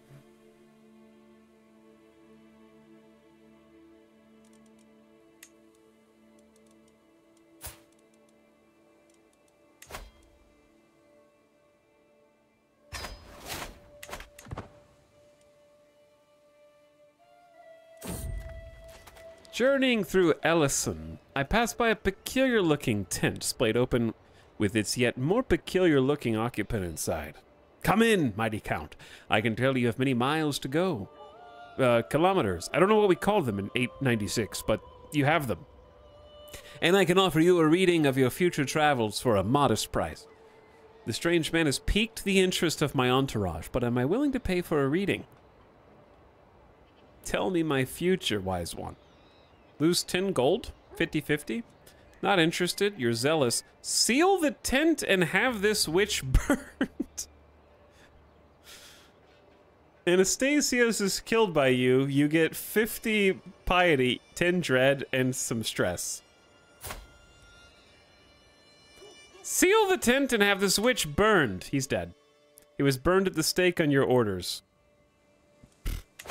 Rip. I walk on the seemingly never-ending, narrow mountain trail. I feel the veil of fatigue clouding my mind. I hear deceiving whispers from half-forgotten memories and a faintly whistling wind. But there is something very much real about the piercing scream of Bajan. With chills marching up my spine, I slowly turn around and once again, I see a human-sized gap in our marching order. Did we just lose another person? I utter slowly.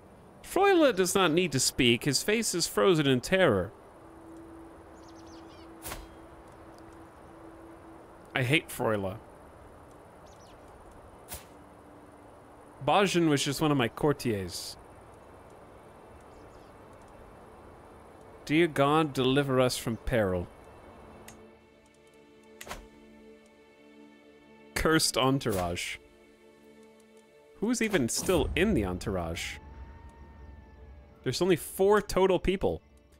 Your court physician and tutor, one of my courtiers, and then 2 random people who were with me since Napoli. As we traverse the flatlands, trudging through the mud, we encounter a modest wayward shrine. Naively carved, it sports a cross at its head, and below the weathered words, here lays Saint Serapion of Epirus, blessed son of Nicopolis. Saint Serapion of Epirus, it seems a local spiritual figure is being patronized in these parts. One not sanctioned by the Orthodox clergy. Cast down this heterodoxy. Desecrated tomb. Popular opinion down. Saint Serapion. There's a nice ring to that. We better be going. Cast it down. It is a heresy. Danger. Sticks in the wheel. Ditch! I hear Rodolfo shout in panic. Soon thereafter, I hear a loud cracking sound, like that of wood breaking, or of my patience finally snapping. I step out on the grass to see the splintered remains of a wagon wheel. My wagon wheel! I am sorry, my acquaintance. It was my turn as lookout, and I fell asleep at the reins. By God's nails, we're gonna be late. Shuffle the supplies around. It's only like, this doesn't really seem like a thing. Who cares about 5 days versus 2 days? We're gonna be late. It's only a 3-day difference. That wheel costs money.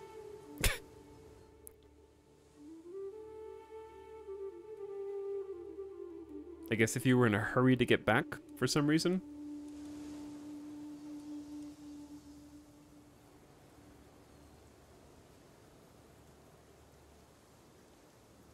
Well, it seems like we angered the angels and God on our way back, because it's like people keep dying. Your brother Stephanos just died of old age while I was gone. All my siblings except my half-brother are dead. But we did make it back with the minimum amount of entourage. My journey has been a long one, but I have finally come home again. While much remains the same, something has changed in how the priests and bishops treat me. I have undergone the journey of a holy man, and they insist it has changed something about me whether I see it or not. There used to be a really lovely musical crescendo on this screen that it's very quiet now. It was like, ha ha ha. Actually, I could probably find it on Spotify. No, I don't know. I don't know if it was a full song or not. I do want to listen to the soundtrack, though.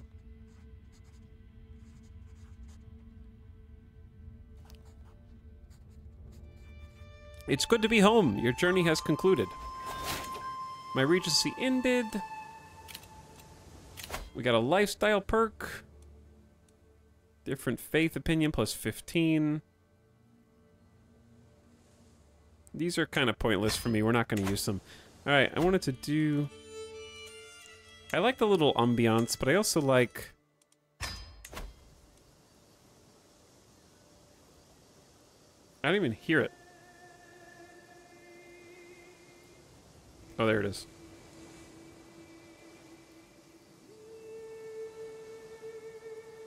I'll adjust it as necessary. What we got? You can designate a guardian for Meekle Todd. Meekle Todd? Meekle Todd is robust. I will teach you, Meekle Todd. I'll teach you myself.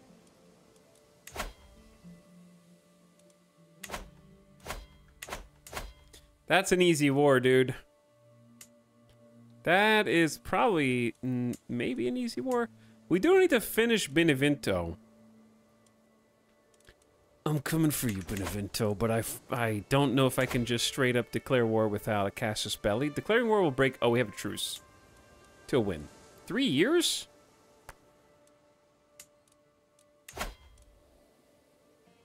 They have a lot more dudes.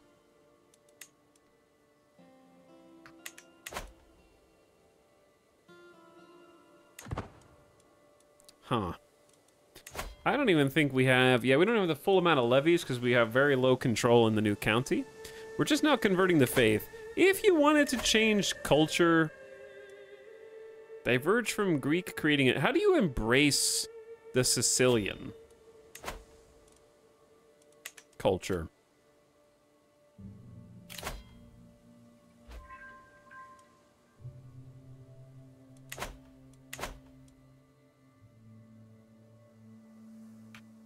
You gotta have the culture in your capital. Ah, okay. Fair enough. Today, Hippolytos had a fiery sermon for all the children of the court. apparently spellbound as he zealously read from the scriptures. My daughter Hambi seemed to take it to heart, perhaps a little too much.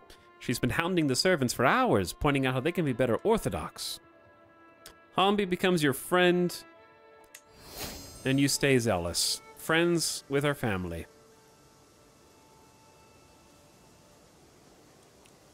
Yeah, I think you're right. The capital has to become that culture too.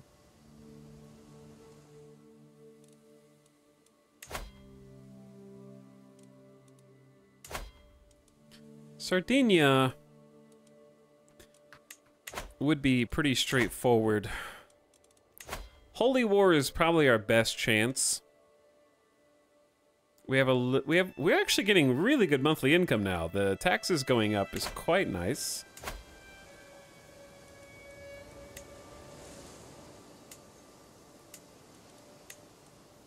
Duchy buildings are like 500 bucks. We have a spot in Salerno to build. I think we should build in Salerno. Do we want to do manor houses again? Just 0.7 taxes.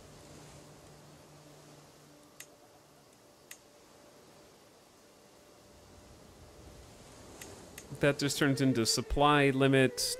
If we wanted to go full taxes, I think we agreed manor house was our top choice. I think I'm blocking some of the relevant numbers so you guys can't really see them, so I'll move.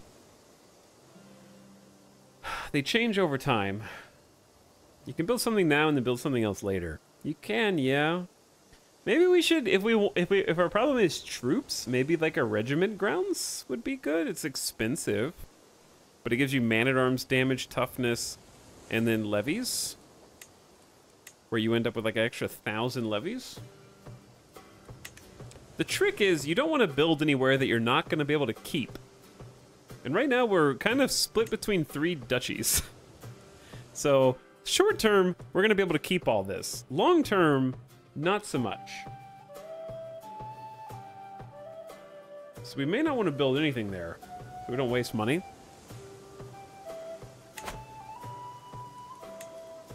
Because we really need to consolidate a duchy.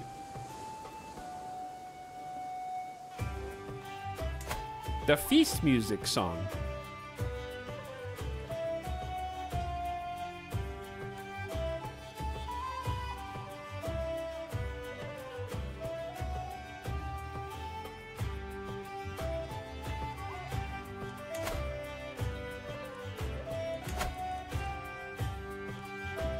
But yeah, before we do any war, I think we need to finish consolidating control here and then train commanders. So we may not live long enough to see that, but I'm 71 and feeling fine, apparently.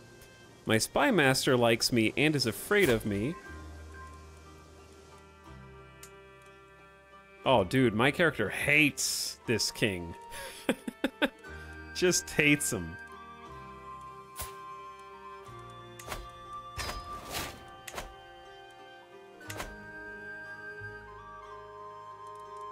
I say we accelerate. We should just be banking money. Chat, what can you spend prestige on as a non-pagan? What can I spend piety on? I have so much piety and prestige.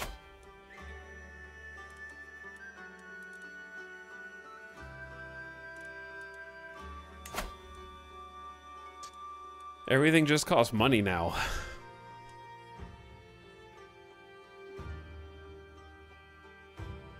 You must have 3 vassals. Do your own grand tournament. We've done a feast, a hunt, and a pilgrimage recently. And we participated in somebody else's grand tournament.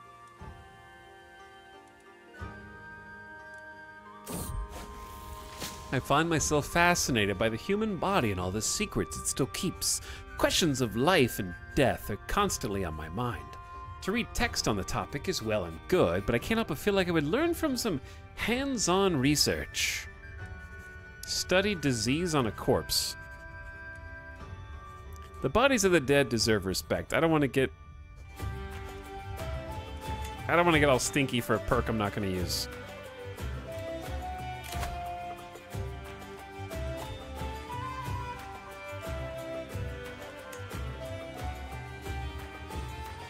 The peasants of Salerno are unhappy.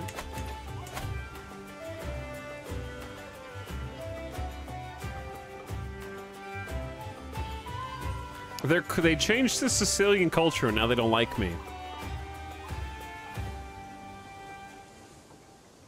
I honestly don't remember how to make popular opinion go up, other than just kill the peasants for it.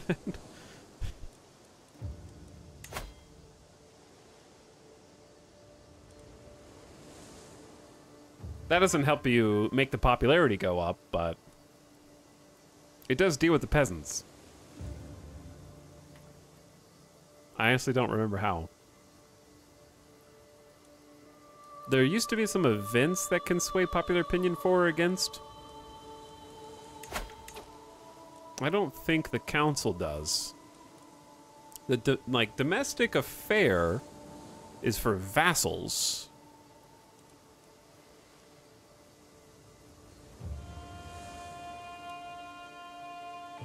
I can promote our culture to change others to Greek, but I'd rather become Sicilian. That definitely sounds more fun.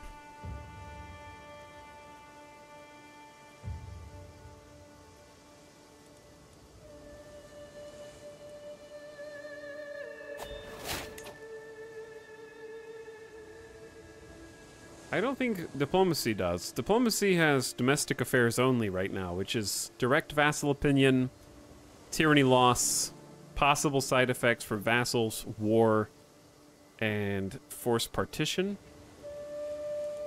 Stewardship is promote culture, increase development of the county, and collect taxes.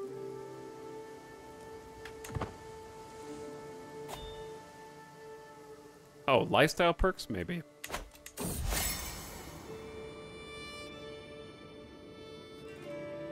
By the way, I just realized I missed some subs before I forget again. Thanks again, Quid, for the 2 years earlier. If I missed you, I apologize. Wasuji says, hey, thanks for also 2 years, 24 months. I appreciate both of you subscribing. I'll tag you in chat in case you muted me.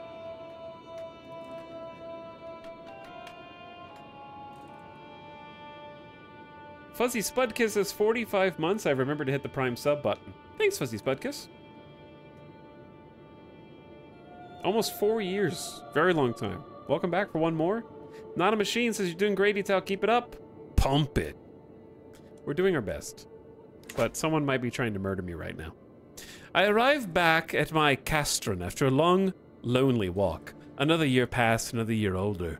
I was born this day 73 years ago. The older I get, the more I cherish the relationships I've cultivated over the years. So it saddens me I haven't heard from my wife, Ingiltrudis, or any of my friends today.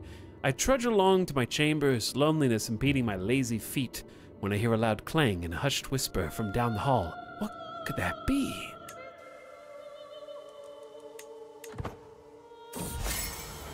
It's a birthday party! What a surprise! All my nearest, dearest friends have come together to wish me well as I begin the next year of my life. There is even an entire table laden with saffron cakes, my favorite. Here I was thinking everyone forgot me. I can't believe Ingiltrudis went to the trouble of arranging this in secret. I had not a clue such a thoughtful surprise was being planned at all. My friend Polycarpos, wait, Ecumenical Patriarch Polycarpos is here. Oh, Orthodox Pope is here, dude. Polycarpos approaches me, struggling to carry 3 beautifully wrapped packages. Ever the trickster, he says. I have 3 gifts here for the choosing. One shall be yours. What shall it be? The big one, the medium one. Good things come in small packages. Chat. Big, small, medium. Go. Choose.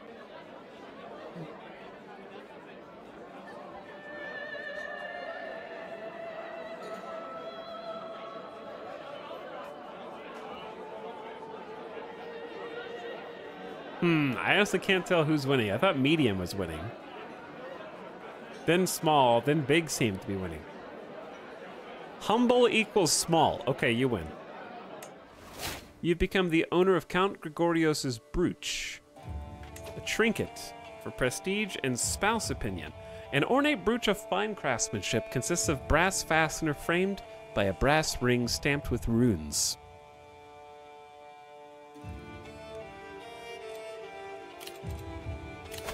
Lifestyle perk. 20% of counselors' primary skills added to yours. It's time for a dynastic legacy point at last. But also, my skills are pretty god tier now.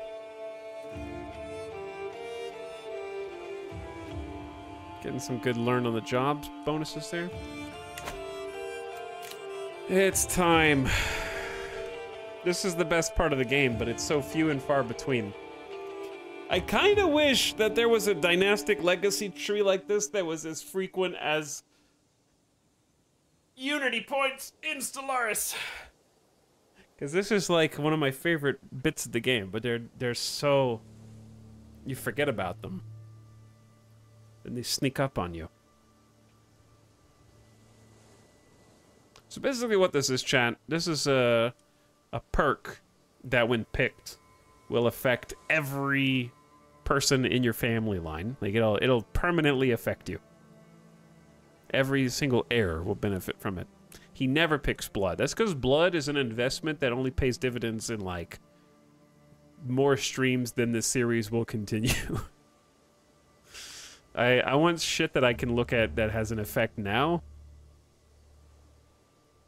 And also, people that pick blood, I'm calling you out, chat. People that pick blood are the people that don't start by playing a single count with a single county. Because marrying for blood right now, like, blood doesn't help us at all.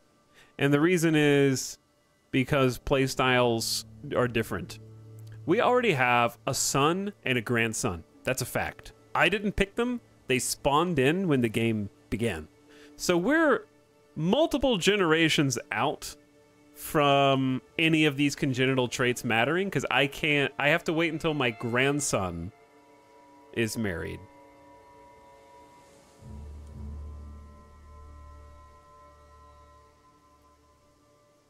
Before I start even being able to do this.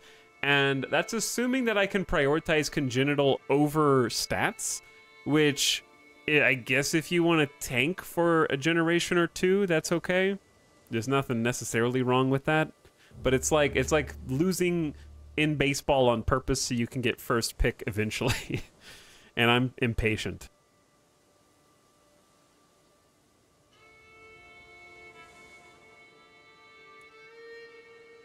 What is the new one that was with... is it Activities was the new one?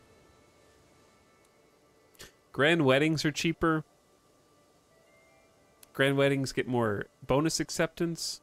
Increased chance to generate a temporary strong hook on lieges who like you. Become a pilgrim and a traveler faster. Pilgrimage are 50% cheaper. Gain 2 learning per unique holy site of your faith visited, up to +10. Gain the bestowing grace modifier. Okay, so you get modifiers after majesty tours, or just any tour. Prestige, dread, maintenance, and vassal tax. Damn, 25% vassal tax for 20 years? That sounds like a lot of money, dude.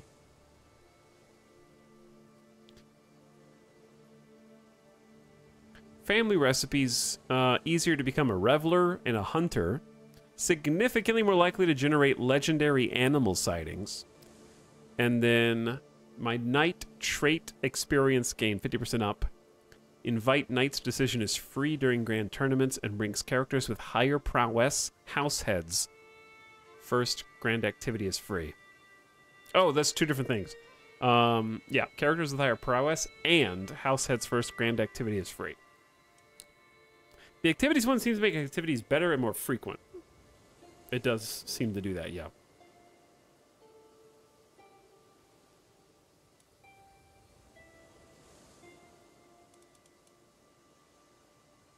What would my character pick?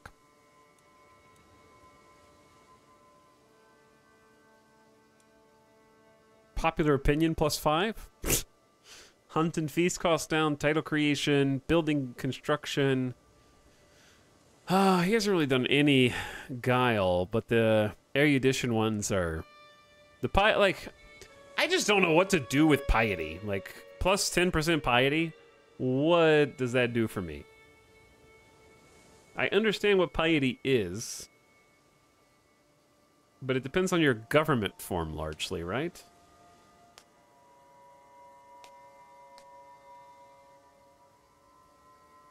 Desirable match is just glory, hound, vassal opinion, and marriage acceptance. Earning respect is personal. We have done a lot of personal scheme powers. That's glory. I'm reading the wrong one. My bad. I got distracted. It was erudition, yeah. Courtier and guest opinion. Guest recruitment's cheaper. Piety, development growth, and lifestyle XP. Head of faith opinion, make the Pope like you. More piety from pilgrimages. Base progress and counselor skill impact on counselor tasks. Bureaucrats. I don't think a humble character would pick glory.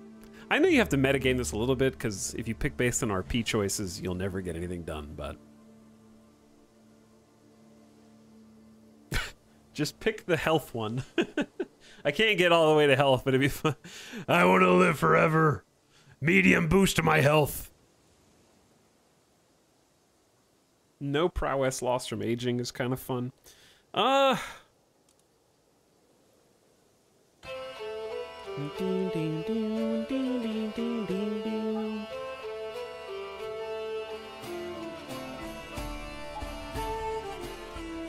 Well...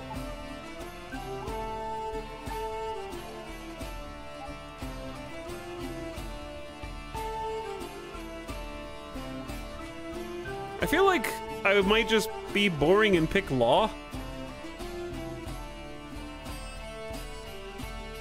Popular opinion and cheaper hunts and feasts. We're going to be creating a lot of titles. That saves money. We've been doing a lot of control growth. We're going to be building a lot of buildings. I want someone to be a good steward and make bank. Vassal opinion is always good. And then tax. More levies. And then domain limit is always lovely.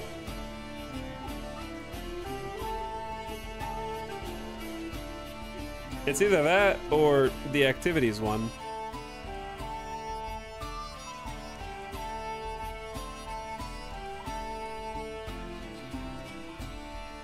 But yeah, I mean, erudition is fine.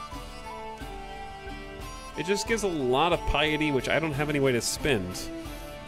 Alright, I'm picking law. Popular opinion, hunts and feasts. Do it. We have been mostly fair. It's accurate.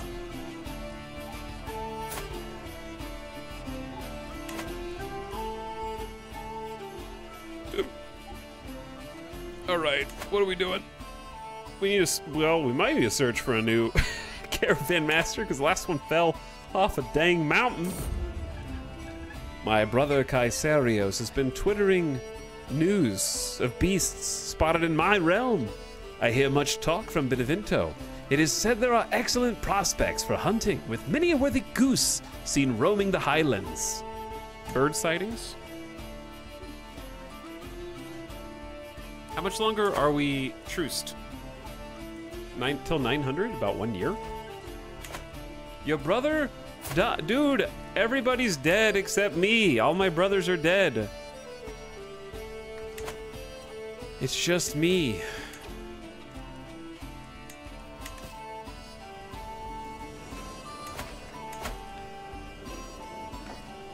Alright, well, at least control is going up here. Taxes are going up. We're doing great on monthly income.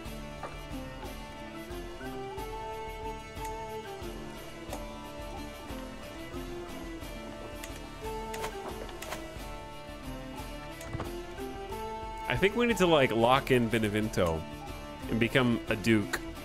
That's what I want to do before I die. So, if that's what I want to do before I die, do I need to fabricate claims on it, or can we... We've been burdened with your oppressive laws for too long. We are done paying your taxes. Too bad. A peasant's lot is to serve their lord. Rally the troops, chat. The peasants are in open rebellion against us.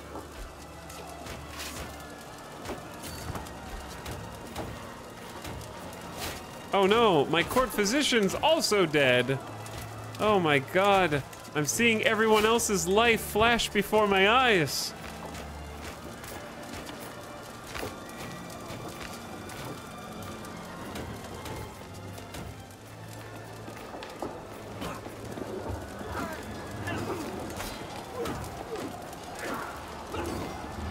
Time to dunk on some peasants. But actually, though, we just killed 393 peasants. Where are you guys running?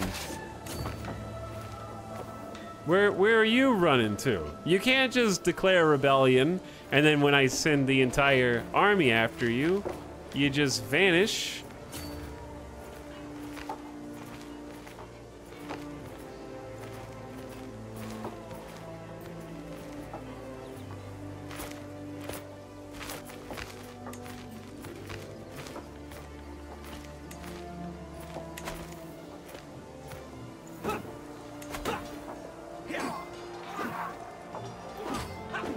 You trying to siege my towns? I don't think so, bud. Impotent Count Gregorios, may your humors rot in your living body. I know when I am defeated, I am left with no choice but to comply with your demands. Everybody's dead here.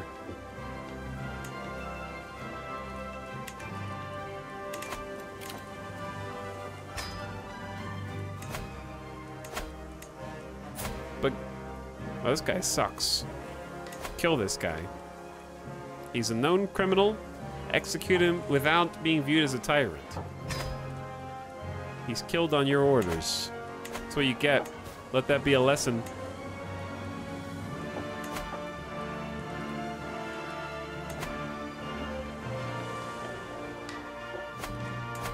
Alright, let's retighten up control of Salerno first. Wasting my time. They're wasting my time. We need to reestablish control. Chat, we're making bank because we're not paying anybody because everyone's dead. Oh, Lotharingia lost East Francia again. Sweden! Big Sweden! Denmark!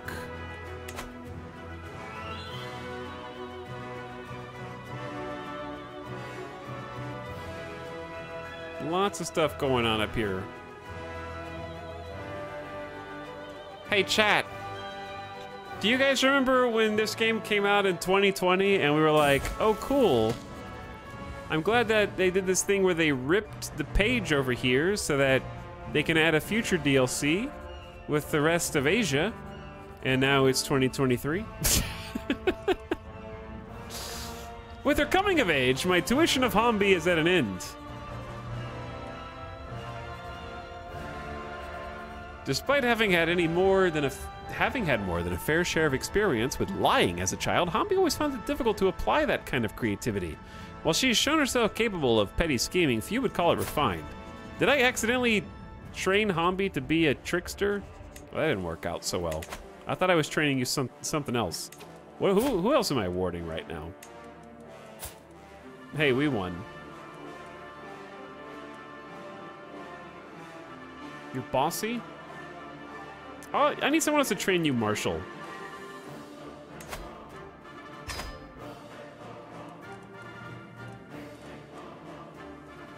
Someone needs to educate this child.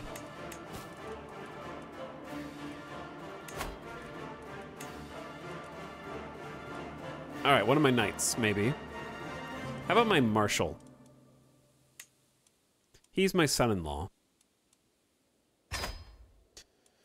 And then I want him to focus on martial education. Hambi, are you okay? Why are you standing like that, Hambi? Zealous, deceitful, and shy. I feel like you're casting a spell. Are you casting a spell?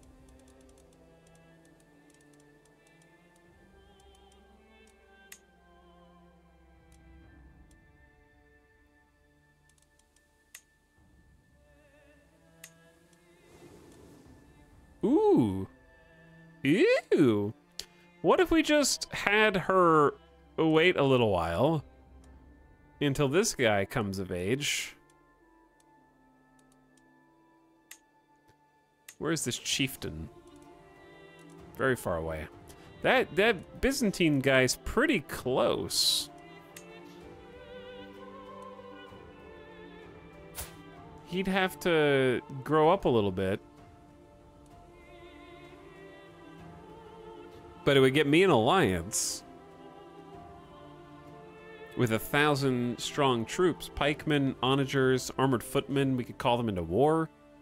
This might be worth. And they're Byzantine.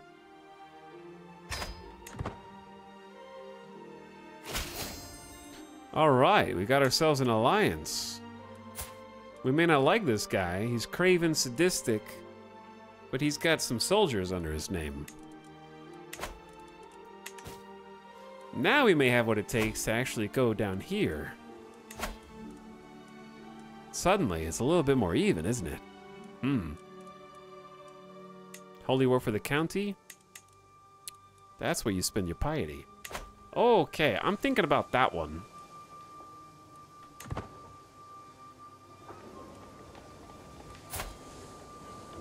Still feeling fine. All right, how long is this going to take?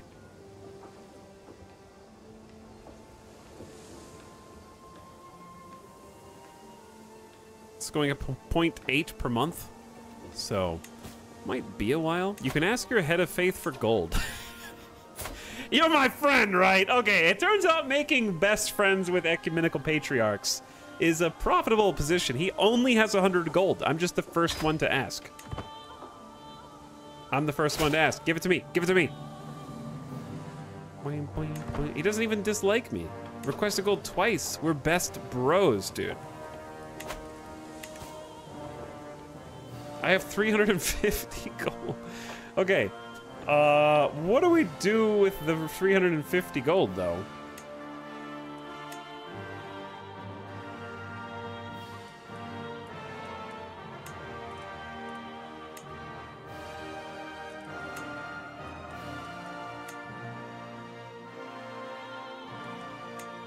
I could hire mercenaries, yeah. I want to do buildings. The problem is they're freaking expensive, man. For like 0.4 extra gold.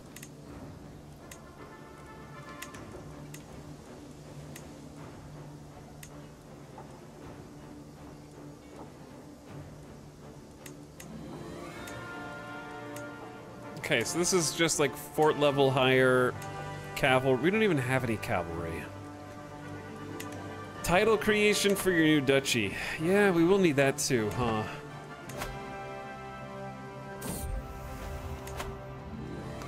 How could my son Sergios and his half-sister Laughlin be lovers? Yet the letter my spies intercepted describes encounters no man should ever have with his sister. Huh.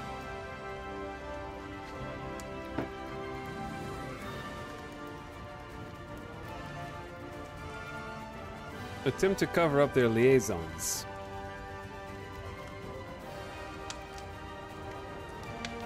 The world will know their crimes against God. Imprison them for disgracing House Spartanos. This is an act of tyranny. The world will know their crimes. I am zealous. And that is what a zealous person would do. You can lawfully imprison your daughter or pardon them.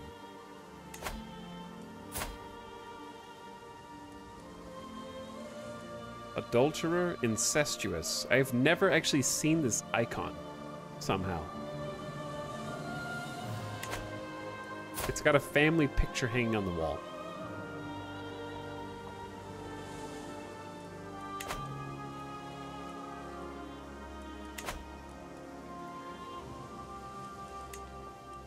All right, let's hire a court physician.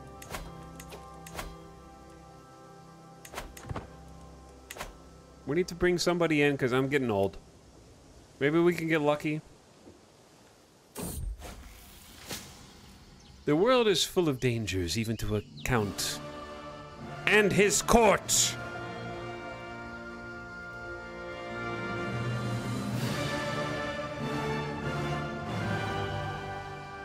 I'm listening to the soundtrack on. It's not the game. It's just Spotify. Ooh. I actually really love the learning skill giving you consistently good physicians. Novice physician and herbalist. Deceitful, but that's not going to affect you, right, Rodolfo? I have the money to pay you. You like me, right?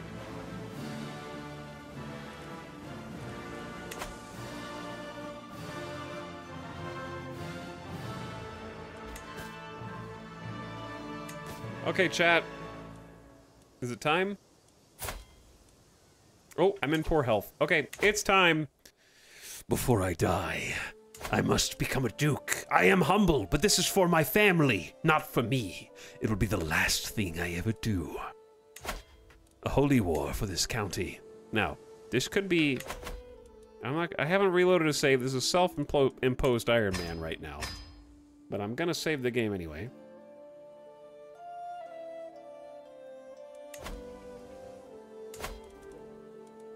We're gonna go back to back. Two duchies is better than one. But we just need the county, we can make our own. Ready? I'm sorry, Emir Jafar the Lion. The timing.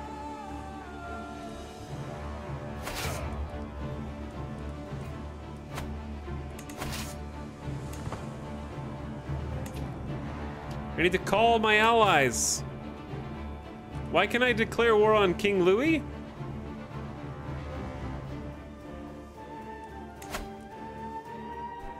I will spend some of my bounty of prestige to call my ally. He will accept in the Holy War.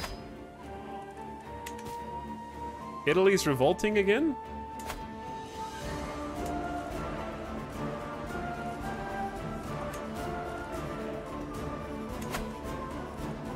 What's the Casus Belli? Oh, a Countia?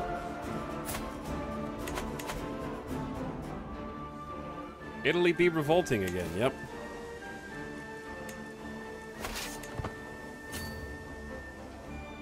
So the capital is here, but we may not be able to get there easily. Of course I will join you in this war. Our foes will learn to fear the men of Dyrrachium.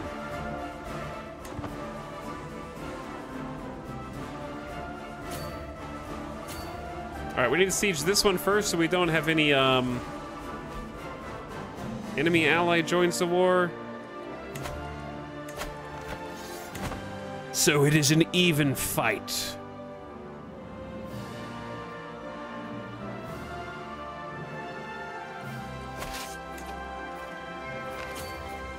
We will wait in the hills. They have 2,000 strong. We will temporarily retreat to Salerno while waiting for our allies.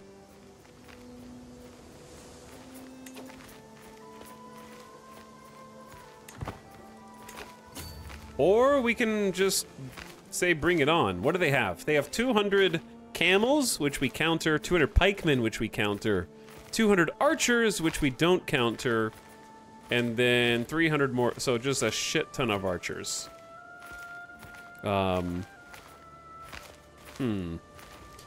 are we doing on knights, by the way?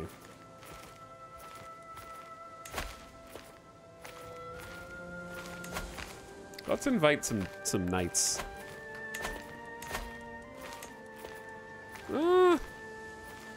We honestly have pretty damn good knights.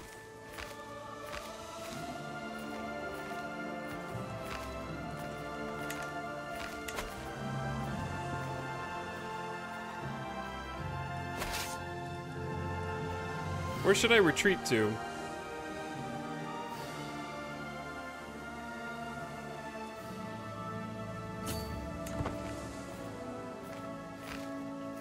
I think I just want to retreat just in case.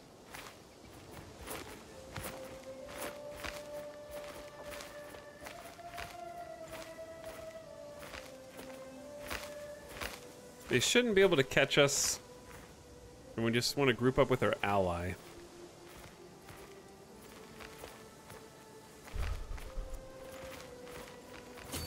Okay. So, we got a friend.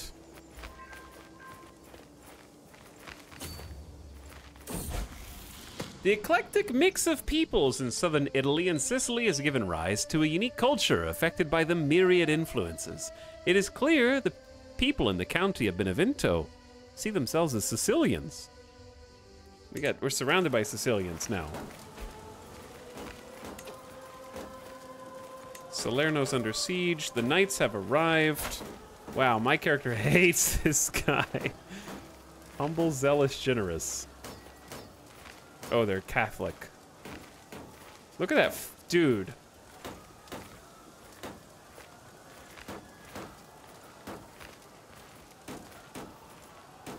Dude.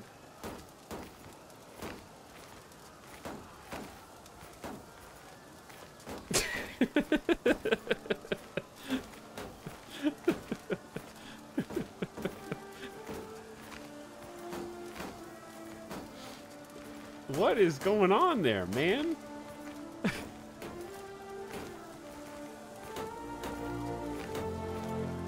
That's a civilization character.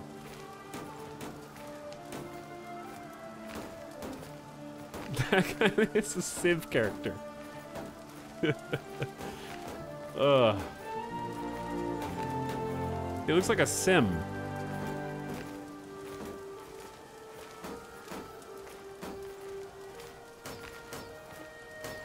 Oh, they're hideous. Okay, that makes sense.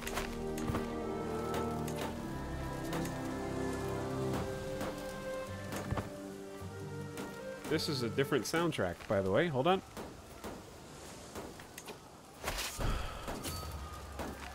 Alright, we go fight here because we're going to be followed by the allies. Let's do this. Which I think chat will like.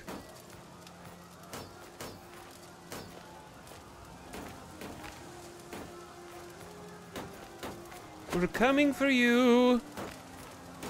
Oh, you're running. Interesting. Yes, interesting. Oh no. It looks like you've been cut off. Did you get a little overconfident, perhaps? I will force a fight in the hills? Wait until the rest of the gang shows up. All right, we got 2,387 in the preparation phase with a really good commander. They do have some bowmen, but we have the hard counters. Chat, what are those numbers? Pray tell. My armored footmen have 1.85 billion power.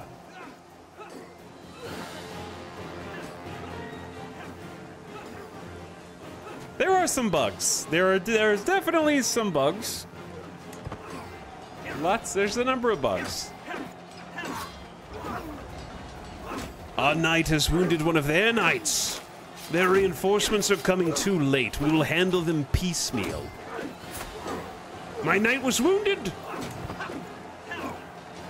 All right, we are now in the late battle phase.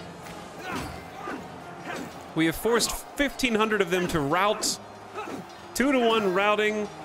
This will hopefully be a decisive victory.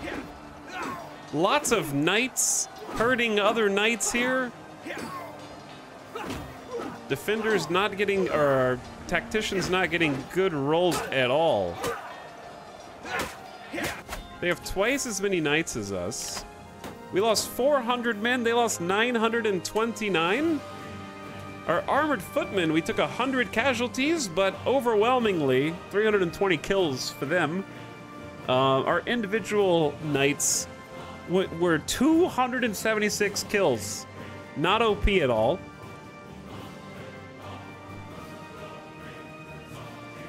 Pikemen countered the cav very nicely. The levies got mopped up. Unfortunately, that's what happens to them. Where are their levies? They lost 500.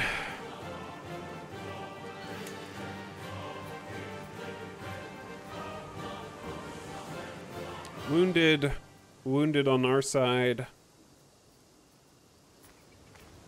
Wounded on their side, wounded on our side, wounded. We didn't kill any of their knights. Okay, and now we have to follow them.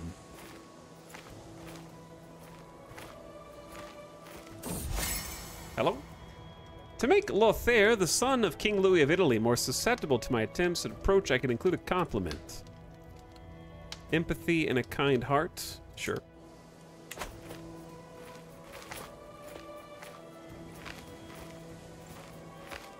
So the armies did scatter and retreat because they were different armies. They enjoyed the letter that I wrote. See, chat, they're already done retreating. Okay. I will simply chase you down and fight you here, I guess.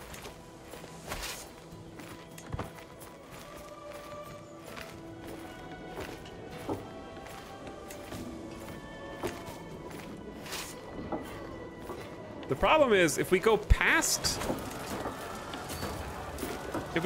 this, I'll lose 25 people. Because we're going past an existing fort, so there's attrition. I think it's worth sacrificing 25 people to get them in a guaranteed battle here with these 500 and try and like capture some people.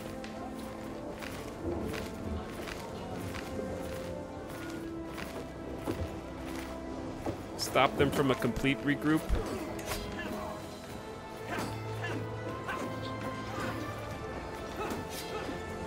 Yeah, okay, like, I mean, I know they're taking to the seas, yes. Dude, I just want an expansion and the free update that changes how people embark. Embarking from any coastline is just OP as hell. I think it would make the game so much more strategic and interesting logistically if you actually had to go through some kind of port system. And that would actually make land-based choke points meaningful instead of this, like, I'm just gonna go around. They can just go back cap. And then once they get in the water, you can't do anything because there's no naval combat, right? It's like, the water is like a weird, safe place. We did, however, wipe that little squad out. But that's pretty much all we can do.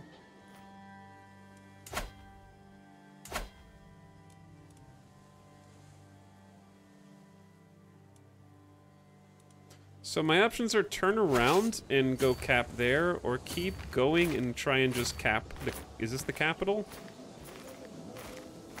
Well, we need to cap our, the place that we're actually fighting over. So let's just go here and try and siege this. I feel like they're gonna try and just back cap siege us, and it's just gonna be a siege race.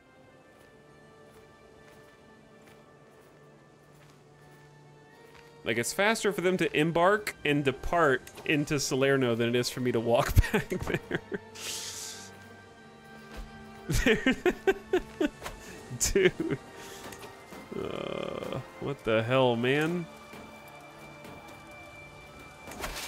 After we just defeated them in combat, too.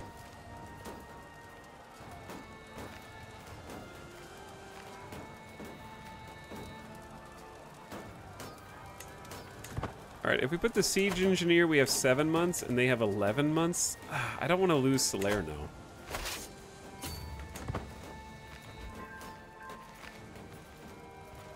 So we need to go back and beat them there.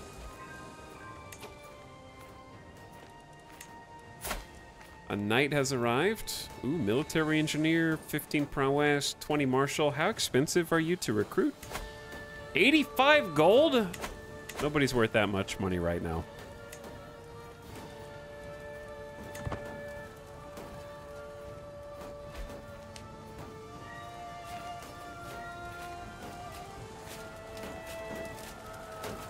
Now the battle is potentially even somehow.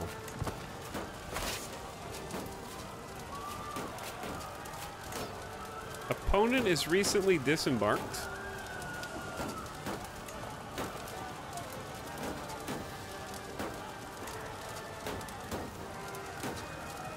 more commander traits, but are we not fighting defensively? Why don't I get a defensive bonus for fighting here? We're in friendly lands.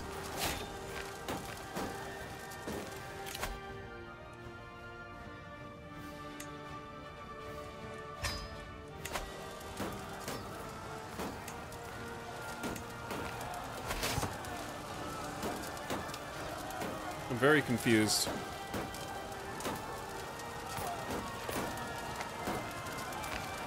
That doesn't look right at all. Higher quality is the only one? I think we should win easily, but I'm not really sure if it's showing all of the bonuses.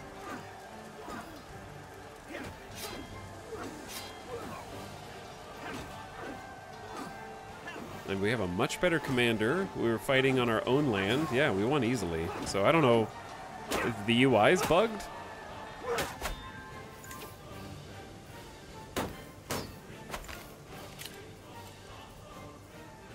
We lost 164 to their 560. Armored footmen trying to carry again. Pikemen doing okay for themselves.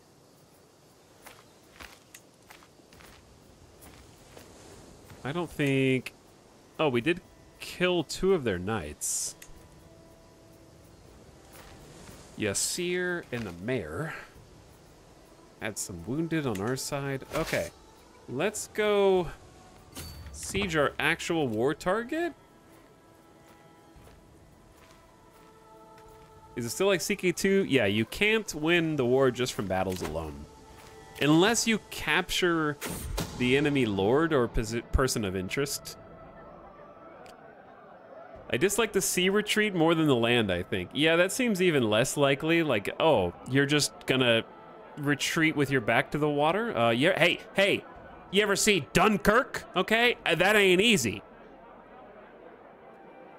But apparently it is. My spies have informed me about a hunter causing a ruckus at the local tavern. The man has been spending large amounts of gold and bragging loudly about the great deal he struck with a fancy lord in pearls and silk. Apparently he drew a map of the local farmlands for an unknown nobleman. The spies think the lord must be scheming. That idiot belongs in my dungeon. He's a known criminal. You can imprison him.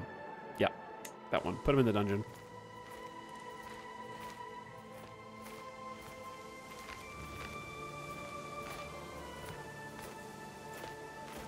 All right, we're at war for... Oh, hello? Gregorius! My dear friend, I was once again reminded of your victory against Guafa, so I decided to write a poem about your triumph. Grand Ecumenical Patriarch Polycarpos says, The Mace's Song, a work of poetry dedicated to Count Gregorios' victory over the cloistered Guafa, written by Gregorios' good friend, Ecumenical Patriarch Polycarpos. Where other men speak silvered words, he leads soldiers in iron herds. His subjects prove grateful, for if they are not, they'll soon see on which side they have fought. Thank you, my friend. I will keep this poem close. Only God deserves such praise. He loses opinion. I'll get the song. Thank you. It was a good poem. Good job, friend. Thank you. Okay, let's put the fast siege boy in.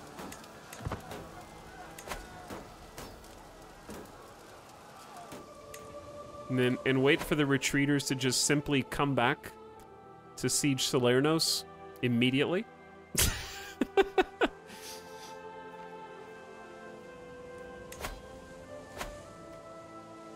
I do think that, like, there's so much potential for a combat-focused DLC that I can't believe it hasn't been done yet.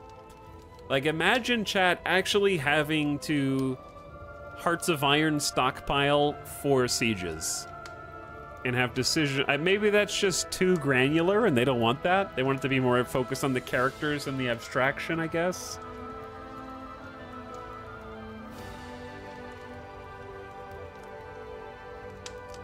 But like being able to decide how much food you have in stockpiles and how much you want to allocate to the actual garrison guard.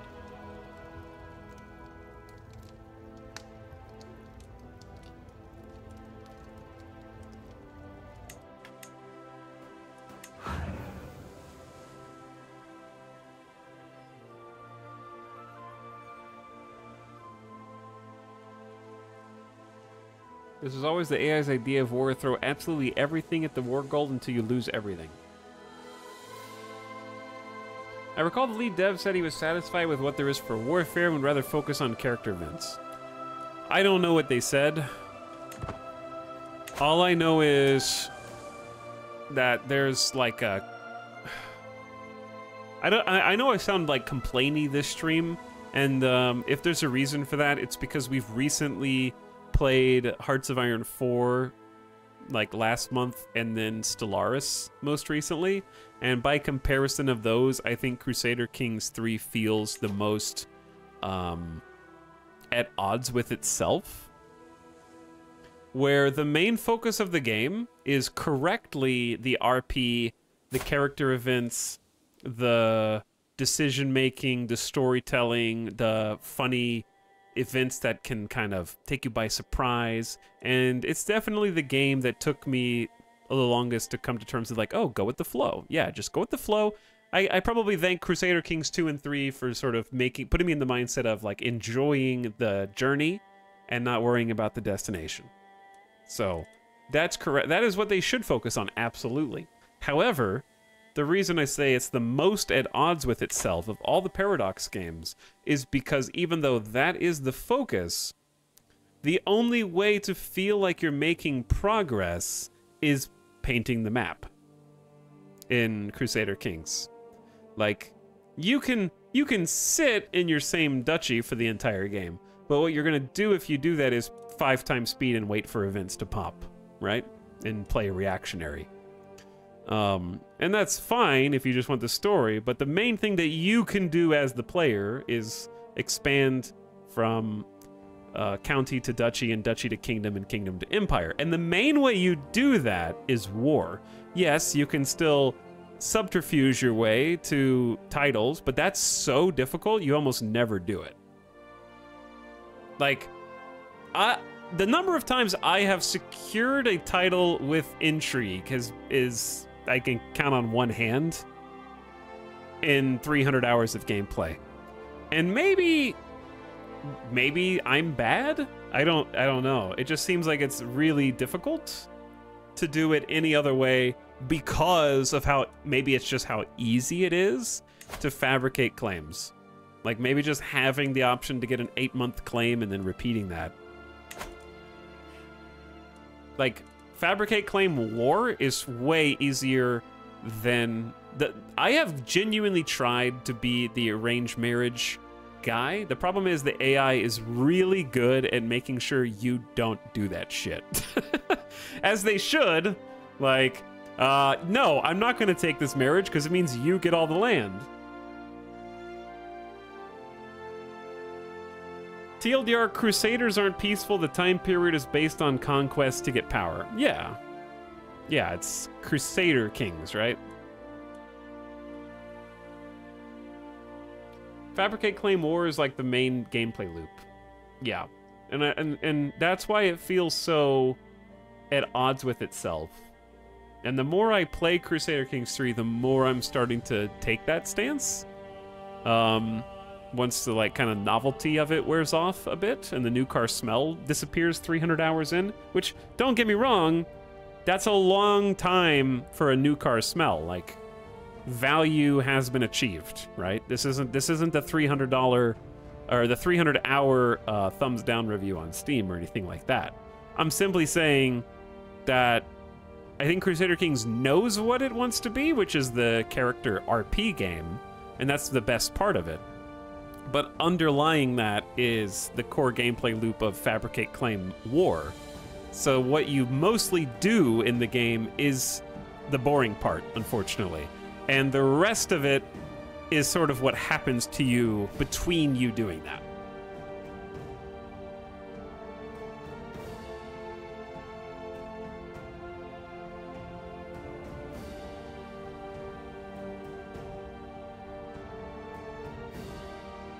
Intrigue needs a lot of setup, and war just requires one counter task. I think intrigue system, like if there was an intrigue and diplomacy,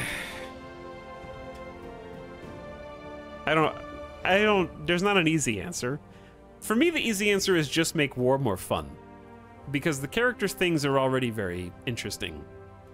If you choose not to make war more fun, then you have to make a lot of other shit more fun. Like, you have to do a full overhaul of intrigue, because intrigue can't just be click murder button and pay every single person the maximum amount of money to join your plot and then still fail because of the guaranteed 5% chance anyway.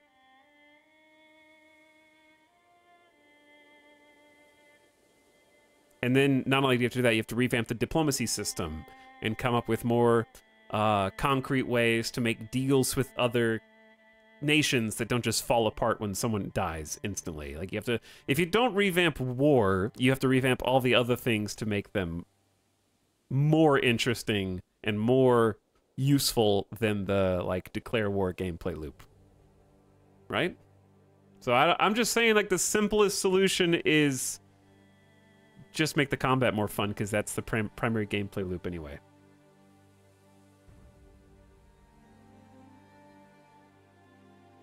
Intrigue path, fabricate hook, arrange marriage to get more land is also really slow. Yeah.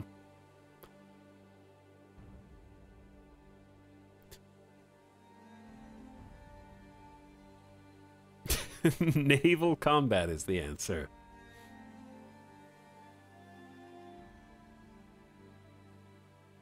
Like, I do think it's very fun when you're managing vassals and trying to keep vassals happy, and now there's activities to try to appease them or murder them or whatever.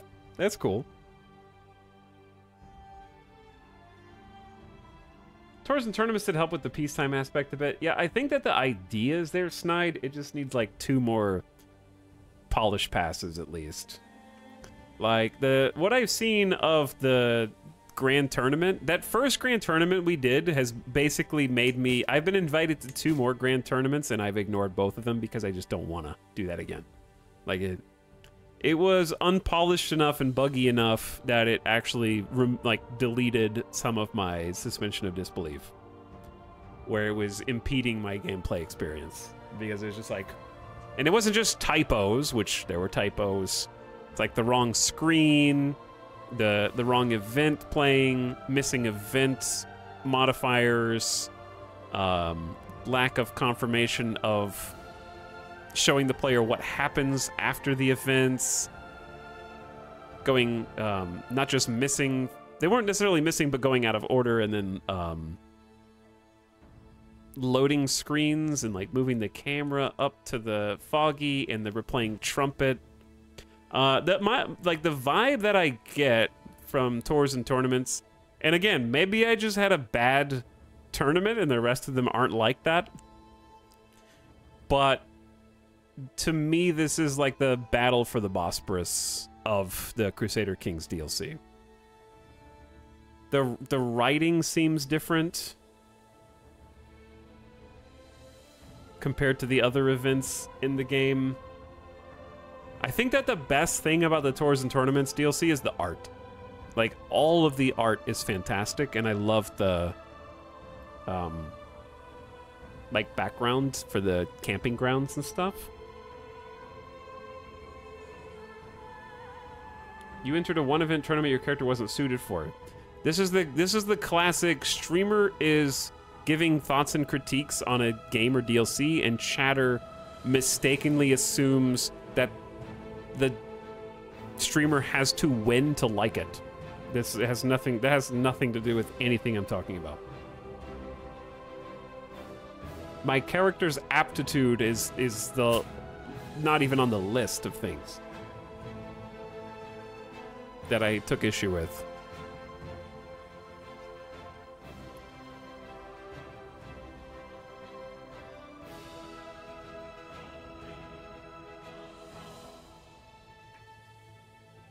I've done characters who went to like 10 tournaments in their life, and it really makes it obvious it doesn't have many events. Yeah, the quantity of events, like I appreciate how they've reformatted the feast and the hunt, and some of them are familiar, like I recognize the text, and that's fine. But I am shocked that of all things, Crusader Kings doesn't have a steady stream of event DLC. Like, in what world do we live in that Stellaris has more lore and story DLCs than Crusader Kings to add to the amount of text content. Like, text content should be the easiest thing to do, right? Pay writers, they write shit. I'll buy it. Like, event variety should be the last thing that Crusader Kings is troubled by.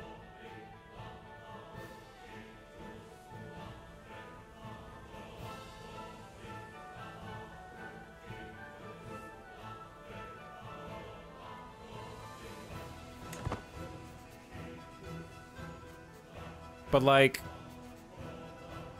citing like our Stellaris run, I'm seeing precursor event chains I've never seen before. Like, I don't think we've ever seen the Voltum.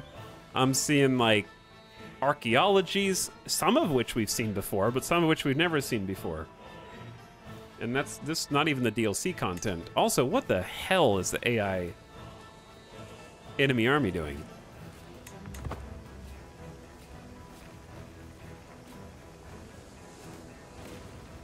I think we just have to stay on the siege and then go fight them again. I do like where the DLC is going. I want this Paradox game to go more character-based. Yeah, no, I think that the DLC is close to where it needs to be interesting and compelling. I think, like, we saw this same event twice in the same tournament. I guess. Stuff like that. I think it just needs, like, some a pass over the options the player can pick and the difference between them. And also, like, just a writing pass to fix typos, and then a pass to fix making sure events fire in the correct order, and the transition between events. And I think those little things that's just like bug fixing and little polish will help tremendously. And then after that, I would love to see for a $30 DLC there to be more. It doesn't have to be more events. Like, one board game event is enough, but having that have different text variations, like different feast variations, different hunt variations, that kind of stuff. Like, when I've done one, I guarantee if we went to another board game event, it would play out the exact same way. Which is the opposite of what you expect from Crusader Kings. You expect it to surprise you.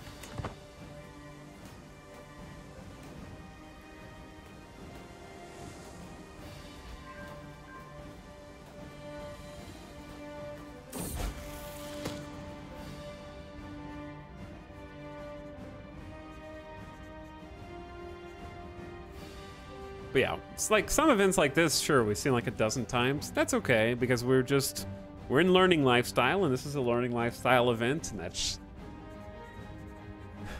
that's fine. Regional flavor. Well, they did a ton of shit for Iberia, and then like the Iberian DLC was really fun. I would like, they're doing Persia, right? Maybe the regional DLC for Iberia was quite a fun spin on things, I thought. But it's odd that the DLCs that are focused on flavor seem to have the least amount of flavor. Okay, when I say flavor, I mean like the traveling is cool, the touring is cool. I don't mean like visually, I mean like from writing. They have the least. Like, the flavor DLCs seem to have the least, I don't know how to say what I'm trying to say. The least variety. I don't know. Like, okay, a DLC that's entire thing is, here's a shit ton of events, then I expect a shit ton of events. Right? That's what I'm trying to say. So I don't think my expectations are too high, because that's just what's on the box. Like, on the box, here's a ton of events. Okay, I want to see a ton of events. Here's the same event twice within the same activity.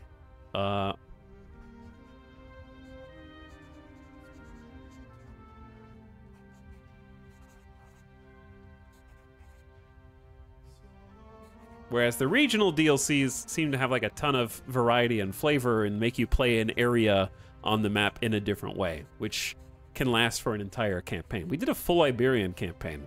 That was a lot of fun. You got Northern Lords, seems deep. We didn't play, I haven't played a Viking or in the North, but Northern Lords is pretty well received. We just need a lot more DLCs like that, I think. And just have each region be specifically flavored.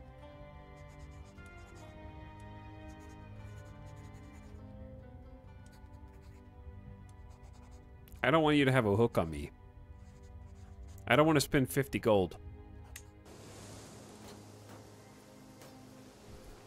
We did play a Viking. Did we play that for Northern Lords, though? Was that before Northern Lords, or did we do that with Northern Lords?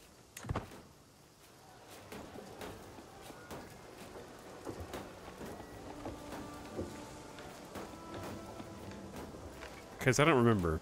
I just remember it was a fun campaign. That was with Northern Lords. We played Vikings in CK2 as well. We did do the Isle of Man Viking game.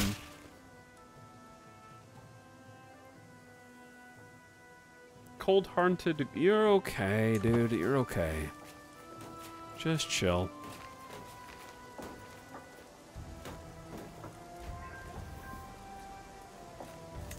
That is our war goal, but it was not enough to get us...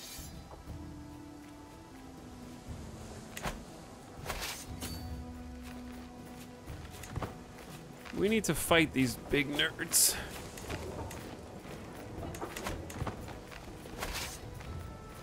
In the open field.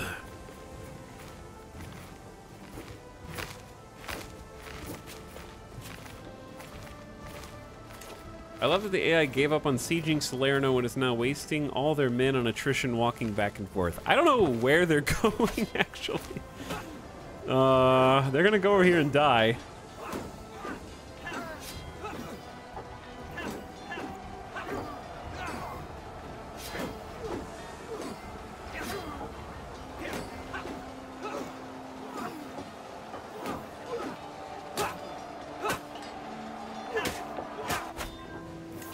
And then run that way. We lost 200, they lost 500.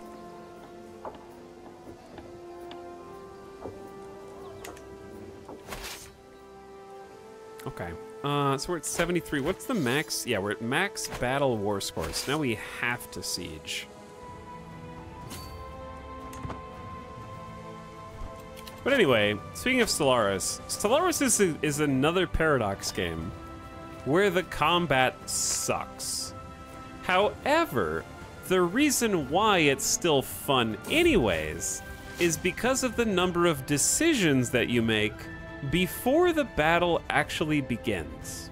Like, the physical smashing of the two giant forces together and then watching them do their laser light show isn't, like, you don't do anything, right? You just tell them to go there, they fight whoever's there, they either win or they lose, or you click the retreat button, right? Those are the three outcomes. However, the ability to, like, customize all of your ship designs and upgrade them, the ability to set up defensive choke points and customize your stations and upgrade your stations. You have all these tangibles. You're choosing what researches to take that may or may not buff your ships outright or give you some other ways to handle being in war in the first place.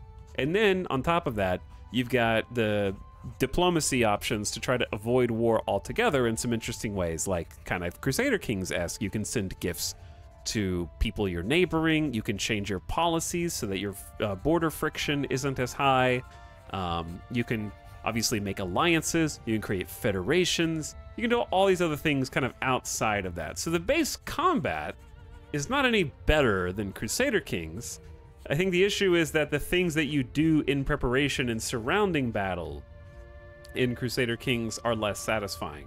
And those are the things, like, I'm not asking for a Total War Warhammer 3, get on the battlefield and command all your troops hands-on. I'm saying, like, more customization of the decision-making process leading up to the battle is what I want to have, like, a major pass. in Crusader Kings. More than just, I want maximum armored footmen. I want 500 armored footmen. Okay, there you go. You're done. And then you choose your knights, right? Those are like the two decisions that you make. And they've added one good decision, the garrison, where you have to pick a place to garrison your special troops to get bonuses. And there's a couple buildings that can loosely affect them, but that's like 2 or 3 things total that you're choosing. Having more surrounding that, I think, is what would make it more hands-on and interesting. Does that make sense? Retrograde was about to throw hands.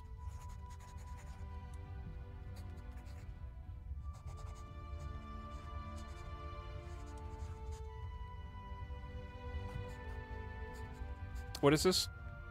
An autopsy? Let me have a look.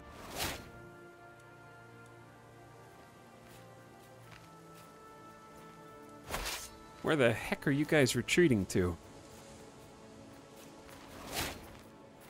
I lost the trait Zealous. What? I did not read that closely enough at all. I did not read that event closely enough at all.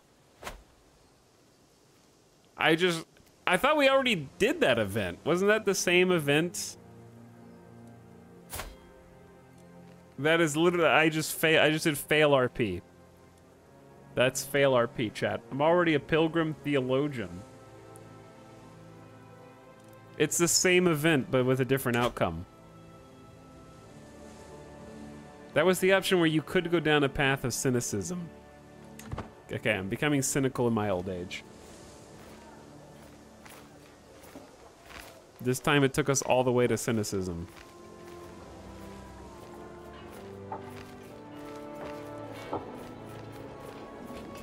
He's losing perspective.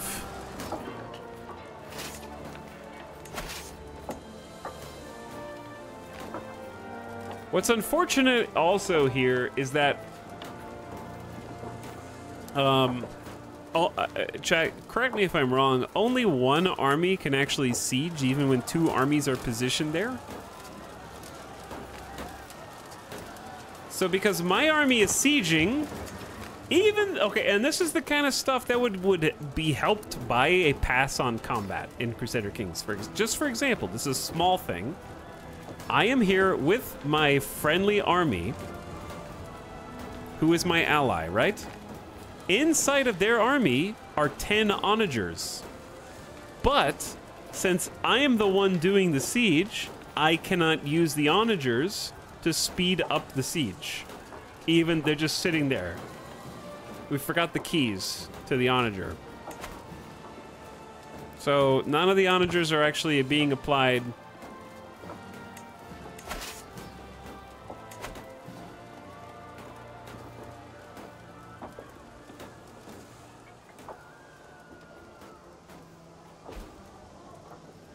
Oops. Did we leave? I think they are helping. Okay, I'm wrong. I will now delete my Twitch channel as an apology.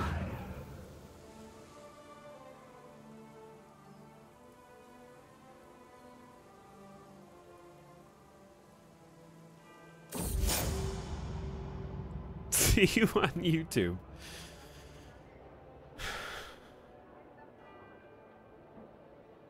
Hippolytos, my friend, frets all through the day, evidently attempting to find the right words.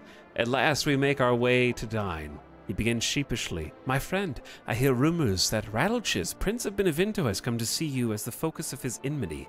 I think I thought that it wasn't applying because we... Like, I assumed that onagers were more helpful than they are. Like, these are still 7-month sieges, even with our siege general.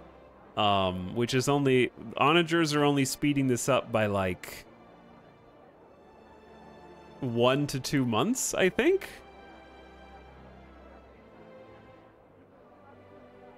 So maybe onagers have been nerfed, because I swear they used to be better. But yeah, I'm wrong. They are helping. What faith are you? Orthodoxy.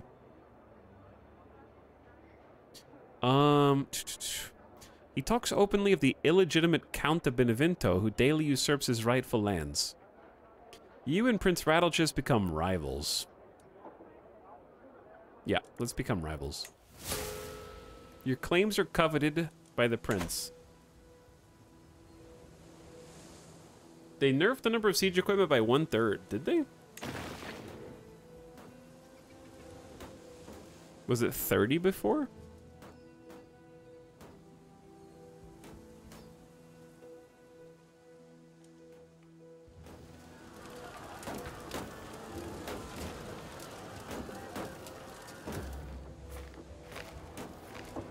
Are they gonna come kill us in the open field after I've defeated them 3 times?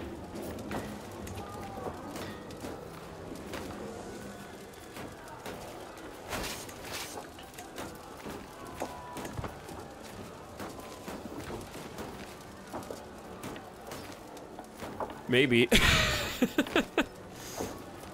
Owner is slightly in debt. Who? Who? What are these tooltips, dude? These are not accurate. I am not in debt. I have 385 gold in my coffers. Oh, they're in debt. They're in debt. Also, who... Why is this our commander?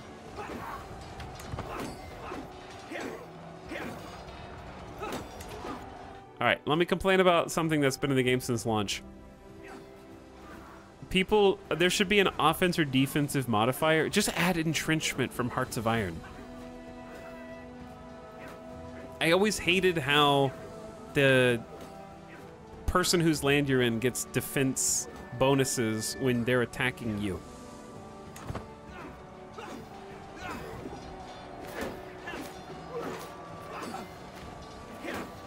See? There's the rest of our, oh wait, no, they just appeared because we already beat everybody else.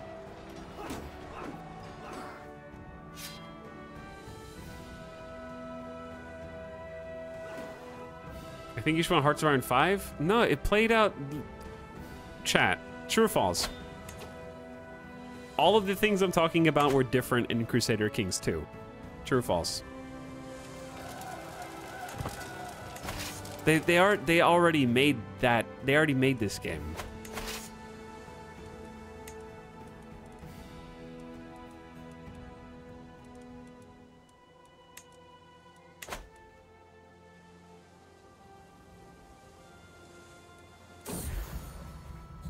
A prisoner in my own body.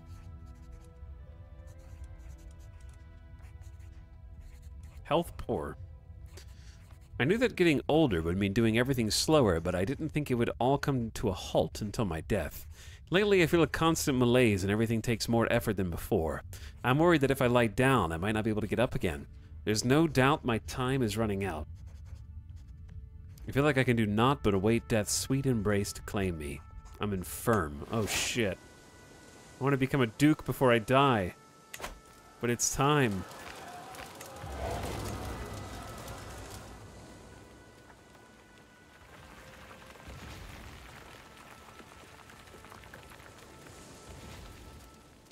There's a little breach. Apparently we won the siege. That just jumped really fast forward.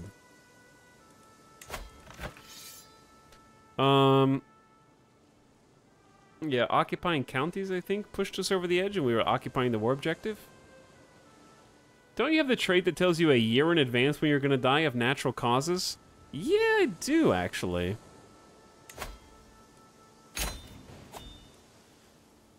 My title now.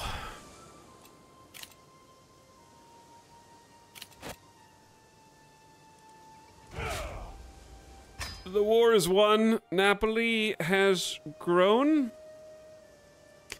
And before I die, I will become the Duke of Salerno. It's not cheap, you're right.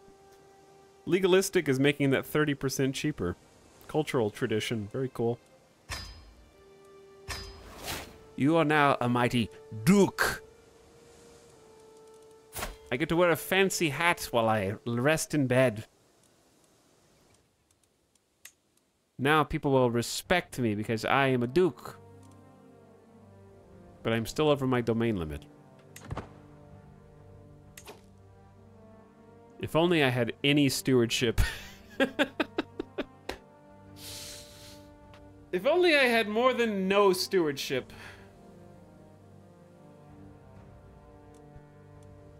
How much stewardship do you need? Let's just actually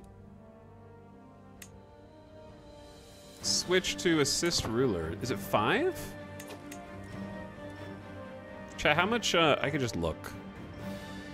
6 points of stewardship is another domain limit.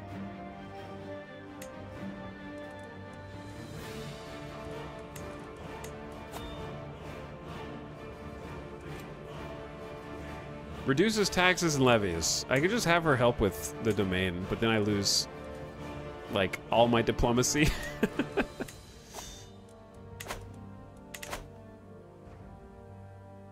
I thought it went up after becoming a duke too, Roof, but it doesn't seem that way, no. I was also thinking that.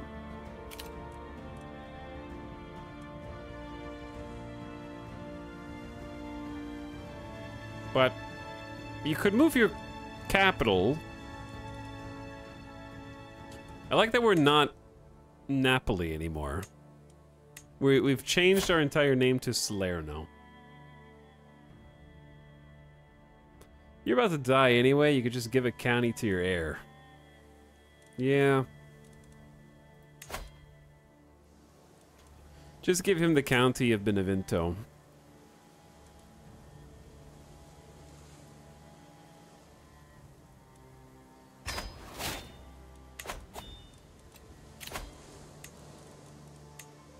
Counselor Rodolfo, you're in.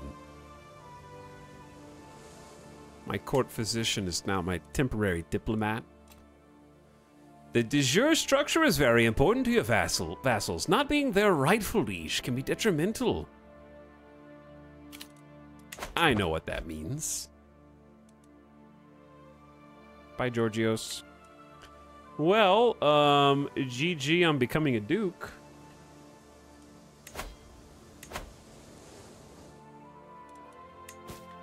You can lawfully imprison your daughter. Oh yeah, we have people in the prison to ransom still, huh? For 30 bucks, not bad.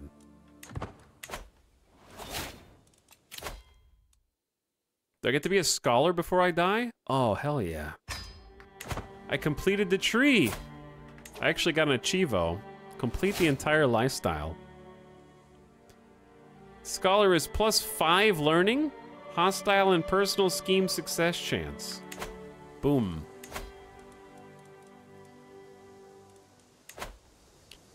I need to... I think I want to go with the lowest control area, and then the others will steadily go up while this one is trying to accelerate. Yeah, they changed it where you get achievos now without being Iron Man. I think they realized that achievos aren't that serious, actually. And you can just have fun.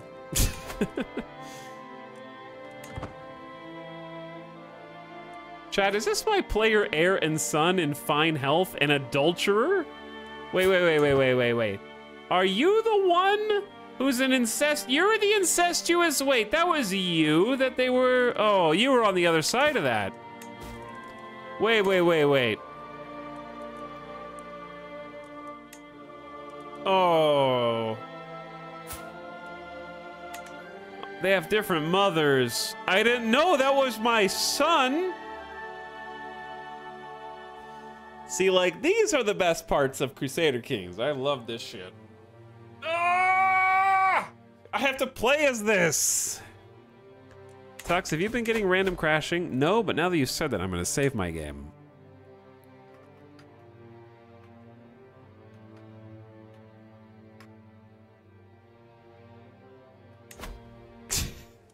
You love this.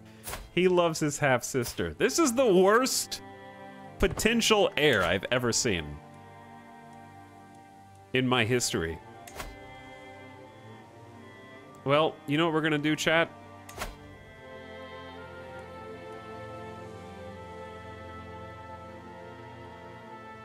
Feast. Wait, no. We're not gonna feast. I like doing a celebratory thing for... I guess we could... Dude, that's gonna break the bank. Oh yeah, I was gonna do a building. But the problem is, I don't know where to build. Because... I'll explain in a minute.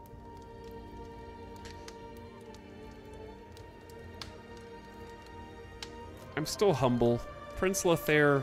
Wait, do we hate Prince Lothair? Okay, me. I'm the coolest. I am the most noble person you've heard of. Okay, anyway, here's the issue with building. So Salerno, I am the Duke of Salerno. And right now Salerno is united because it's all mine. We're not having to share this with anyone else except our son, right? He's my count, technically. But it's all gonna go to him. The point is that if we look at the de jure duchy titles, the capital is over here, and the only duchy we have is over here. So if I build here, but we never get this duchy, we're kind of wasting our time.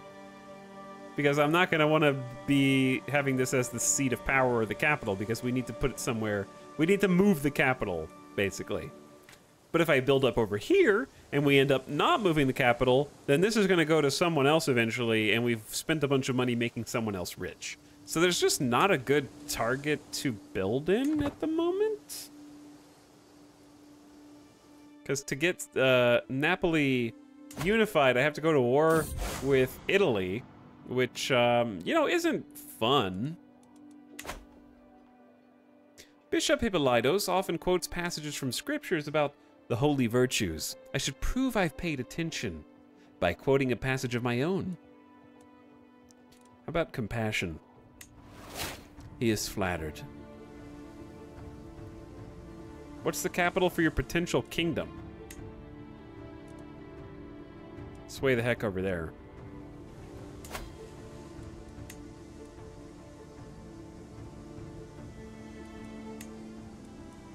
Salamid.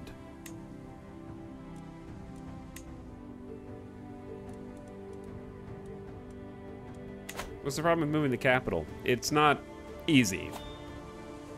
It's an entire ordeal that you're only allowed to do a limited number of times. And there's a very long cooldown on it.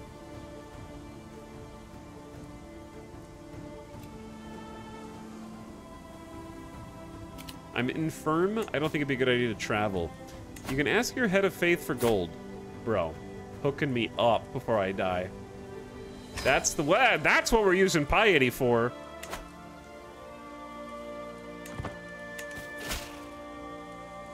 Praise Saint Matthew. Here comes a tax refund.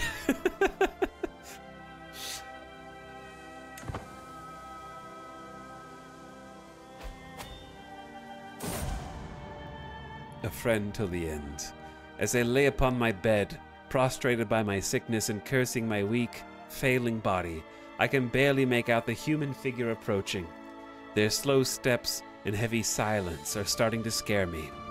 They must guess my unease from the faint sounds leaving my mouth and the jerky movements of my hands. For their steps turn hurried, and soon a warm hand is holding my own and a familiar face enters my field of view. Hush, Gregorios. It's me, Lucas. Oh, how it pains me to see you like this. I wish I could do something, anything, to ease your discomfort. Chat, I forgot that I was bisexual. So, please, stay with me, Lucas. Stay with me. I can find something that you could do to ease my suffering.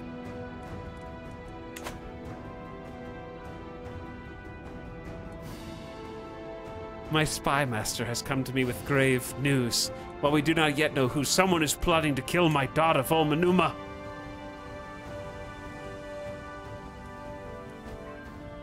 We just found $105 in taxes. Dude. I'm like infirm, stuck in bed, but I want to do like a big event.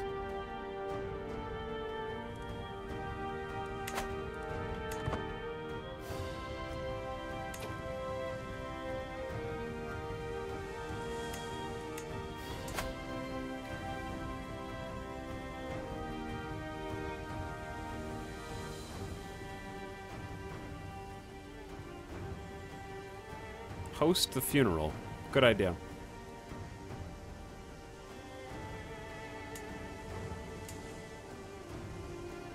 The locals are pacified. They're Sicilian and we're not.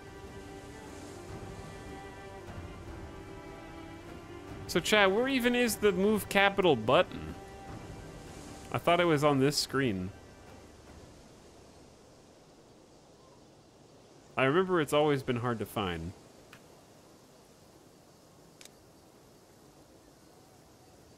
Next to the name. The crown thingy. Bro. There's, oh, it's not this name. This name. Dear God. Yeah. I even know what screen to look at it, and it's this tiny button. Make Salerno the new realm capital. It is the de jure capital of Salerno, making this move allowed even if the capital previously moved. Yeah, I lose my buildings, I guess, is the bad thing. There's also a university in Napoli. I think I don't want to do that. Longer term, I would probably just rather figure out how to go to war with Italy to get my actual, like, home duchy title. Can we build a university there? No.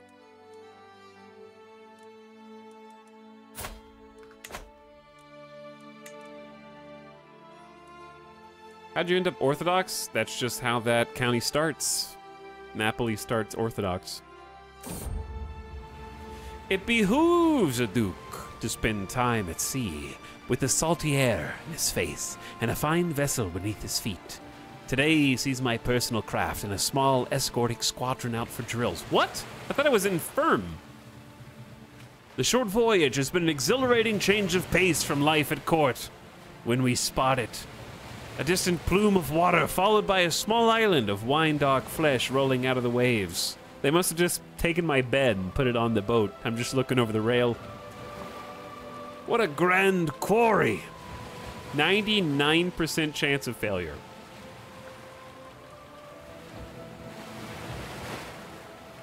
A creature of fearsome majesty. Leave it.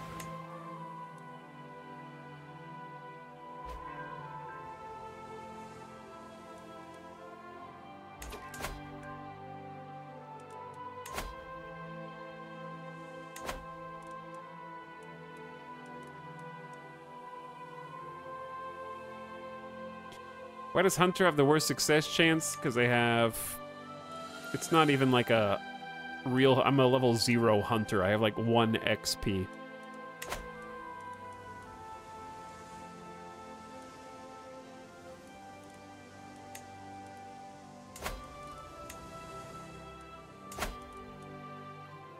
What's up, nerd?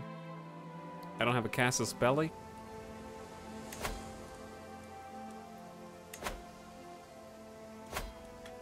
Watch this.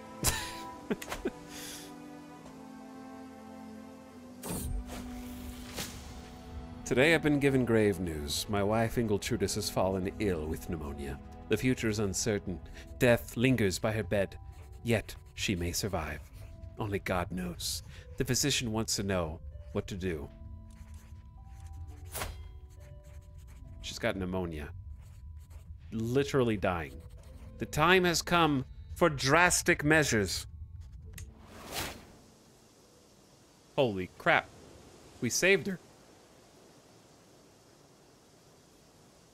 We figured out the cure to pneumonia at 903. Chat, my player Air just got a divorce from the arranged marriage spouse that we set up. Don't tell me who he's gonna try and get married to.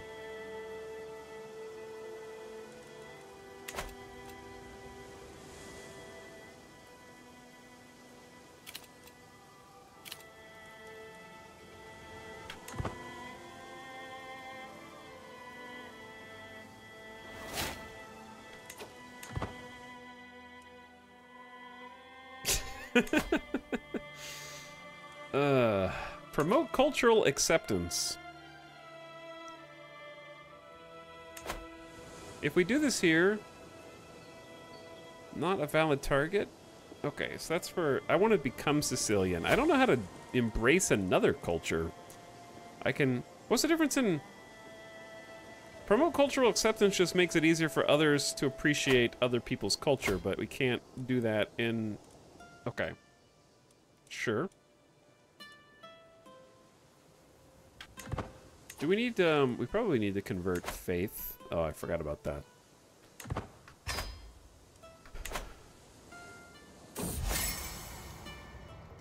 It has come to my attention that local commoners are moving to province. Too bad. We don't really need to sway that guy anymore. I've just been... Oh, are you an adult yet? But you can't get rid of your dad, huh? He's your spy master? No, he's someone else's spy master. Duke Barilons.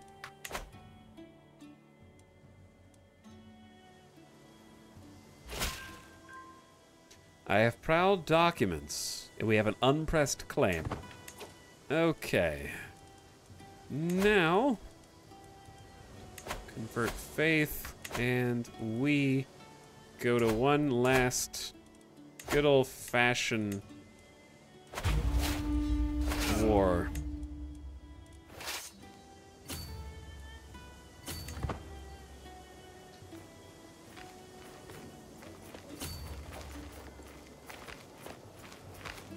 Yes, just walk into my territory. That's ideal. Thank you.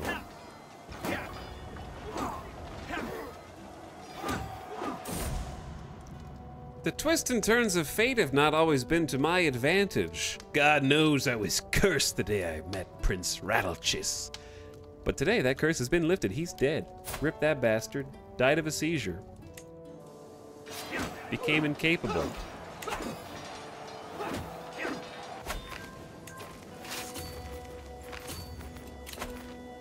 Did I just capture the enemy commander? We lost 50 guys. They lost 286. Oh, nice. Hey, sick.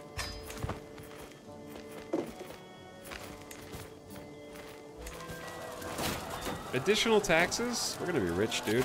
What if you don't have a perk? I don't care. I'm doing this for medicine focus. It's not about the perks anymore. We're just doing it to stay alive long enough to be a gamer. Your counselor, Georgia, sister-in-law, just died of old age. Spy master.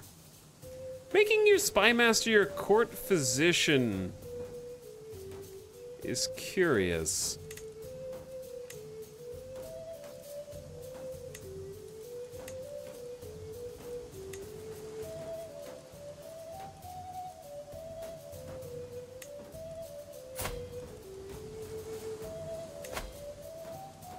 I will simply sway him before he kills me.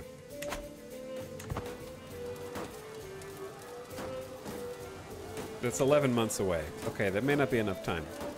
I think we just pay the man.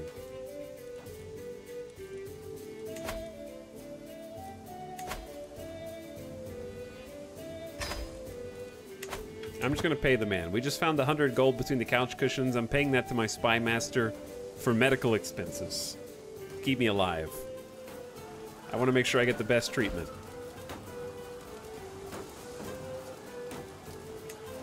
Alright, you guys siege me, I'll siege you. No problem.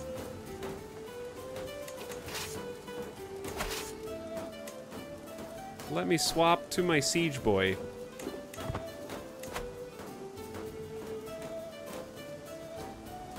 I'm sure that I will finish the siege before you finish your siege, and then I will come kick your ass. Oh, they have onagers. Oh, that may be a small inconvenience. Oh dear.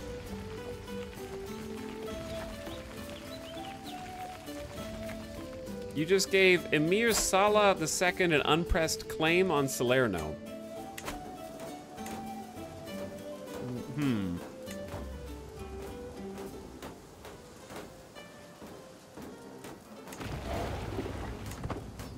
We might have our capital sieged. Uh-oh, chat. I gotta win first, chat. I gotta win first. That wasn't enough.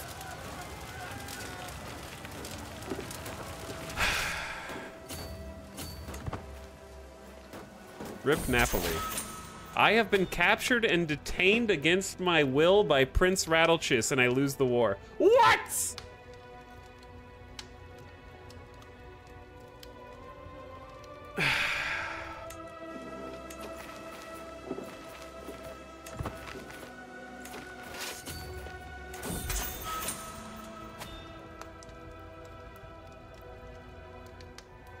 Rip Bozo.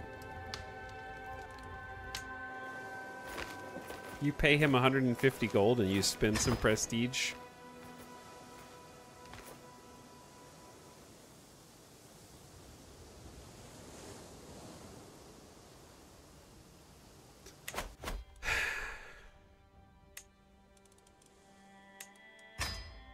It do be like that sometimes. It do be like that.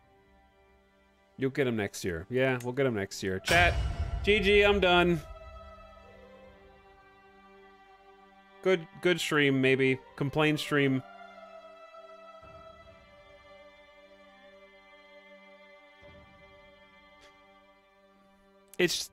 I lost fair and square.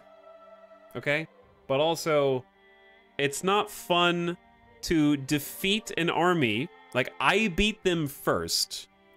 In the time it took me to beat them, go one tile over, siege, they regroup, run all the way back to my capital, and finish the siege before, like, I don't like the gameplay of having to go, I beat you, but then they run over there. Okay, I'll cancel my siege to kill you again.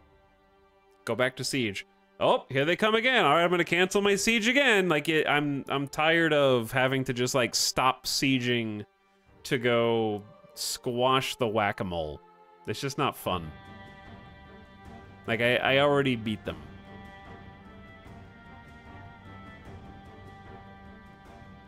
Explain to me logically how you meet an army anywhere and they retreat with their onagers still intact afterward.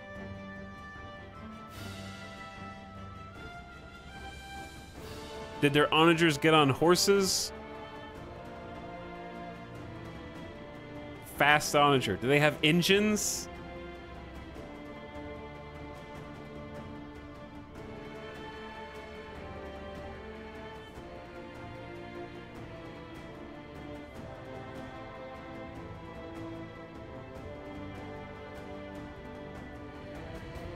Your character was also imprisoned in their occupied capital, by the way.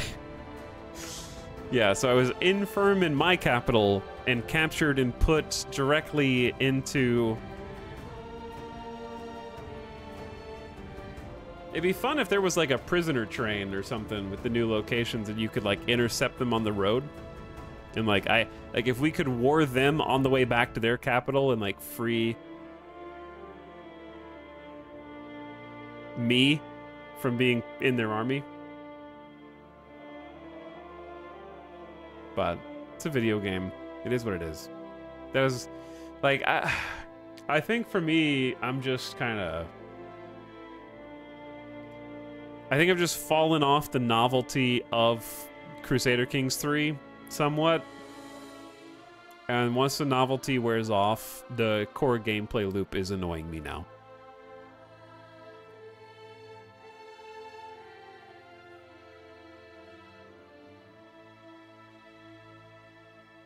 Like, I've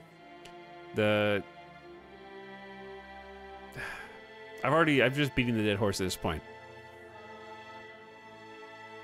I'm just bored of fabricate, claim, go to war.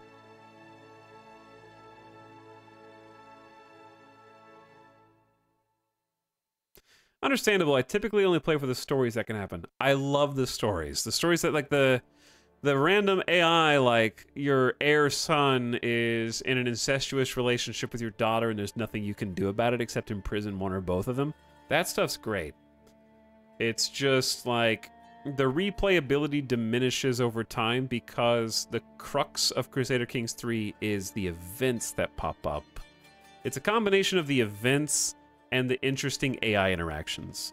And I would say this far into Crusader Kings, the events are no longer new, and there's not enough new ones in the DLCs to spice it up enough. So the only thing you're left with is seeing what the other AI characters do around you. So when you start playing the game, there's 3 interesting things. The first one is, what can the characters even do that's crazy and interesting? 2 is, what types of events and storylines am I going to come across that are written? And then the third is figuring out what your gameplay loop is and exploring the bounds. Like, am I going to be focused on health? Am I going to be focused on military? Am I going to be focused on stewardship and building? And then over time, 2 of the 3 things become intensely repetitious. And then the one thing that's still interesting, the like weird AI character actions, are the most interesting part. But like there aren't enough events to keep things fresh, and there also isn't a core gameplay loop that is compelling. It's just watching like the fun AI. You have to give yourself weird goals, but that doesn't, just giving yourself weird goals doesn't change the repetitious nature of the gameplay that you have to do to achieve those goals.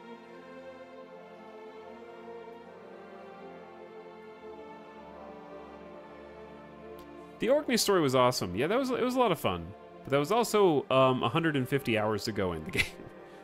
And I think the magic of Crusader Kings 3 is not, and 2 is not knowing where the barriers are.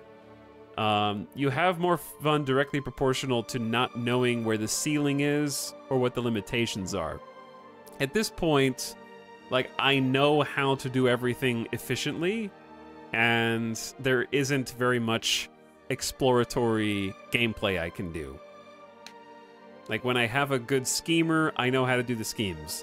When I have a good... Even when I don't have anyone who's good at war, I can still win wars. Like, us losing there was simple, just don't get captured forehead. But you learn what the ceiling is, eventually. Like, I know where the walls are. You feel out all the options. And the limitless gameplay starts to feel limited. If that makes sense. Regional flavor and event diversity would help with that. Yeah, it would help with that. I think it's just like a thing where you, early on, you don't know what's possible in the game, and then when you start to figure out what is possible, or like, I have 2 choices. I can do nothing and fast forward and wait for events, or I can go to war. You're often gonna pick the go to war just because it's there. That's what I was just doing. Like, it was like, waiting to die? Maybe a war to spice things up? So, and you might be like, well, what's different between that and the other Paradox games, which you often wait for things to happen? We've been playing Solaris recently, and what you do while you're waiting is, research is finished, choose a new research. ×3. There's always a new research to pick. Okay, you've got most of your researches. You need to change the configuration of your ships and your fleet. Okay, you've done that. Well, there's always something that you need to construct on one of the planets.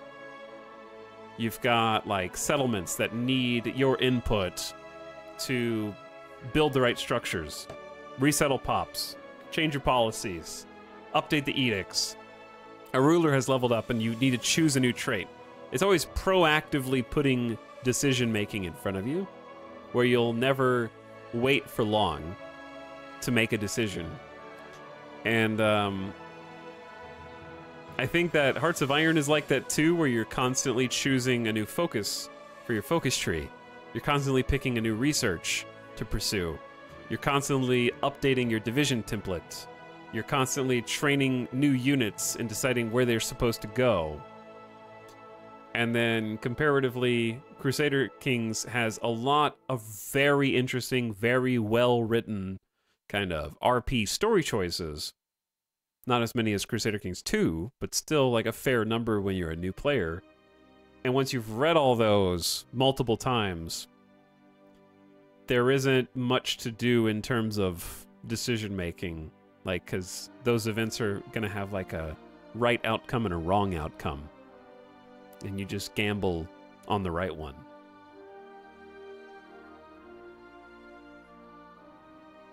Does that make sense?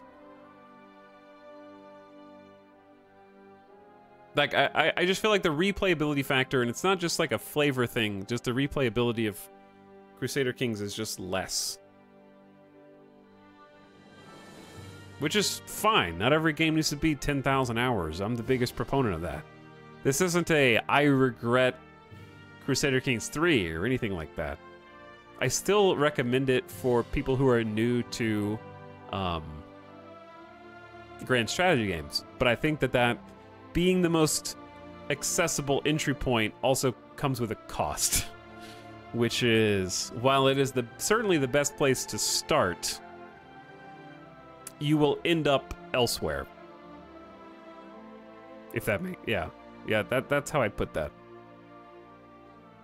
You don't have to defend yourself, man. I ain't mad. Well, that's the thing. I don't dislike it. I feel like I've seen what there is to see, even with the new DLC. Didn't shake it up enough. The core gameplay loop is still untouched. And I also think that's a place that Stellaris needs to be modeled. The number of times, like, I've been playing Stellaris since 2016. And maybe I'm biased because it was my first grand strategy game.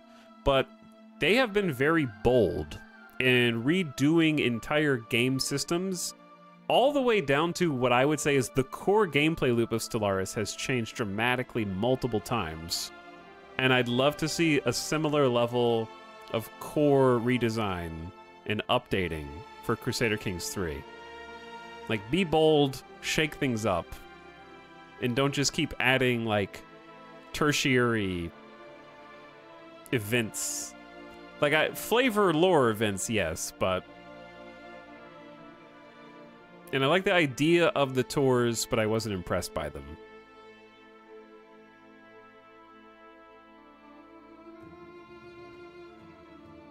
And I do think that, like, there's something to be said for... Oh, complexity doesn't always equal fun. And before this patch, Crusader Kings 3, you would take over as a new ruler, right? Like, your son is the ruler now. Throw a feast. Bring people together. They'll like you more. They'll have a better opinion of you. It's a great way to spend money to buy people's affection. That's really fun and cool the first time you think about doing it as a strategy. But now, each of the activities sort of has like 5 extra layers of complexity. Like, you just want to throw a simple feast. But to throw the feast, you now need to choose what is your objective for the feast.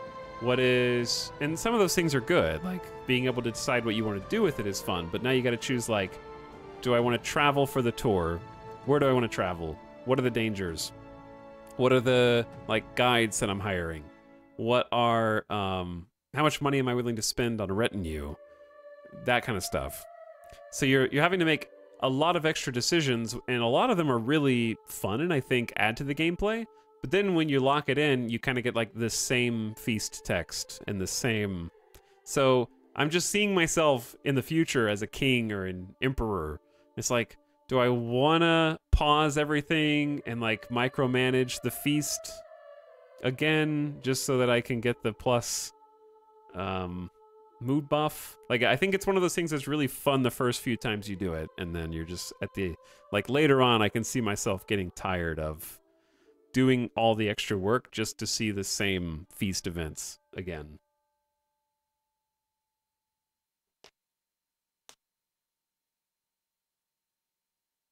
The music fits this conversation perfectly.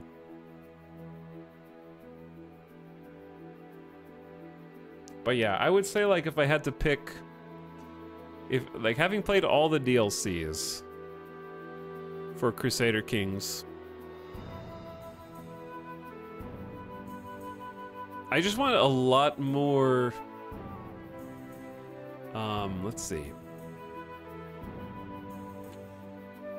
I don't care about the fashion ones.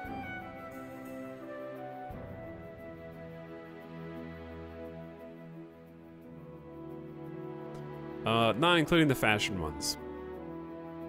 We got Northern Lords, which is 13 bucks. Northern Lords is pretty good, I'd say. Northern Lords is at least B tier. Your CK2 playthrough was some of your funniest streams. Yeah, but that's also because CK2 is wacky. Crusader Kings 2 is like it's I played it for about the same number of hours, right? Like, I can look at my Steam. We streamed CK2 for 233 hours. So we've played CK3 about 50, 60 hours more. CK2 is weird as shit. And there's so much zaniness that is kind of missing from 3. Like, but my point is that, right, we played for almost, like, this isn't a nostalgia place where it's like I've got 10,000 hours in Crusader Kings 2 and I'm holding it to nostalgia goggles. We played it right before CK3 came out. And I don't think I ever got to a point where there was, like, duplicates story. There were, like, very few sort of duplicate story events happening. So it just felt like I still don't. If we played CK2 again, I'd be like, I've never seen half of this before. I don't know what any of these things are. I think the weird backlash people had to the stuff from CK2 made them wary of doing it again. It was just unpredictable. Crusader Kings 2 is unpredictable in, like, a good way. And I think Crusader Kings 3 is very predictable, and the replayability is limited as a result.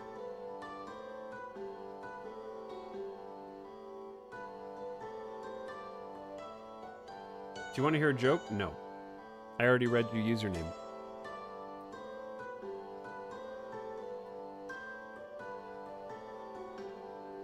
Oh, that wasn't the joke?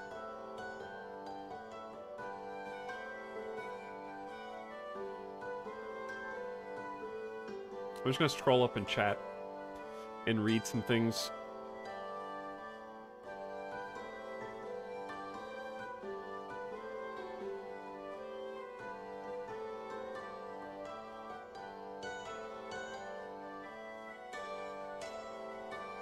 Oh, I was gonna say what DLCs. I got totally sidetracked.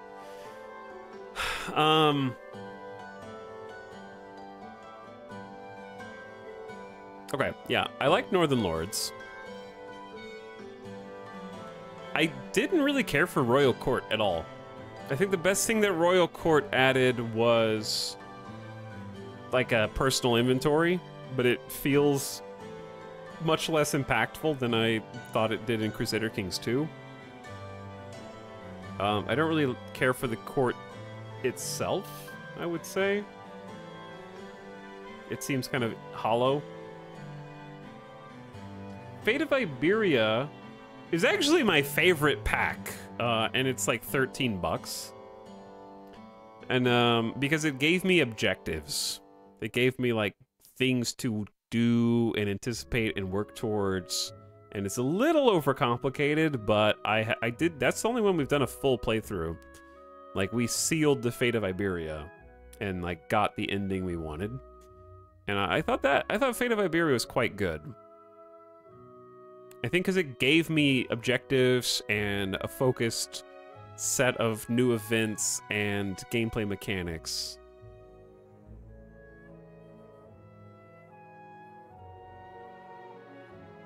Friends and Foes. I don't know why it's rated mostly negative.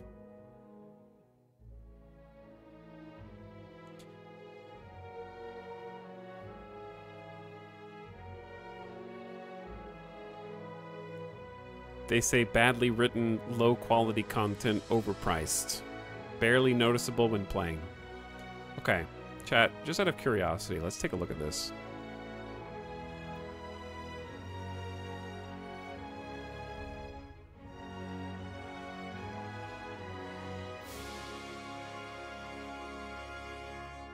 I'm curious if I've seen any of these events.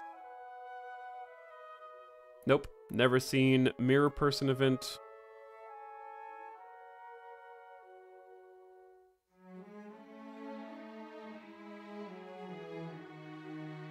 Haven't seen that event.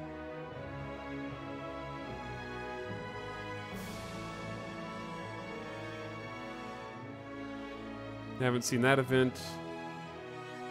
I'm not sure that I recognize any of the friend or foe events, like if we saw them, because I just see the same ones.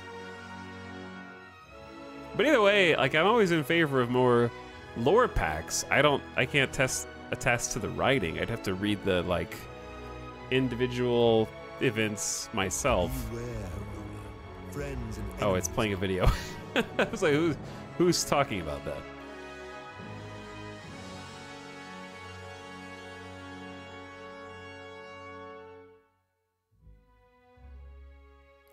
They increased the price of Iberia and Northern Lords with friend and foes, and that impacted reviews. I can see that. Mechanics-wise, it added the Family Feud thing. Ah. Is that what I think it is? Quirky Bones?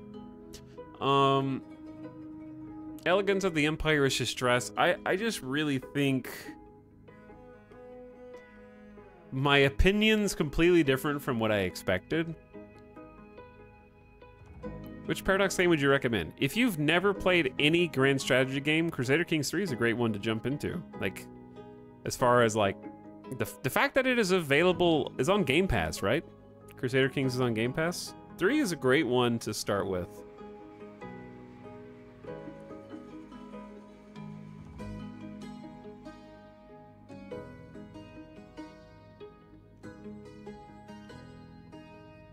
But,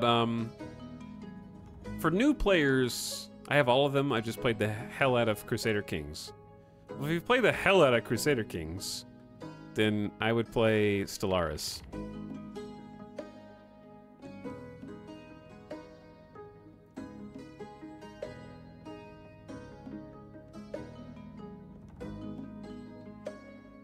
But yeah, like, I have the opposite opinion of what I expected, which was, okay,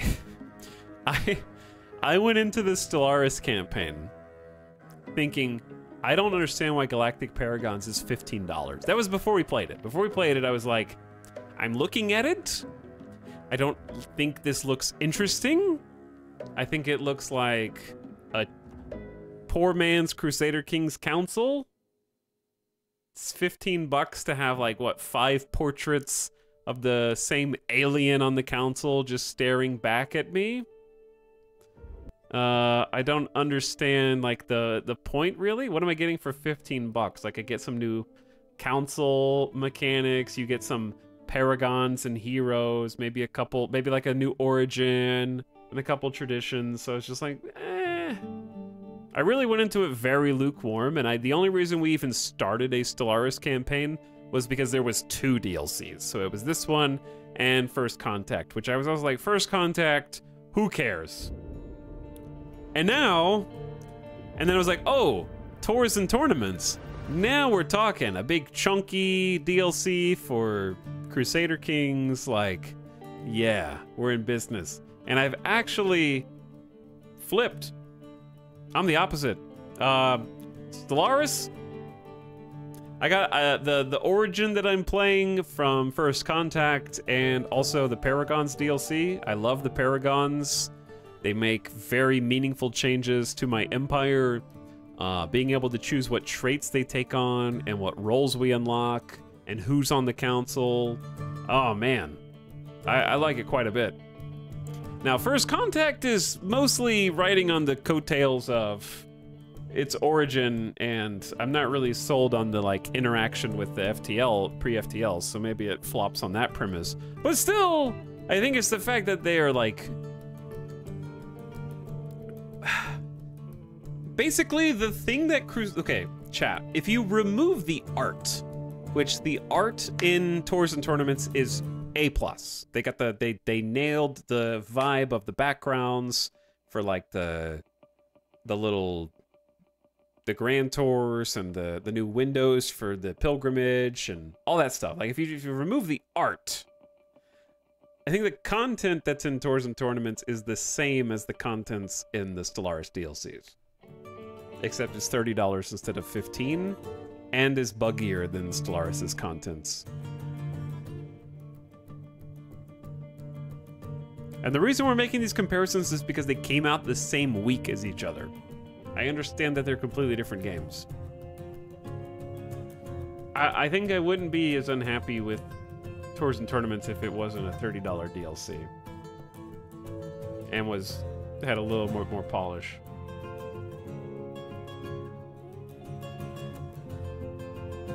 But yeah, I'm totally backtracking on the Stellaris, my Stellaris assumptions, and now I'm very happy that I got the DLCs that I thought were not going to move the needle. I really didn't think First Contact and Paragons was going to move the needle much for me, and now I'm all aboard.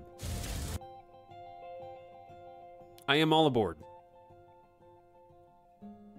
The Origin's fun.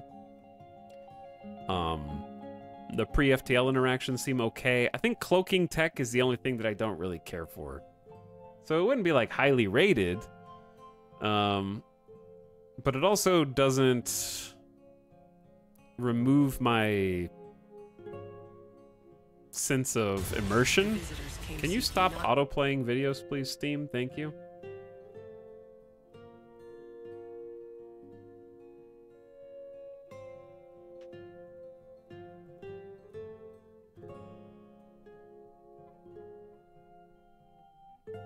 But yeah, the free update that came with Tours and Tournaments was nice. But yeah, I would say that I would still say First Contact is probably C tier, but I'm not upset. I'm happy to have it, if that makes sense. Like it's still, it's not like a must-have, but having it doesn't.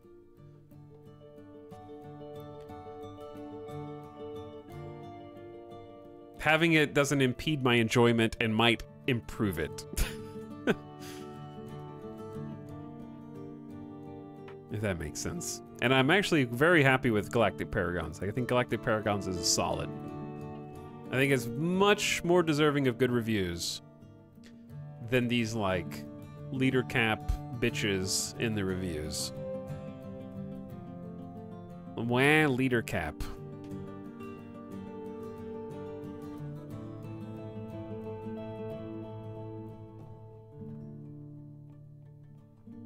Like, this review is no way to expand the leader cap, even with a leader-focused build. Which doesn't make any sense to me. Late game, these mechanics are worthless. Kind of disappointing, as you only get to see your folks grow during the early years. Playing a leader-focused build, and no one has gained a level in 100 years of game time. I don't know how that's possible. No one's gained a level in 100 years of game time.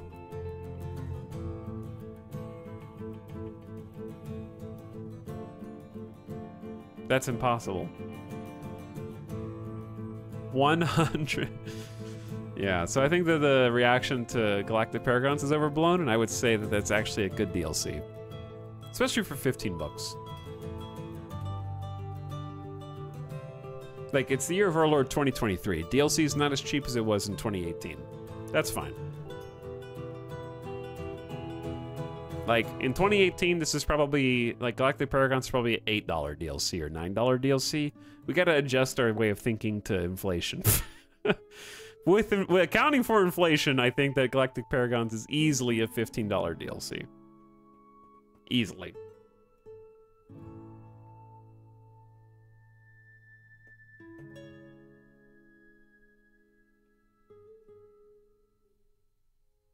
Inflation hasn't gone up to 100%. Clearly, someone hasn't gotten a fast food cheeseburger in a while.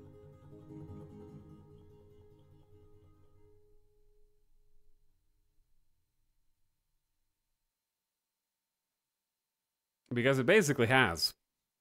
It's ridiculous, dude.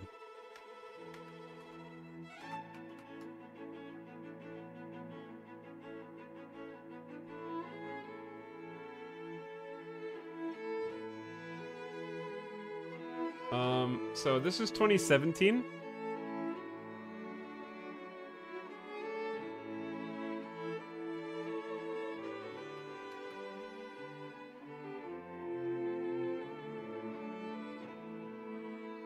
Let's see. McDonald's. I don't know what song this is, so rip my channel. Oh, is it Ono? Oh, this is Ono.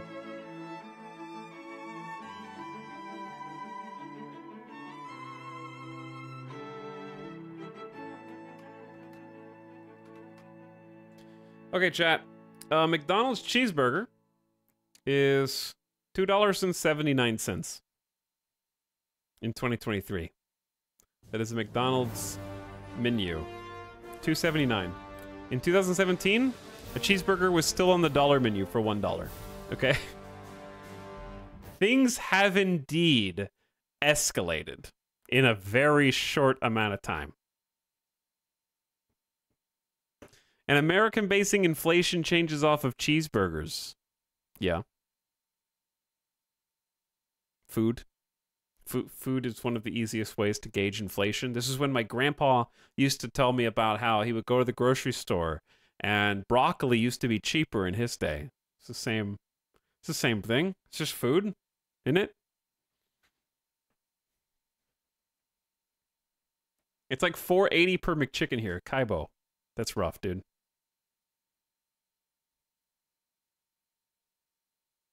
But yeah, that's we also have the Waffle House Index in the US. That's a reasonable metric as well. Like plain cheeseburger. Yeah, like a plain cheeseburger. I can find a different menu to get a different price because it varies by location.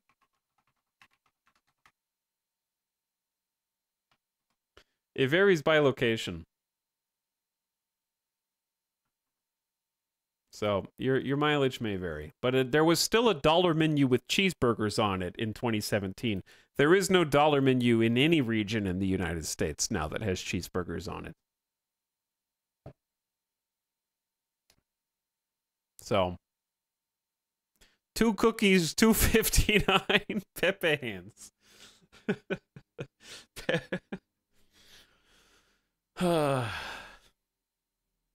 Okay. Anyways, I'm sorry to disappoint those of you who were expecting more out of my Crusader Kings 3 gameplay, but I just can't. I don't know how to put it. I like the game.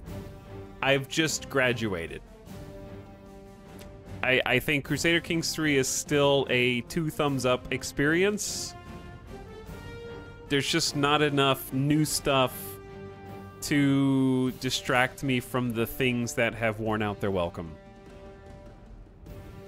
It's not even that the combat is bad. I don't mind if combat's basic. The combat has gotten annoying, and that's what is the problem.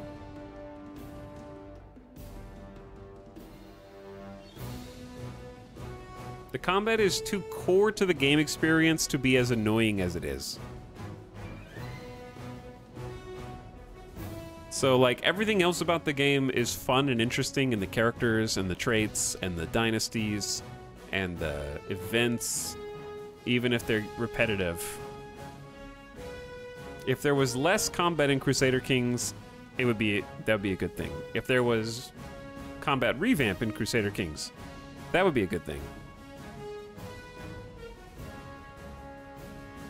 Speaking of combat, I tried to war for a duchy and spent like 3 hours having to whack-a-mole. The AI just kept coming back. Yeah, it's just busy. It's busy work. It's just whack-a-moling the AI, and then they come right back.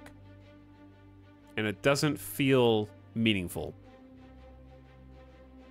So. Your voice tone changed. Yeah, he knows. He knows what's up. I'm still planning on streaming tomorrow, though. We might play some SimCity or do something else. Any chance of another Terra Invicta run? I would like to play some Terra Invicta maybe when it hits 1.0. Eventually can't squeeze out more fun juice. Yeah, it's just like... It's good. Crusader Kings 3 is a good game. I just want to be like abundantly clear that I still think that it is a very good game that you should enjoy until you're done with it. I just think until there's like some Stellaris level revamps to some of the mechanics, like I've gotten 300 hours of fun out of it. That's a very long time. It's great. I enjoyed 99% of those 300 hours. Got my money's worth. I probably got a code for the game, but the point still stands. I would, if I reviewed this on Steam, it would be a thumbs up review. Especially for people who are new to Grand Strategy. But, I think it wears out its welcome the fastest as far as replayability goes out of all the Paradox games. Except, of the ones we play. Because I haven't played EU4. And I really haven't played Victoria.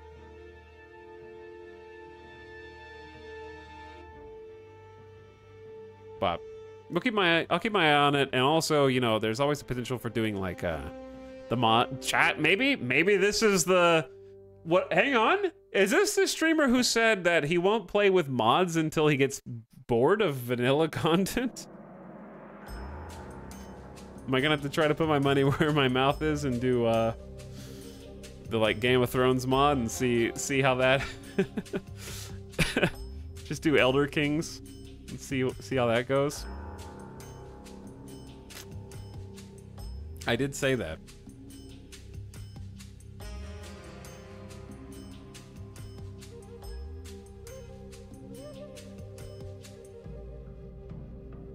I'm just scrolling up in chat. But yeah, Terra Invicta 1.0 maybe. What's up, Bonewalker? How you doing? But yeah, the modders are doing great things. I think this is something that I said when Crusader Kings 3 came out. I was like, this is damn impressive.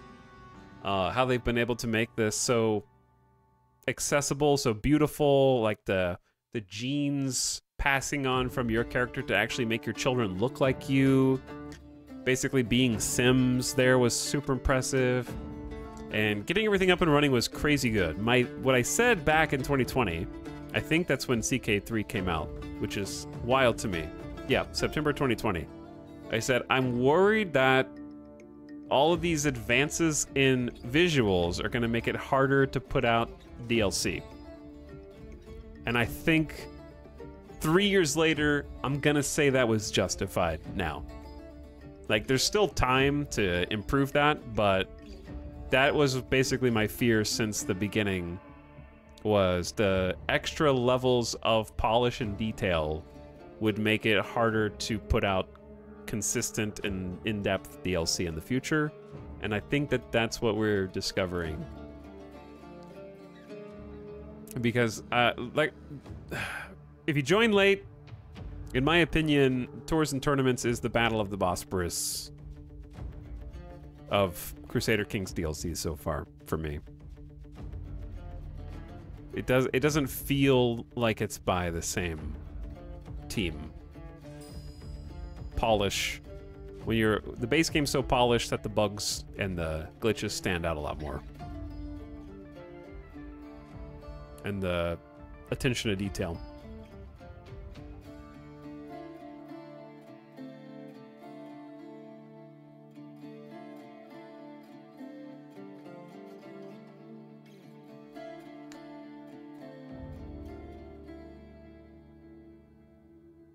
Royal Court's titular feature being bad basically proves you right.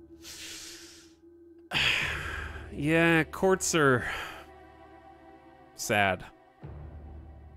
I can't believe Vital murdered CK3 and buried it in a shallow grave.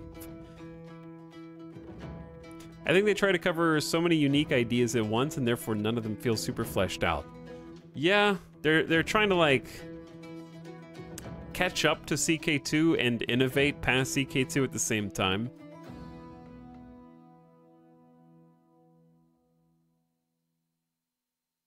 They're trying to do both, like put in some unique gameplay mechanics and also put in some old gameplay mechanics, and just focusing on one or the other would be better. Anyway, there's a lot of theories. Yeah, there's a lot of theories. It could be anything. The point still stands that it's been... I think everyone is a little surprised with how successful Crusader Kings 3 was, and maybe COVID was just that. I can't believe this came out in 2020. Like, that is an achievement for Crusader Kings 3 to have come out in 2020 the way that it did. It was 30 years ago. Yeah, that's my point. Like, I don't know how long to be patient before just being like, didn't pan out the way that we wanted to. That's too bad. Like, 8 DLC from now, it's Game of the Year, bro. Trust me. I would trust you if it looked like there was an indication that we were moving in the right direction, and I think the free updates may indicate we're moving in the right direction with, like, just the game design as a whole, but it's, like Kaibo said, it's been 2.5 to 3 long years.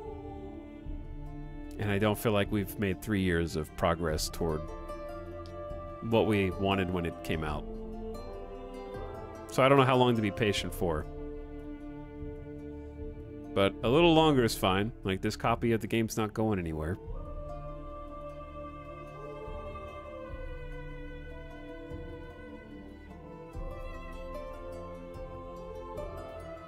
But yeah, we'll do something tomorrow.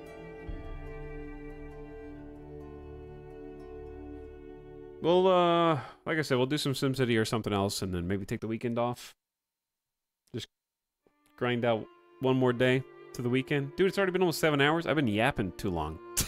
All right, get out of here. Don't look at me! Don't look at me.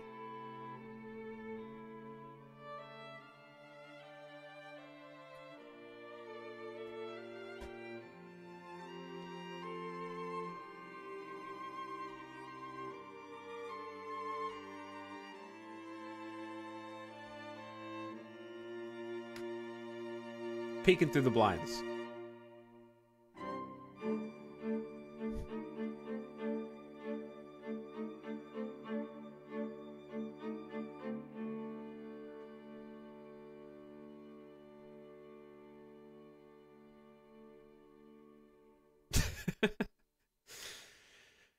All right, everybody. Good night. See you tomorrow. Sherry's, you can't sub at the end of stream. You can't prime right now. Sleep tight, everybody. Sorry for shitting on one of my favorite cringe strategy franchises, but it needed to be said. That's just what that's just what I've been feeling today. I'm nothing if not honest with how I'm enjoying something. The takeaway is go buy Galactic Paragons. I think it's very fun.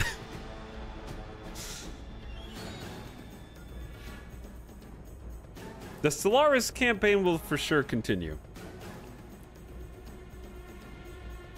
But we'll do some Diablo before then. All right, good night.